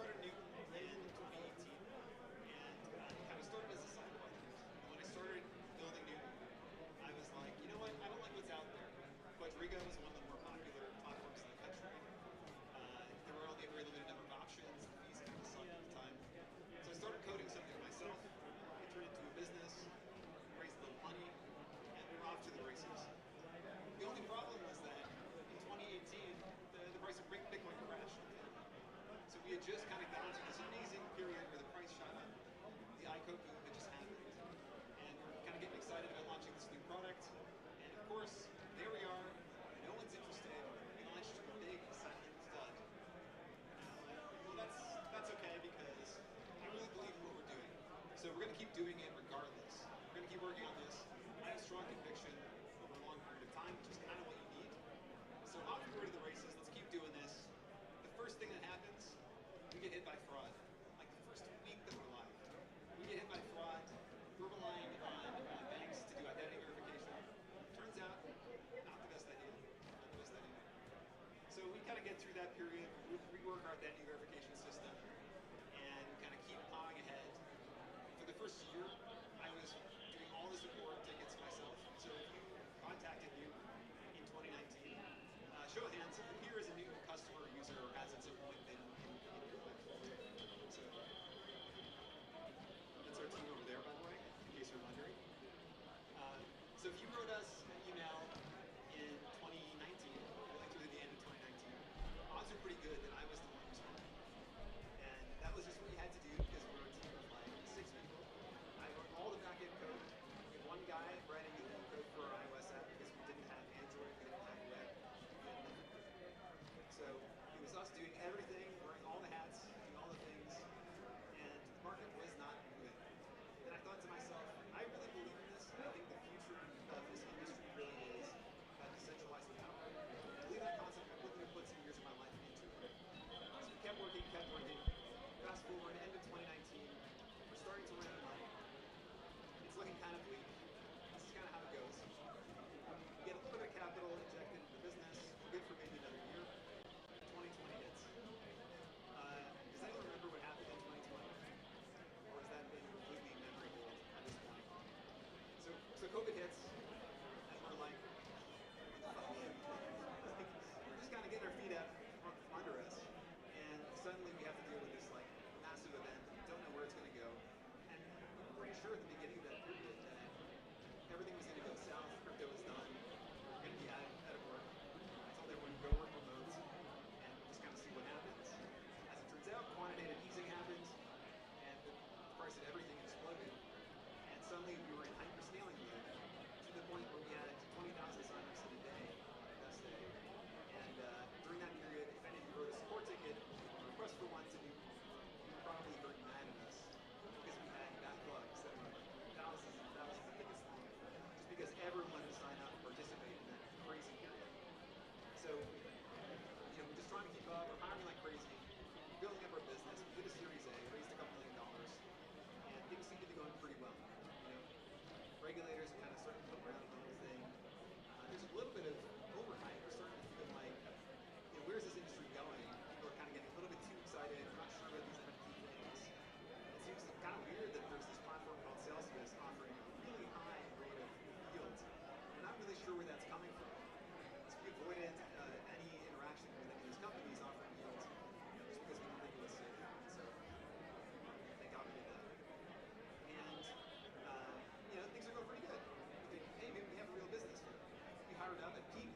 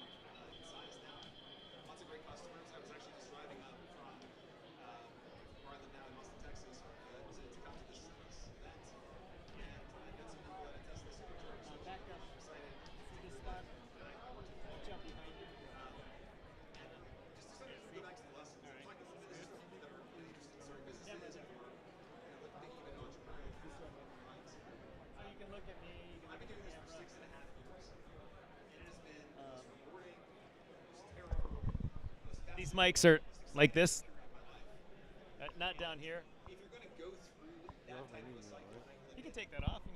No, I think you have my name, just in case you want to use my name. it's like any other. How do I say your last name? Jimmy? Jimmy. Patrick Jimmy. Yeah. On, off, on. But you have to introduce why for your audience, so they have to know I'm going to speak in French, right? Since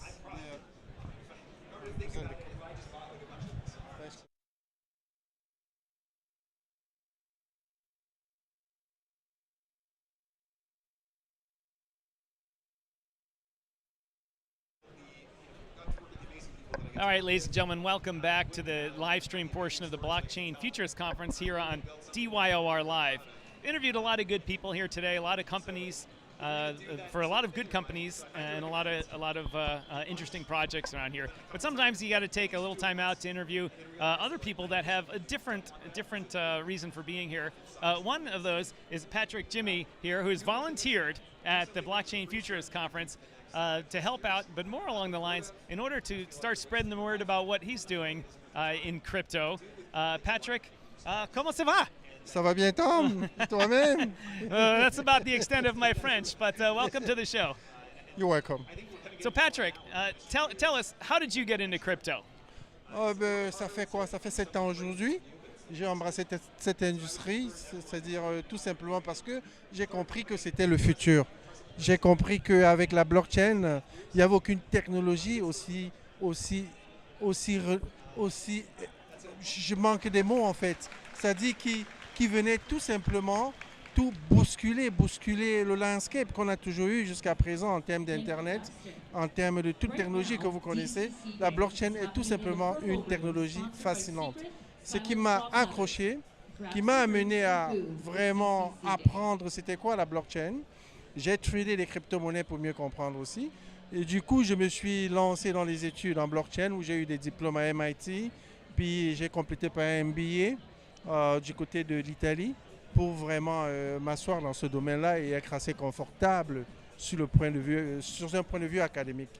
Et par la suite, voilà, je vais dérouler avant que tu ne continues. I'm going to try to move forward before you even ask other questions, right? No, but I can get a little bit of that, and the teaching that you're doing in blockchain now. Do you find a large market for that? Are people coming to you saying, yes, I want to learn about blockchain? Oui, bien effectivement, au Québec, à Montréal, particulièrement où je réside, c'est toute une folie. Il y a vraiment tout le monde, plus précisément les jeunes. Right? Those youngsters. Yes. Tous les jeunes sont vraiment accrochés, sont très intéressés par les crypto-monnaies. Et non seulement ça, à travers notre start-up, parlonscrypto.com, que nous avons lancé depuis 2022. Nous sensibilisons, nous éduquons les entreprises, les populations, les administrations aussi, au-delà du Canada. C'est-à-dire, nous sensibilisons, nous éduquons et nous allons aussi vers les administrations hors du Canada, plus précisément en Afrique francophone. So you're talking about the young people here in Canada too, and blockchain, crypto, but you have a big connection to Africa, and so you want to bring your knowledge about blockchain, and you want to start some new industries and new companies to service the francophone industry in both Canada and in Africa. Tell us about that. C'est en fait ça, Thomas. Nous avons fait partie de notre start-up qui est parlonscrypto.com depuis 2022. C'est une start-up qui nous permet non seulement ça de sensibiliser, d'éduquer et d'aider les entreprises et les administrations au Canada et en Afrique surtout, qui est l'un de nos marchés cibles, à pouvoir comprendre les enjeux majeurs qui se passent dans notre monde aujourd'hui et qui, pour les générations futures, restera, autant pour moi. C'est un enjeu majeur, d'autant plus que nous avons vraiment besoin de la blockchain du côté de l'Afrique. Vraiment besoin pour pouvoir booster nos différentes économies. Well, I caught some of that, but not all of it. But before we go here, anything else you want to talk about your experience in crypto? Jusqu'à présent, ces 7 dernières années, mon expérience dans le domaine de la blockchain des crypto-monnaies, contrairement à ce que plusieurs personnes pensent, qui croient que les crypto-monnaies c'est une arnaque, non, je vous déconseille. C'est ce qu'on appelle it's only a misconception. C'est-à-dire, il y a des gens qui ne comprennent pas tout simplement. C'est tout simplement le futur. C'est le futur des crypto-monnaies. La blockchain, c'est une technologie émergente. Et j'encourage toute personne qui souhaiterait apprendre, comprendre c'est quoi cette technologie-là, de s'orienter sur le site internet parlonscrypto.com pour mieux en prendre connaissance. Well, Patrick, merci beaucoup for coming on our show. I really appreciate it. Thank you so much. Thank you for bringing the francophone aspect and viewpoint to our show. Thanks again, and good luck with everything. Thank you so much, Tom. I really appreciate it. As an international tax lawyer, he founded Greenhouse Law. He does international tax, estate structuring, regulatory matters. Aaron, is there anything that you don't do? Because you're also a world-renowned published author in textbooks when it comes to blockchain and startups or smart contracts. And you're the co-director of the Osgood Hall Law School Web3, Blockchain, and Metaverse Law course. Harry, we're going around the world, but we have to start in the U.S. Set the playing field for us. What is happening in the U.S.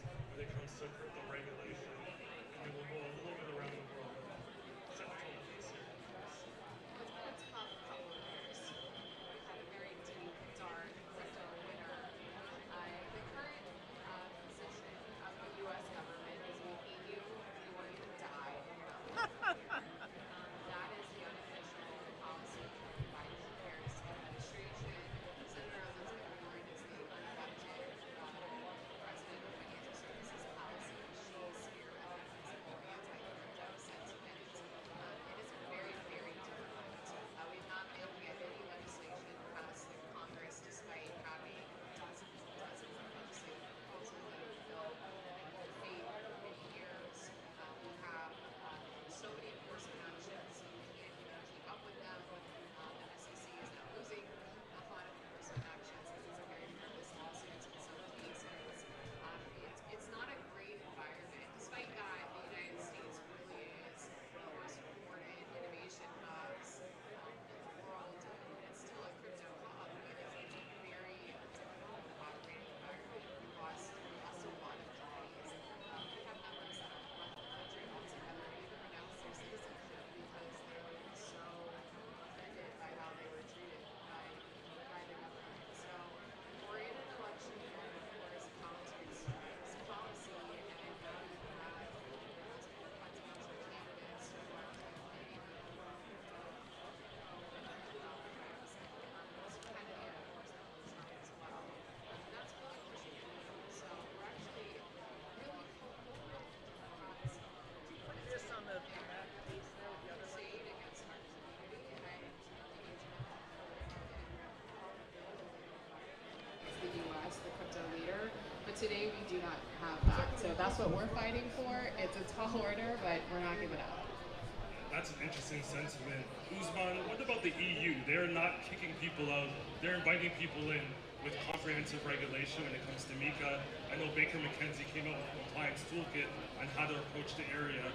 Maybe give us some insights on what the EU is doing when it comes to crypto regulation. Yeah, first of all, I have to say it's an honor and privilege to sit with all of you, particularly Perry Ann, who's such a key voice on Capitol Hill, a force to be reckoned with, and it's an honor to be part of a member of your organization.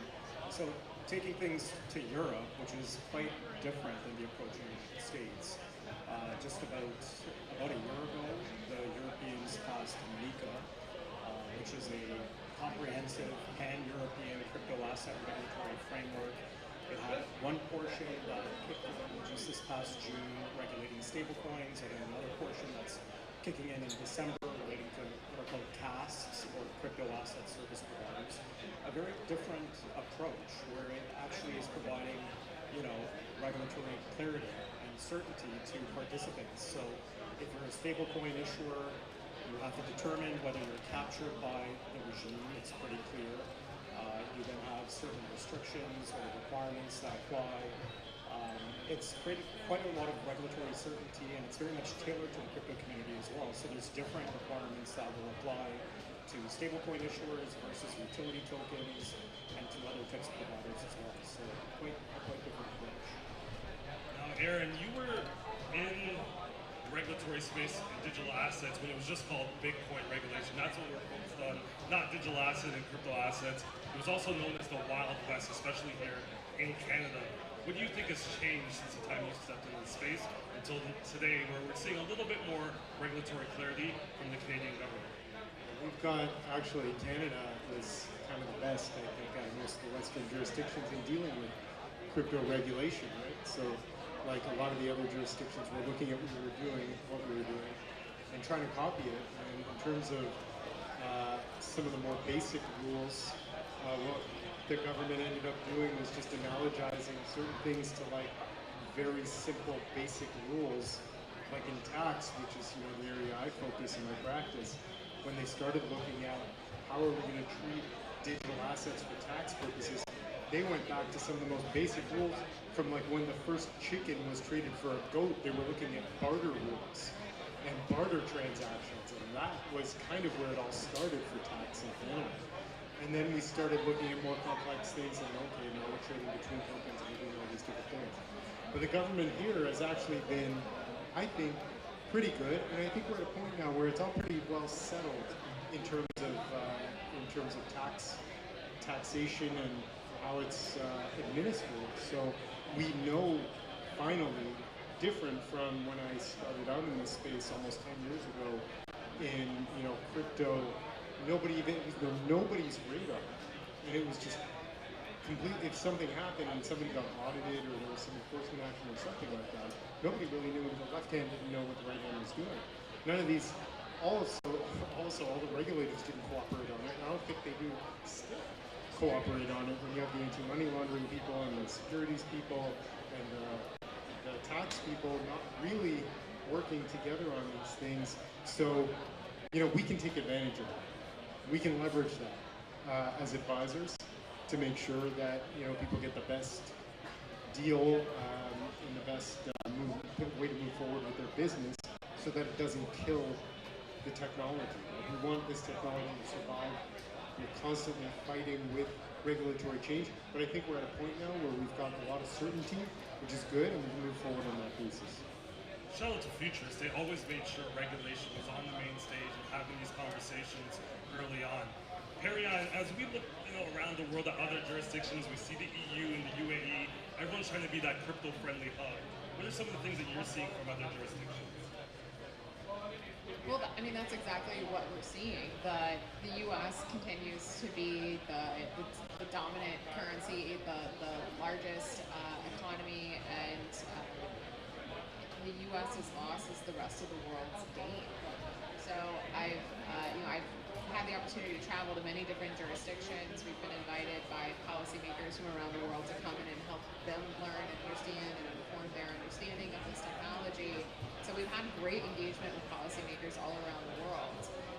A lot of countries do see this as a massive opportunity. Several years ago, Usman mentioned the European Union. They passed MiCA, so they have comprehensive legislation, and there's a lot of businesses that are working to get licensed so they can operate regulated businesses in their jurisdiction, something we're not really doing in the United States. Several years ago, the EU created their Blockchain Observatory and Forum. They issued a paper, an early paper, and there was a sentence that always stuck out to me. And what it said is, the U.S. created, this is paraphrasing, but the U.S. had created and dominated the internet. And we are not going to let that happen in blockchain. And many other nations are starting to understand the power of this technology. And what I think the conversation really is crypto's not going away. Digital assets are here to stay. This is not a technology that we can kill. There's been attempts to kill it. They've failed. The question really is who's going to benefit from it? Where is the industry going to develop? Is it going to be, where's the next Silicon Valley? Where's the next Wall Street going to be? Is it going to be in the United States? Is it going to be in Europe? Is it going to be in Hong Kong, Singapore? And there is a mad rush and race in all these jurisdictions Canada. To lead. Canada, of course. So over here. But it's there's a lot of exciting opportunities. The challenge is you don't have the same type of liquidity and market structure opportunities and a number of these other markets. So it's a balance, and a lot of people want to come to the West. They want to have access to the U.S. capital markets. But that is a big challenge to get licensed and regulated and operated, because of course all of this, very, very quickly to do so. I love it. Well, as we talk about where companies want to go, you work with a lot of decentralized DeFi projects, everyone in the world of Web3. What are some of the jurisdictions or places that people prefer dealing with when it comes to building their infrastructure, headquarters, and their overall operations? Yeah, I might just comment here just a bit on Micah first. I think one thing that every single country wants to avoid is capital flight, right? So MiCA was a really good framework for a company to come to Europe and establish themselves. And there's a big conversation around framework USDC, which, by the way, the law came in effect in July, and USDC was last registered, just as the deadline came in. So every single country is going to, look into preserving their talent and also capital, right? They want to be the Wall Street of crypto. Me and Aaron, we worked for a long time in the crypto industry, and 5-7 years ago, it was Cayman, Malta, it was Panama Foundation. They have all the right framework for ownerless foundation, right? No equity, all tokens. And these days, the trend is towards making sure companies can actually establish themselves in the right jurisdiction they operate in, right? Where the talent is. So again, these days we're seeing a lot of BVI came in, but what's most important here is there's a lot of changes in how taxes are regulated, right? OECD is changing the way there's tax reform, and taxes require more compliance. It comes down to more economic substance, and we just have to, just be a lot more careful than before. Aaron, what about you? You wrote pretty much written the book on offshore jurisdiction and what companies should be thinking about. Everyone has an opinion about where they should register. What is the actual maybe red flags that people should be thinking about going in to register to these, in quotes, crypto-friendly jurisdictions? I think that they should speak to somebody before they go off and speak to somebody at your home jurisdiction before you speak to somebody offshore, because what they're going to tell you all the time is you need to set up a foundation, you need to set up an IBC, and you need to set up this, and you need to set up this. But the truth of the matter is you don't need most of that stuff unless you need that stuff. And most projects don't, especially these days with the way they're going. They're not token. There's very few token projects or token issuing projects that are going into, that are looking for those types of structures. And if you're a smaller project, you don't need to spend $100,000 to $200,000 offshore setting up a structure. Like, you just don't. So the first red flag is when you start talking to those people, they'll always say at the end of those conversations, and by the way, you need to get a legal opinion from a lawyer back in your home jurisdiction, but when you get it, we'll set all this stuff up for you. And by the way, you don't have to get the legal opinion. You should get the legal. And I get clients who come to me and they haven't gotten the opinion, and they start paying for these structures and they can't use them. They can't use them for the purpose for which it was intended anyway. And so that's sad, and that's a lot of money that they're raising from investors that they're spending with it. So I guess biggest red flag is make sure you speak to somebody around who knows about these things. I do a lot of this, offshore tax structure. It sounds very glamorous and everything, but really it should be objective. Like, you do it if you're going to save tax. Don't do it because it's glamorous. Don't do it because it's going to give you some cachet or something. And certainly don't do it for securities reasons, because if you're planning to offer in the United States, you still have to make sure you're compliant in the United States. You can't set up a token issuer in BVI and issue all over the world with no consequences, right? So these are things that people need to be made aware of before they go and spend all this money on the beaches are nice. And going down there, you can write off a trip or two, but really, it's not working. You should really do it the right way. I love that. Uzma, I want to talk to you a little bit about the U.S. It's pretty much been a firing squad when it comes to the crypto. Going on the murder and kill theme from Perrier, it's been a firing squad for blockchain companies, and really the government's been enforcement only and maybe a little bit of guidance afterwards.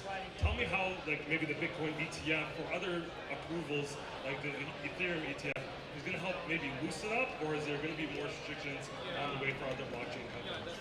Yeah, it's really fascinating. I have to say what's been happening in the United States of late. I mean, we've seen the crypto community fight back and really commence offensive litigation including against the SEC, to try to get clarity. So you mentioned one circumstance, which is really Grayscale's challenge to the SEC on Bitcoin ETFs, review of their decision and having it sent back to the SEC to help move forward on Bitcoin ETFs. But in the last year, we've seen many other cases of similar varieties. So we've seen Coinbase really dig in and fight back against the SEC. We've seen Ripple fight back against the SEC, accumulating a number of really key important decisions along the way, and you find which is really only a fraction of the SEC is seeking. We saw consensus fight back against the SEC being an offensive piece of litigation to try to get determinations that Ethereum is not a security. We've seen many other cases of this going on, but it's not representative of the SEC would change its approach. I'm not sure, somewhat, I would say. I think the SEC was used to dealing with low-hanging fruit in the earliest of days, clear cases probably of fraud, and now we're into the stage of more nuanced, complex matters with some level of history where the SEC has suffered defeat in court, but they've now shifted their position from one of caution. And we've been seeing that in a number of cases. So in the Paxos case, they did issue a Wells notice. For those of you who are not aware, a Wells notice is, I used to be a prosecutor at the Ontario Securities Commission, we had a similar process. It's putting the party on notice that tell us a little bit more, and this is your last opportunity to speak, or else we are going to commence a prosecution against you. In that case, it's a little bit different, but that was what happened to Paxos, and ultimately, as we understand it, the SEC backed away from that case and closed their investigation. The same thing happened with Ethereum 2.0, where the SEC was and did issue a Wells notice and ultimately ended up terminating that investigation. They also did recently approve Ethereum ETFs as well. So does this all represent a change of approach of the SEC? I don't think so. I don't think that they're going to start welcoming in the crypto community, change SAB 121, and start loving the crypto community all of a sudden. But what it does appear to be the case is that the SEC has noticed that the crypto community is fighting back. They are going to apply a more cautious approach and really pick their battles, I would say. Here again, are crypto companies getting tired of fighting? It sounds like they're doing a lot of fighting. Are they getting tired of fighting and maybe look to move more offshore? Or do you think President Trump, if he's elected, would help fight with these crypto companies to get at least a little bit more innovation and a little bit more collaboration versus this enforcement action that we're seeing recently? Well, not everybody has the luxury of fighting. I know, as weird as that sounds, but some businesses do not have the resources to engage in litigation with the federal government. It's extremely intimidating to be litigating with the U.S. federal government, but it's extremely costly, and there's a lot of businesses that have just settled, or they closed up shop and said that it's not worth the stress, it's not worth the finances. So that's actually probably the majority of the actors. Luckily, we have a number of businesses who have enough resources that they can fight these big boy fights. And part of this is the maturation phase of the cryptocurrency space. It is somewhat of a privilege to be in this space. And if they didn't take us seriously, they wouldn't be fighting us like the dominant players that we are, right? So every industry goes through this maturation process. There's going to be a fight to protect the incumbents. There's going to be a process of regulation. I do think a lot of this is not very productive. But I'm very grateful to the businesses, and many of them are actually here today sponsoring this event in Toronto, continuing to support our community and fighting these fights. And it's not just for them, it's really for the entire community. And I'll tell you the reason why I show up every day at our nonprofit and fight for our community, and it has a lot more to do with the purpose of digital assets than an opportunity to make money or to get glory and fame through the opportunities that this presents. At the end of the day, cryptocurrencies are a tool to exercise some of our most natural and sacred rights as human beings. when you think about what crypto is at a technical level, it's an open source software system so we can communicate. Without someone censoring us in between, we can engage in transactions with anyone telling us we can or we cannot do that. The message, the whole ethos of crypto is a message of inclusivity. We're all equal on chain. It doesn't matter how old you are, where you came from, what your gender identity is. None of that matters. Everyone is treated the same way. So any effort for a government anywhere in the world to restrict our access to use this technology, it's a attack on our free speech, because of course software is protected, open source software is protected as free speech. It's impeding our right to assemble. We can digitally coordinate using this technology. And it's attacking our property rights. Because of course Bitcoin was the world's first digital property and introducing digital property rights for the first time. This has very little to do with these crypto businesses, the SEC's jurisdiction or regulators' power over this, and more to do with these natural human rights. And that's worth fighting for, no matter where you're from, how much money you have, where you came from. If we lose those rights, we've lost everything as a society. That's a powerful statement. It feels like you should be, a running partner of maybe one of these presidential candidates. No announcements, no announcements. We're going to go down the line and ask everyone, Mo, leave us with a final thought. We're going into the second day tomorrow. There's conversations around DAO, Web3, tokenization, real-world assets. Leave us with a final thought that people should be thinking about, maybe from a regulatory or tax and accounting space, to keep in mind throughout the while listening to these conversations. Yeah, I have two thoughts here. One is, certainly in the US, we're seeing a clampdown in IRS and how they treat crypto users. So a lot of changes there that's probably going to affect Canada as well. And secondly, we're going to probably see like more institutional players, entering the market, more in terms of regulation. People that are going to register are going to have a lot of funds, and we're probably going to see more consolidation in the future, right? So certain smaller player might exit certain market, go to market that are more regulatory friendly, like maybe Asia. But I think in terms of crypto markets and crypto players, exchanges and project are probably going to be more jurisdictionally bound, right? They're going to operate in jurisdiction where they can operate, and crypto might become a bit less global, a bit more local. So it goes against the motto of crypto, but I think we're going to see a bit of fragmentation in the market.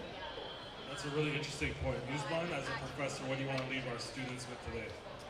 Yeah, I mean, so I've been in this area for about 8 years, and it's almost interesting. We can sort of see what the next phase of regulatory attention will be. So in 2017, 2016, it was ICOs, then it became crypto asset trading platforms, or crypto exchanges as we call them. Then it was stable coins. The next area that I think that all should be on the radar is really DeFi. We've been seeing a lot of regulatory attention on DeFi. We've seen IOSCO, which is almost like the United Nations of all securities regulators, put up their final guidance on DeFi. They will be asking governments to come into line to regulate DeFi protocols. We've seen the SEC issue a Wells notice against Uniswap. So that's a critical area that I think should be on everyone's radar. Aaron is an international author. We got a few seconds left. I only have about a second, but the only thing I'm going to say is just don't try to do this yourself. Call one of us, at least to have a phone call, to discuss what you're thinking of doing, so that you don't get yourself and your investors and everybody in trouble. We have a few seconds left. I want to play a fun game of overrated, underrated. I'm going to give each of you, you let me know if it's overrated or underrated. Trump firing SEC Gary Gensler, overrated or underrated? This would be awesome. Day one, underrated. Bo, Russia legalizing crypto for cross-border payments, overrated or underrated? I would say it's such a tough market. I mean, we don't sell our project out of Russia, so we'll say a bit overrated.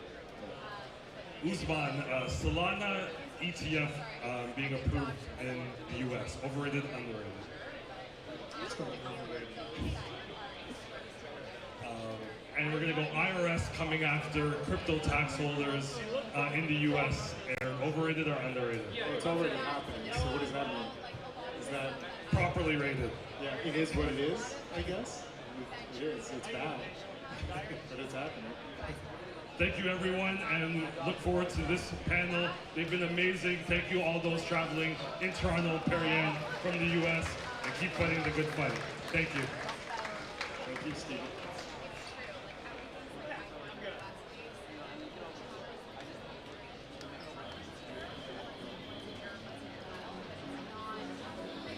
Thank you, panel.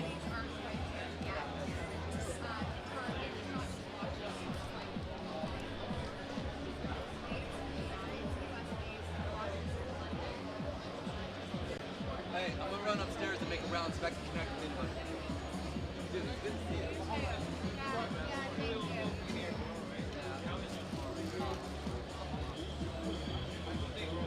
I'll be back. I'm just gonna go upstairs and make a round. Thank you for coming here. Welcome to you if this is your first Stampede, and thank you to the Canadian Blockchain Consortium for bringing us together to talk about the future of fintech in Alberta.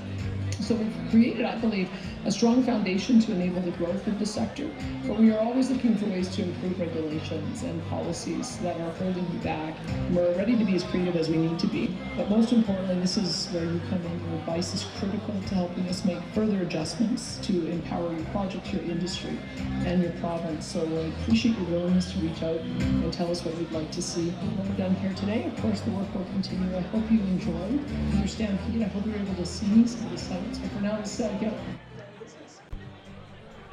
Ladies and gentlemen, we're coming up to another session here at the Blockchain Futurist Convention 2024 in Toronto, Ontario. We just had a good panel about global regulation and for entities to how to comply with worldwide regulations. The summary: you can't operate in one country and then expect to be able to operate in all the others by default. You got to register in each one that you want to do business. For our very special guest and speaker, the Honorable Dale Nally. I'll be right back, ladies and gentlemen.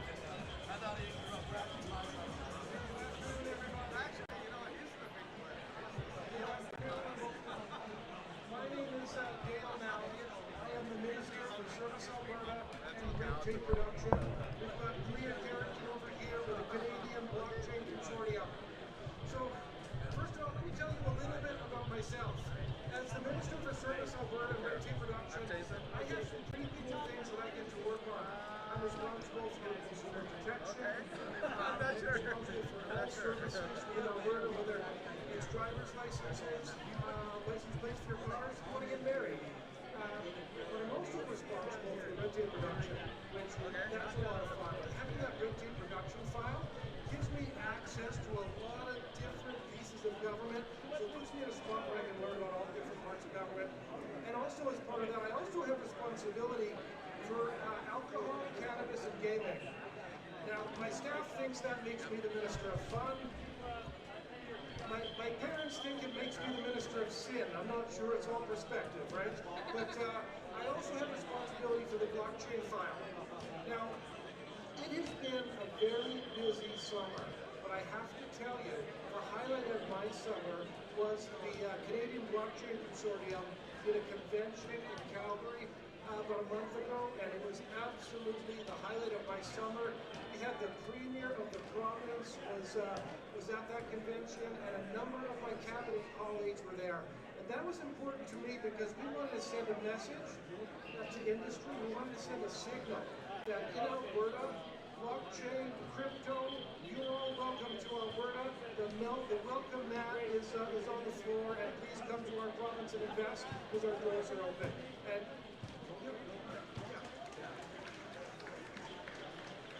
now, my enthusiasm for blockchain started about 2 years ago, and it was when Kalia invited me to come to a trade mission in Texas on blockchain. And that's when I saw for the first time that an industry that is built on innovation and entrepreneurialism is a perfect match for a jurisdiction that is built on freedom and entrepreneurialism and innovation. And that's why I knew that the crypto industry in Alberta would be a very natural fit. And so let me just tell you a few things about Alberta. We are home to 3,000 tech companies. That's 3 times as many tech companies as we had 10 years ago. We've also seen $2.7 billion of venture capital come into the province in the last 5 years, and we have 47 blockchain companies in Alberta, and we'd like to see that number to go up as well. Now, there was a gentleman about 30 years ago, you may have heard of him, and his name was Ralph Klein, probably one of the best trainers this country has ever seen. And he was an innovator, and he was ahead of his time, and he used to say something called Silicon Prairie. And that's what we would like to see in Alberta is Silicon Prairie. So we want tech companies, we want blockchain, we want crypto, we want iGaming, anything technology that will contribute to us becoming Silicon Prairie is something that's absolutely welcome in the province of Alberta. So now let me pivot to why choose Alberta as the location for your company. Well, there's a couple of reasons. And crypto miners need access to plentiful, affordable energy. And let me tell you, we have affordable energy in Alberta. We have a 200-year supply of natural gas. And we have some of the cheapest natural gas in North America, if not the cheapest natural gas. We have a free and open market for electricity. So that means you could come into Alberta, you could partner with a company on your own cogen, you could build your own electro production, you could go behind the fence, you could even do something like self-supply with export, which is when you produce the power that you need, but when prices for electricity are high, you can stop producing and sell the excess electricity into the open market. So there's lots of potential for you, but again, you need a free and open market for power to be able to do that, and that's what we have in Alberta. Now, we also have a low cost tax structure. We have the lowest corporate taxes in Canada. We're cheaper than 44 U.S. states. Our corporate taxes put us in line with Louisiana and Texas. But not only are we a low-cost jurisdiction for taxes, we have low corporate taxes, we've got low personal taxes, we've got no sales tax, we've got a tiny land transfer tax, and no employment tax. This line here? And we have a low cost of living. This is our camera. So talk to me, talk to camera, however you want. These microphones are like this, not like this. Okay. That's for you. On the tax side, we are also and I'll just get started in one second here. Since we came to government 5 years ago, we eliminated 30% No, it's good. of the red tape in government in the province of Alberta. All right, ladies and gentlemen, welcome to DYOR Live's interview series here at the Blockchain Futurist Convention here in Toronto, Ontario. We've had a lot of good guests today, but now we have a guest that's had quite the impact on the crypto market here. Wrong Way of Certic, the CEO and co-founder of Certic. Wrong Way, thank you for joining us today. Yeah, thanks for the interview. Well, I have to say is that there are a few people that have such a large impact on crypto, and with the new industry that we had so long ago, with so many scams and so many people trying to really trick the retail users, we needed someone that could come in and audit contracts that could provide some sense of security. How did you decide to get into that line of business? Yeah, it's a great question. So, I'm also a computer science professor at Columbia University, and my research is focused on software security and more specifically, something what we call the formal verification. And the key idea of it is that we try to provide mathematical guarantee over the code. Right. Well, in this industry, in blockchain industry, we say code is law, right? Or in code we trust. But the code itself is not trustworthy. So first of all, it may have bugs. And right. then it even for bug-free smart contracts or programs, it may still kind of like lead to some unexpected execution and so on. So that's why I feel like there's a great synergy between this industry and my research. So that's why how I started back to the year of 2018. How long ago did you start Certic? As I mentioned, so we started in the year of 2018. Oh, 2018. So already more than 6 years. Well, the pretty company, old in this right? space. Yes, the OGs in the industry. Well, it's certainly grown a lot since then. So, many of us are familiar with the typical CertiK audit. What kind of new products is CertiK coming out with to address new types of crypto, new types of blockchains? What's new and next? Yeah, so beyond, so our most well-known business is auditing, and our market share, global market share is pretty big, actually more than 50% globally, and beyond that, beyond this kind of like the cybersecurity at the source code level, we also have a full stack, one-stop cybersecurity services and products. For example, we have Skynet. That is a 2C website, and you can go to the Skynet website to get more security-related and also non-security-related data about the project. And we also provide 2C side security tools like the wallet guard, like the token scan, all this kind of stuff. These are 2C products. And meanwhile, we also have CertiK Alert. If you follow our Twitter, we're gonna alert the community about, let's say, some hack instances, rug pulls, and we try to warn the users, the retail users, let's say, to withdraw money from risky projects and code and so on. And beyond that, we also have our compliance product called Sky Insights that we keep track of all these transactions. We work with regulators. We work with let's say big exchanges and so on, trying to making sure that when these exchanges and also even for individual, when you receive funds, these funds are safe. Right. Yeah. So at DYOR Media, for Do Your Own Research, we like to teach new people and young people, or young in the industry people, about crypto, what to look out for, the scams, how to be safe in it. How do you enjoy teaching? Is that something you really enjoy at Columbia University? Yeah, of course. And I actually started from this fall. I'm gonna teach blockchain Web3 course at Columbia. And also when we start doing CertiK, we share the same view that this is what we call dark forest, in the sense of lots of risks, right? Lots of scams and hacks and so on. So we want to help protect this industry, right? Protect the community. That's why we are the first, and I believe still now the only company that publish all our auditing reports as a way for retail users to do their own study. And then we have our Skynet website, right? You can search all this data about the projects by yourself. Yeah, that's what we are doing. Yeah. I do have to say that the Skynet saved me a couple of years ago. I guess it halted the trading and a contractor caused it to stop because of something going wrong, and I did not lose my money. So thank you. Yeah, it's great to hear that. Right. Yeah.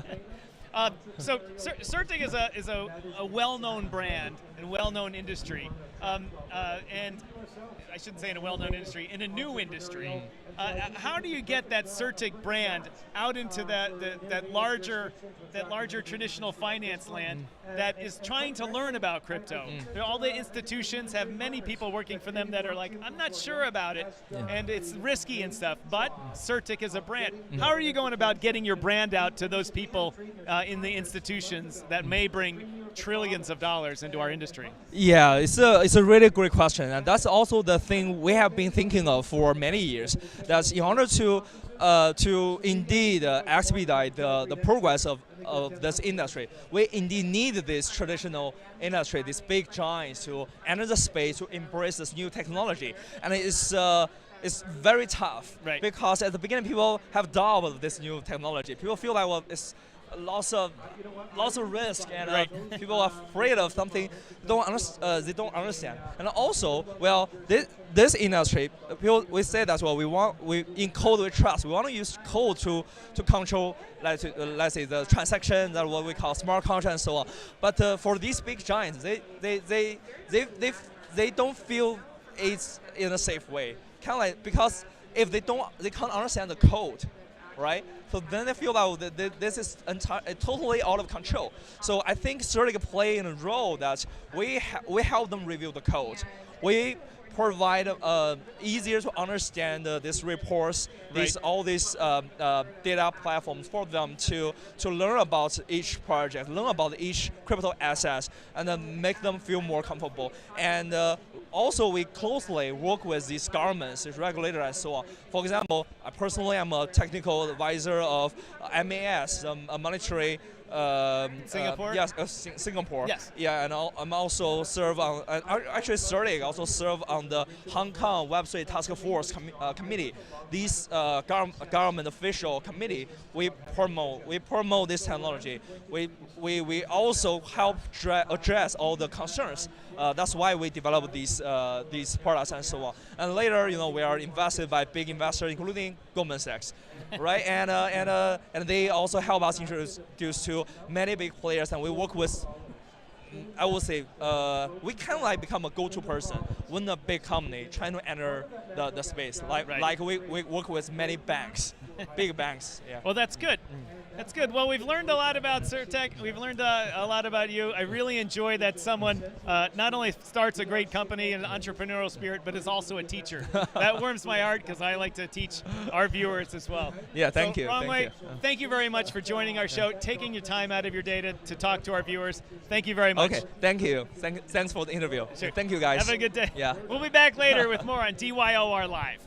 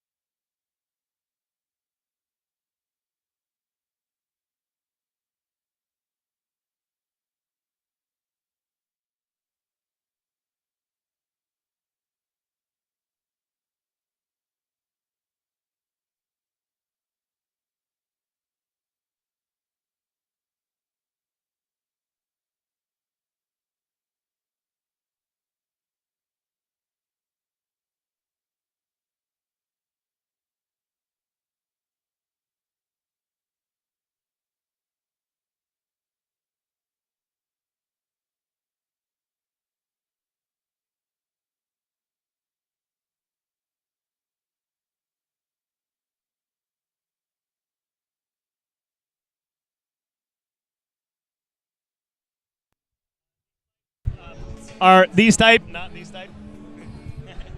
I got it. How's that for sound? Check. How's that? That sound is good? Okay, excellent. Ladies and gentlemen, welcome back to DYOR Live series of interviews here at the Blockchain Futurist Conference 2024 here in Toronto, Ontario. I've had a lot of good interviews during the day here today from business, but it's good to get a little bit of info from the government side of view on the industry. So thankfully from Alberta, I have the Honourable Minister Dale Nally, Minister of Service Alberta and Red Tape Reduction. Welcome to the show, Minister. Thank you, Thomas. It's a pleasure to be here. Well, thanks for joining us. One of the things we've heard in the past a lot is the Alberta advantage. And as the province has struggled under current federal government, the relationship with the federal government over your traditional oil and gas industry, you've been embracing other types of technologies to really bring home the idea that Alberta is a high-service, low-tax state that brings great things to people. Tell us, what's your viewpoint, being here at this conference, of the crypto and Bitcoin industry as related to Alberta? Well, you just said everything right there. Oh, well, that's all. Thanks for joining us. So we have struggled with the federal government and their overreach, and so getting our resources to market has been a constant challenge. But crypto changes that dynamic because all of a sudden we don't have to get our resources to market. We bring the market to our resources, which is, it's almost as if though we're selling energy on the internet. So the win for Alberta is incredible. So my job here today is to tell everybody about the Alberta advantage, which is we are a low tax environment. We've got the lowest corporate taxes in Canada. In fact, we're cheaper than 44 US states. All right. We've got low personal income taxes. We have no sales tax. We have a tiny land transfer tax.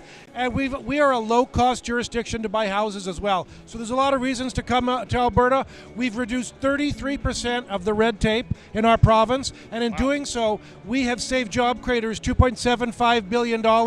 And we have created a business-friendly environment with our 200-year supply of natural gas, and it's an affordable, probably one of the cheapest supplies of natural gas in North America. There's a lot of reasons for these crypto miners, for these blockchain companies to come to Alberta. One of the most interesting things I found is I had a guest on my show who was putting Bitcoin mining containers out with wells that seemed to be dead but were just leaking some methane, and they were turning that into putting a Starlink terminal on it and turning that, recapturing the gas, improving the climate by not letting these things just go into the atmosphere, and generating income from it at the same time while using their Starlink terminal to allow indigenous communities to have basically free Wi-Fi access. Isn't that crazy? There are progressive jurisdictions that do not want crypto in their province or in their country, and I got to tell you, there's a prime example of an innovator, an entrepreneur that took rogue methane emissions and turned them into gold. That's exactly why we love this industry. Well, I have to say, the Canadian Blockchain Consortium has been a big driving force in Alberta, and in fact across the country now. And the fact that you're here in Ontario speaking about it says a lot to the reach of the consortium and Collier Carrington's reach in this industry too. And I'm glad she brought you here. And Minister, thank you for joining us on the show, and thank you for taking the time to explain the Alberta advantage. Thank you, Thomas. Have a great day.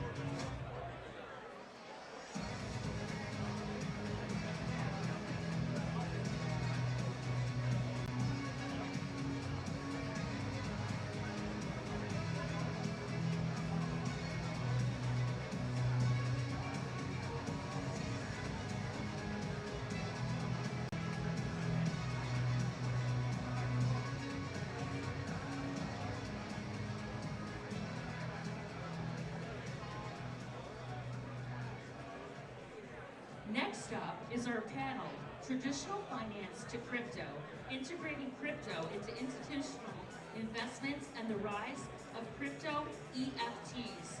Please welcome to the stage Claire Brunel from The Logic.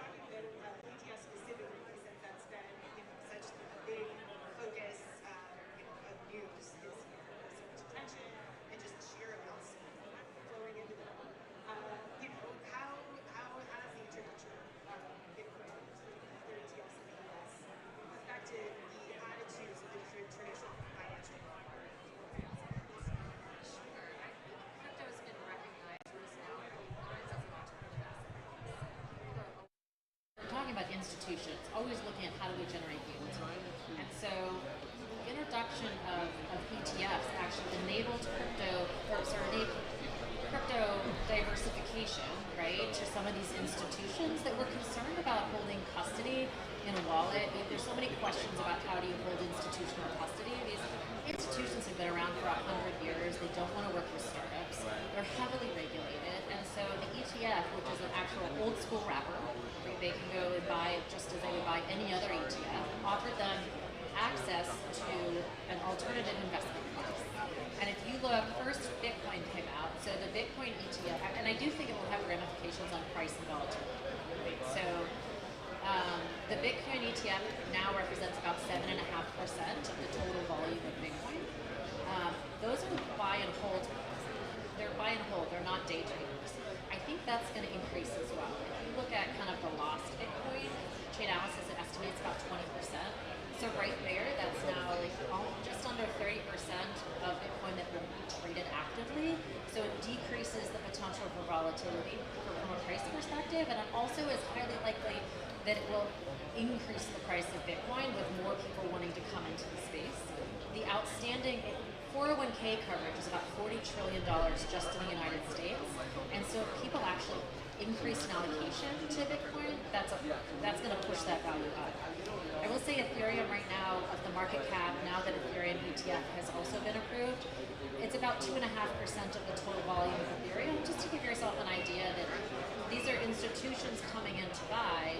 They're not majority owners yet, but it really is kind of a step in the direction of recognizing crypto as a class. And I do believe there will be more ETFs. I think there'll be more ETFs of specific cryptos, but also diversified baskets of cryptos that kind of, if you think about, you know, the FTSE 100 or NASDAQ's top stocks, that will give access to kind of follow those indexes. So I think that would probably happen for NFTs and altcoins after it happens for crypto, but it's really the first step.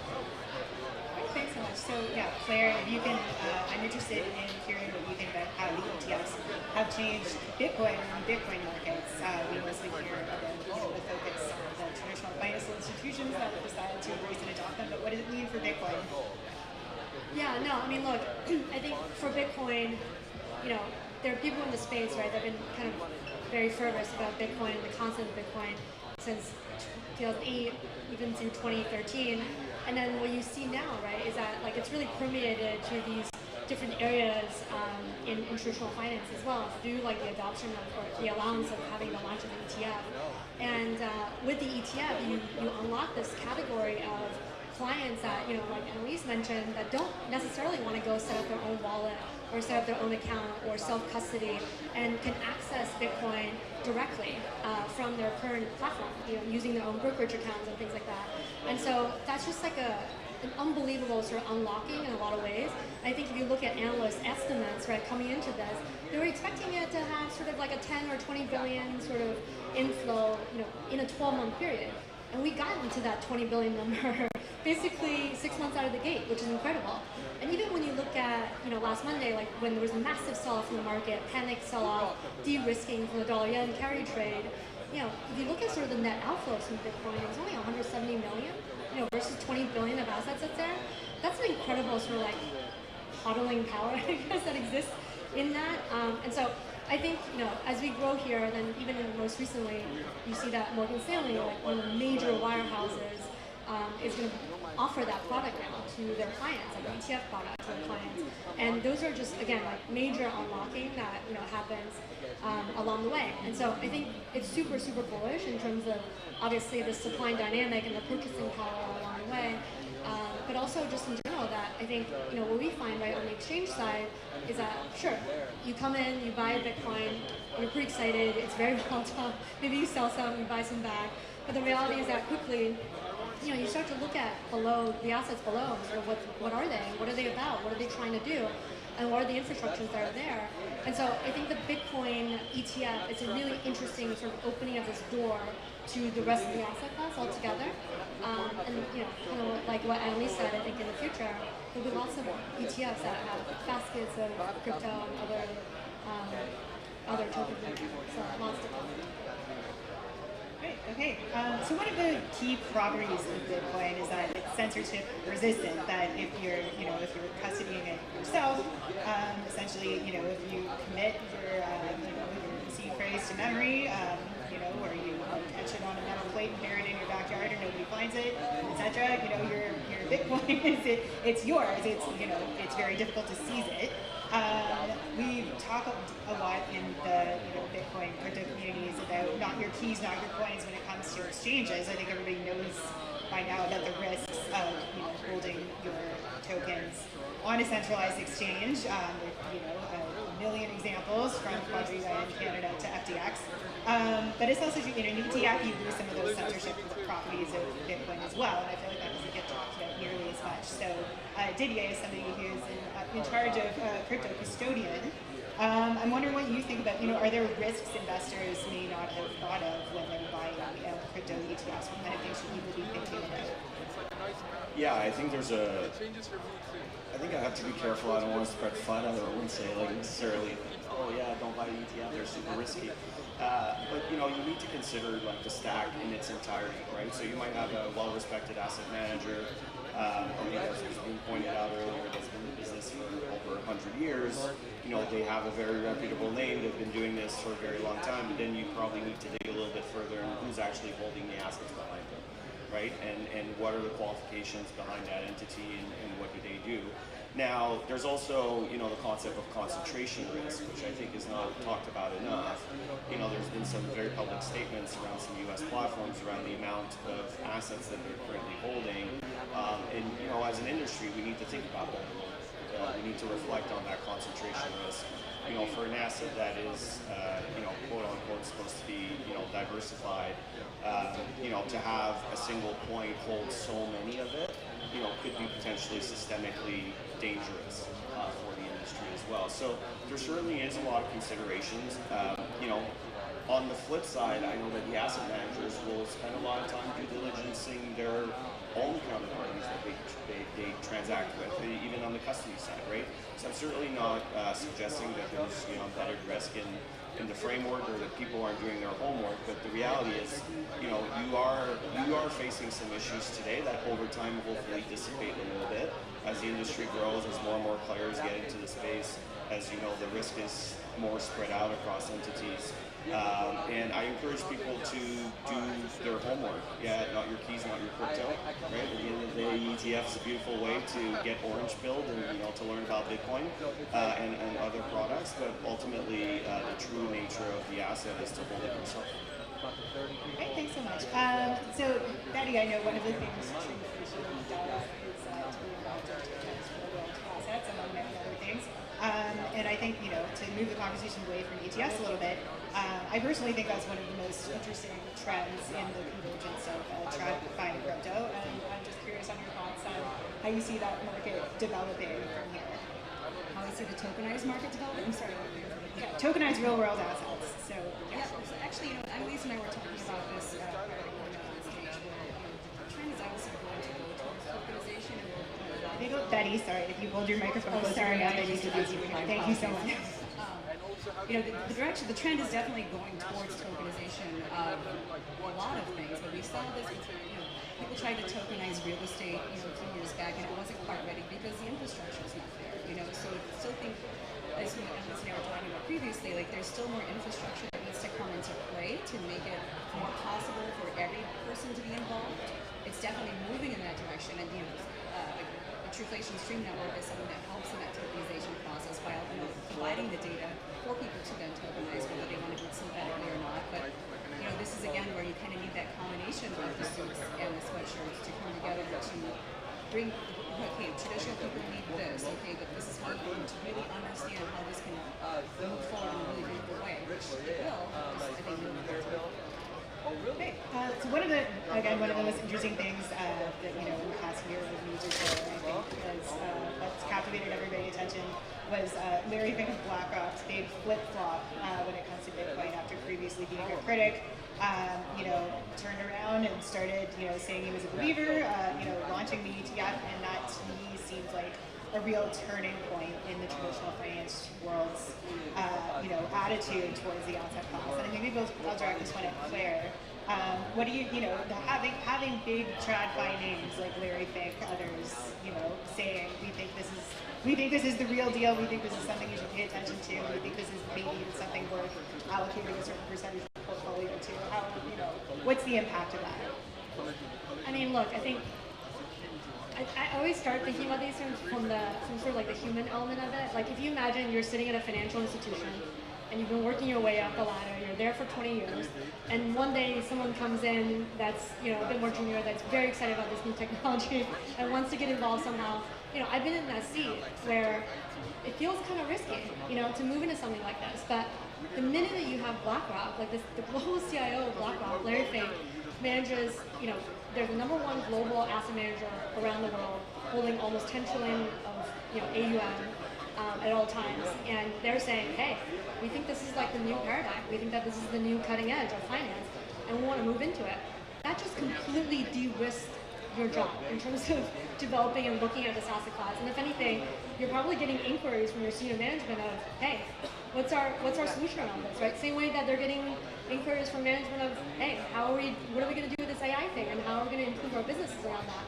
And so I think this green light from sort of this beacon of the industry is really, really helpful, and will spur so much sort of development, discovery, and movement sort of into this corner of the world. And so I think it's been like a fantastic move. And I do think that there's a lot of criticism out there of like, oh, like you flip-flop, things like that. And my feeling around that is sort of just, hey, like it's going to take some convincing, right, and learning, process to understand sort of how this works and like what are the benefits of that for you as a business.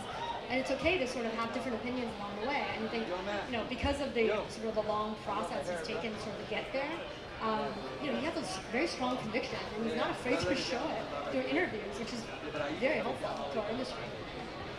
Add on that too, I feel like the institution have to grow a that I don't feel like they're necessarily doing it out of the goodness of their hearts. They're recognizing, if I want to continue to grow by 20%, where do I find that money? And then there's new opportunities with changing generations, I think, and different opportunities to access crypto players. If you look at the funds right now, they're going on multiple chains because they want to get into their ecosystem.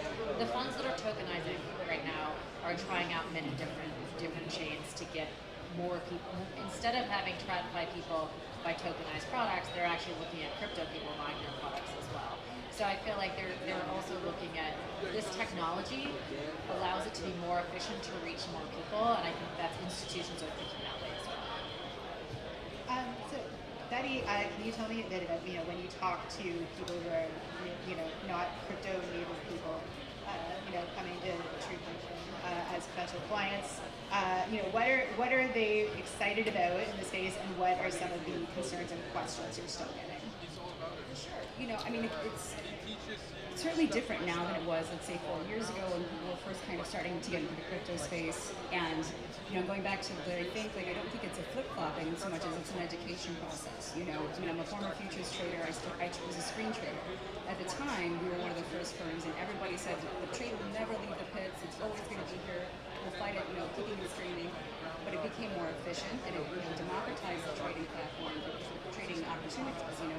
So I think it's more like an education thing. People are excited about it. People know more about what crypto is, that there's a difference between Bitcoin and blockchain, and that there's a lot that can be done to really enhance and improve. You don't just have to be a hedge fund person to have enhance and improve your capabilities. And I think people are really starting to not flip-flop, but be more educated and have a better understanding of what's possible. Didier, do you think that there will come a time when it doesn't even make sense to distinguish between TradFi and crypto? Even right now, I'm starting to see, the companies I cover, resemble each other more and more in terms of the types of products they're offering. So what do you think? That's certainly why I'm here in this space. I spent 16 years as a suit. I still kind of have a jacket, but I wear sneakers now. And I think this is the future, right? I've worked in a financial organization. I've seen the infrastructure. I've seen how inefficient it is. I truly believe that the technology is more efficient. Like we talk a lot about the financial aspects of Bitcoin ETFs, Ethereum ETFs, etc., which is a speculation on the value of the asset, but ultimately, like the technology specifically for Ethereum and other layer ones is what's driving change in the space. So, you might look at, let's say, Hybit, and it has, last I checked, about 20 billion, right? And I think pretty sure they launched and they thought they were going to do 1 or 2 billion in the year. So it's been a 10x success. But what's really interesting is Pedro and what they're doing on chain, right? Tokenizing a fund, right? Being able to on and off ramp on USDC, basically cutting so many intermediaries in the process, right? In terms of the technology. So I do think that's the future. I think there's a lot more activity than people expect going behind the doors right now of these big financial institutions. There's a lot of value being exchanged on chain right now in proof of concept ecosystems, or even maybe closed kind of layer ones ecosystem. There's a lot of debt being done right now, and I think that's all very exciting because at the end of the day, we all know that sending, let's say, money overseas is pretty inefficient, but the overall financial infrastructure to some degree is also very inefficient. If you can utilize blockchain, get it fast enough, cheap enough, transactional enough, I think definitely that's the future, and that's why I'm here. I mean, I got 2 young kids, and I'm trying to build for them, and I think that's the future. Okay, so we've got about 5 minutes left, and I'm actually interested in everyone's take on this question if we're able to have time to get short enough answers. But I would say the most common question I get on this subject from readers and from just sort of normal people is, but I thought the whole point of Bitcoin was to eliminate the need for banks. Why am I hearing about the traditional financial system integrating with it? Does not kind of defeat the whole purpose. So I think those are many ways to take that. Bitcoin white paper was launched in 2008. At the same time, Occupy Wall Street was downtown, and it was the idea to give more power in the hands of the people. I think the technology on which Bitcoin was built is amazing to help upgrade finance, is how I look at it. And so I do think DeFi does put more hands in the people. I can be the bank. I think banks and asset managers and the financial industry is going to have to recognize this technology, because soon we're not going to talk about blockchain at the time what's built. But I do think that much more will be built using this technology because it's much more efficient. We can make money and save money at the same time. Yeah, I mean, I really think that's the Bitcoin itself is just the entry point, really, and the technology itself is so much more bigger than that. And the reality is that, we live in a very big world and with different people kind of using different things. And the reality is that you have to meet your clients and your audience where they are and where they live, right? Like ETF is a perfect example of that. A lot of clients live on brokerage exchanges and they want to see these assets in their brokerage account that they access every day. And so you have to be there. And so I think, there's a lot of, as we have more people kind of coming into the fold in this industry, bringing their sort of prior industry knowledge from other places and really integrating this technology into their prior industries, whether that be real estate, whether that's like, obviously financial services, it could be entertainment, it could be lots of things, right? And so I think the future is really bright, and I think, I think there's lots more room to go.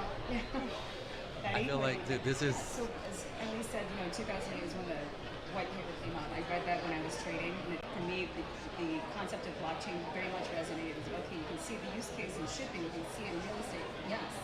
But my belief at that time was there's no central bank back in this, so it's not going to happen.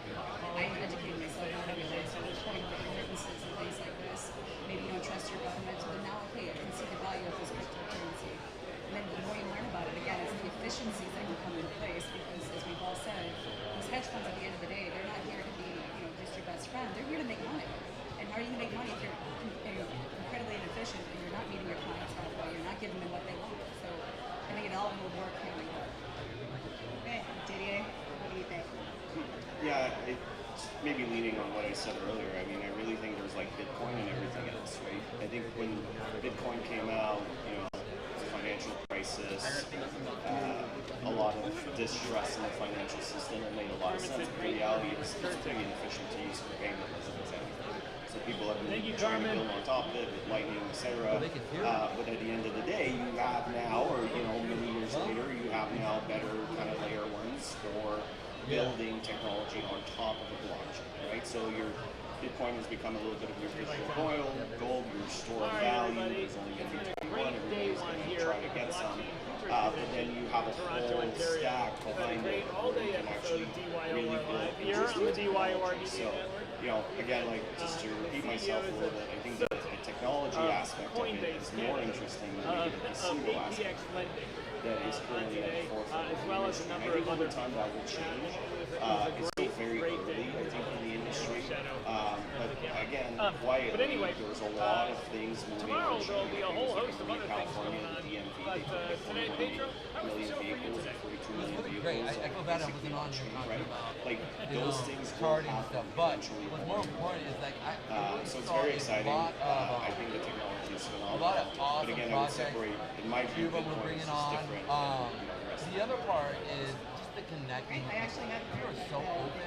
I'm just shocked. I would have thought that a lot of these okay, all right. Well, thank you so much to my panelists, and thanks for listening. Enjoy the rest of your conference. Thanks very much. Thank you. And they're just down to earth and they're open and they're willing just to. Thank you so much to our panel. Well, one of the things you need to understand, this is Canada. So people are a little bit more friendly. They're used to a smaller environment, smaller footprint, and so they don't have the masses that we do in the U.S. Chasing after them. But still, it's a big show here with a lot of people running around, and many people were very nice to give Pedro and I their time, whether either on the show here or at their booth talking about their products.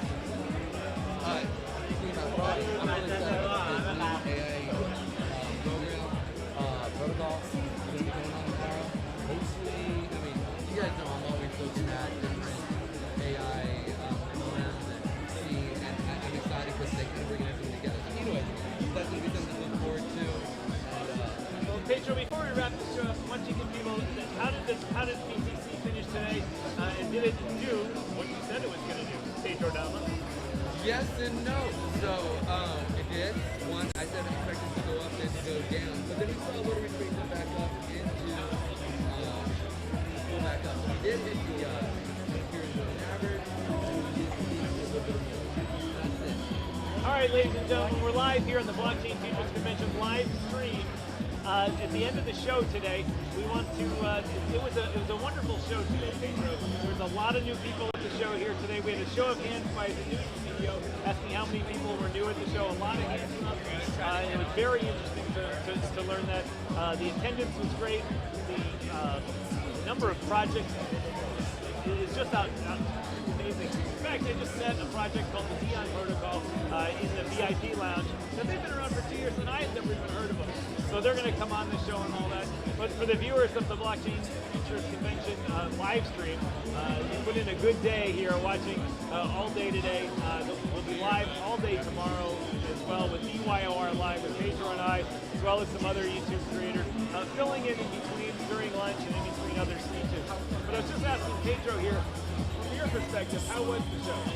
I think the show was good. I think the biggest thing for me, and I feel like for everybody here as well, is just the openness to communicate and talk and even pontificate about potential movement in the crypto sphere. You know, that's in the world. That's one thing that for me I'm looking at is like impressed with the sharing of ideas. And to me, anytime I can share real ideas and work it out, it's a good day. Just give me a signal. Bring up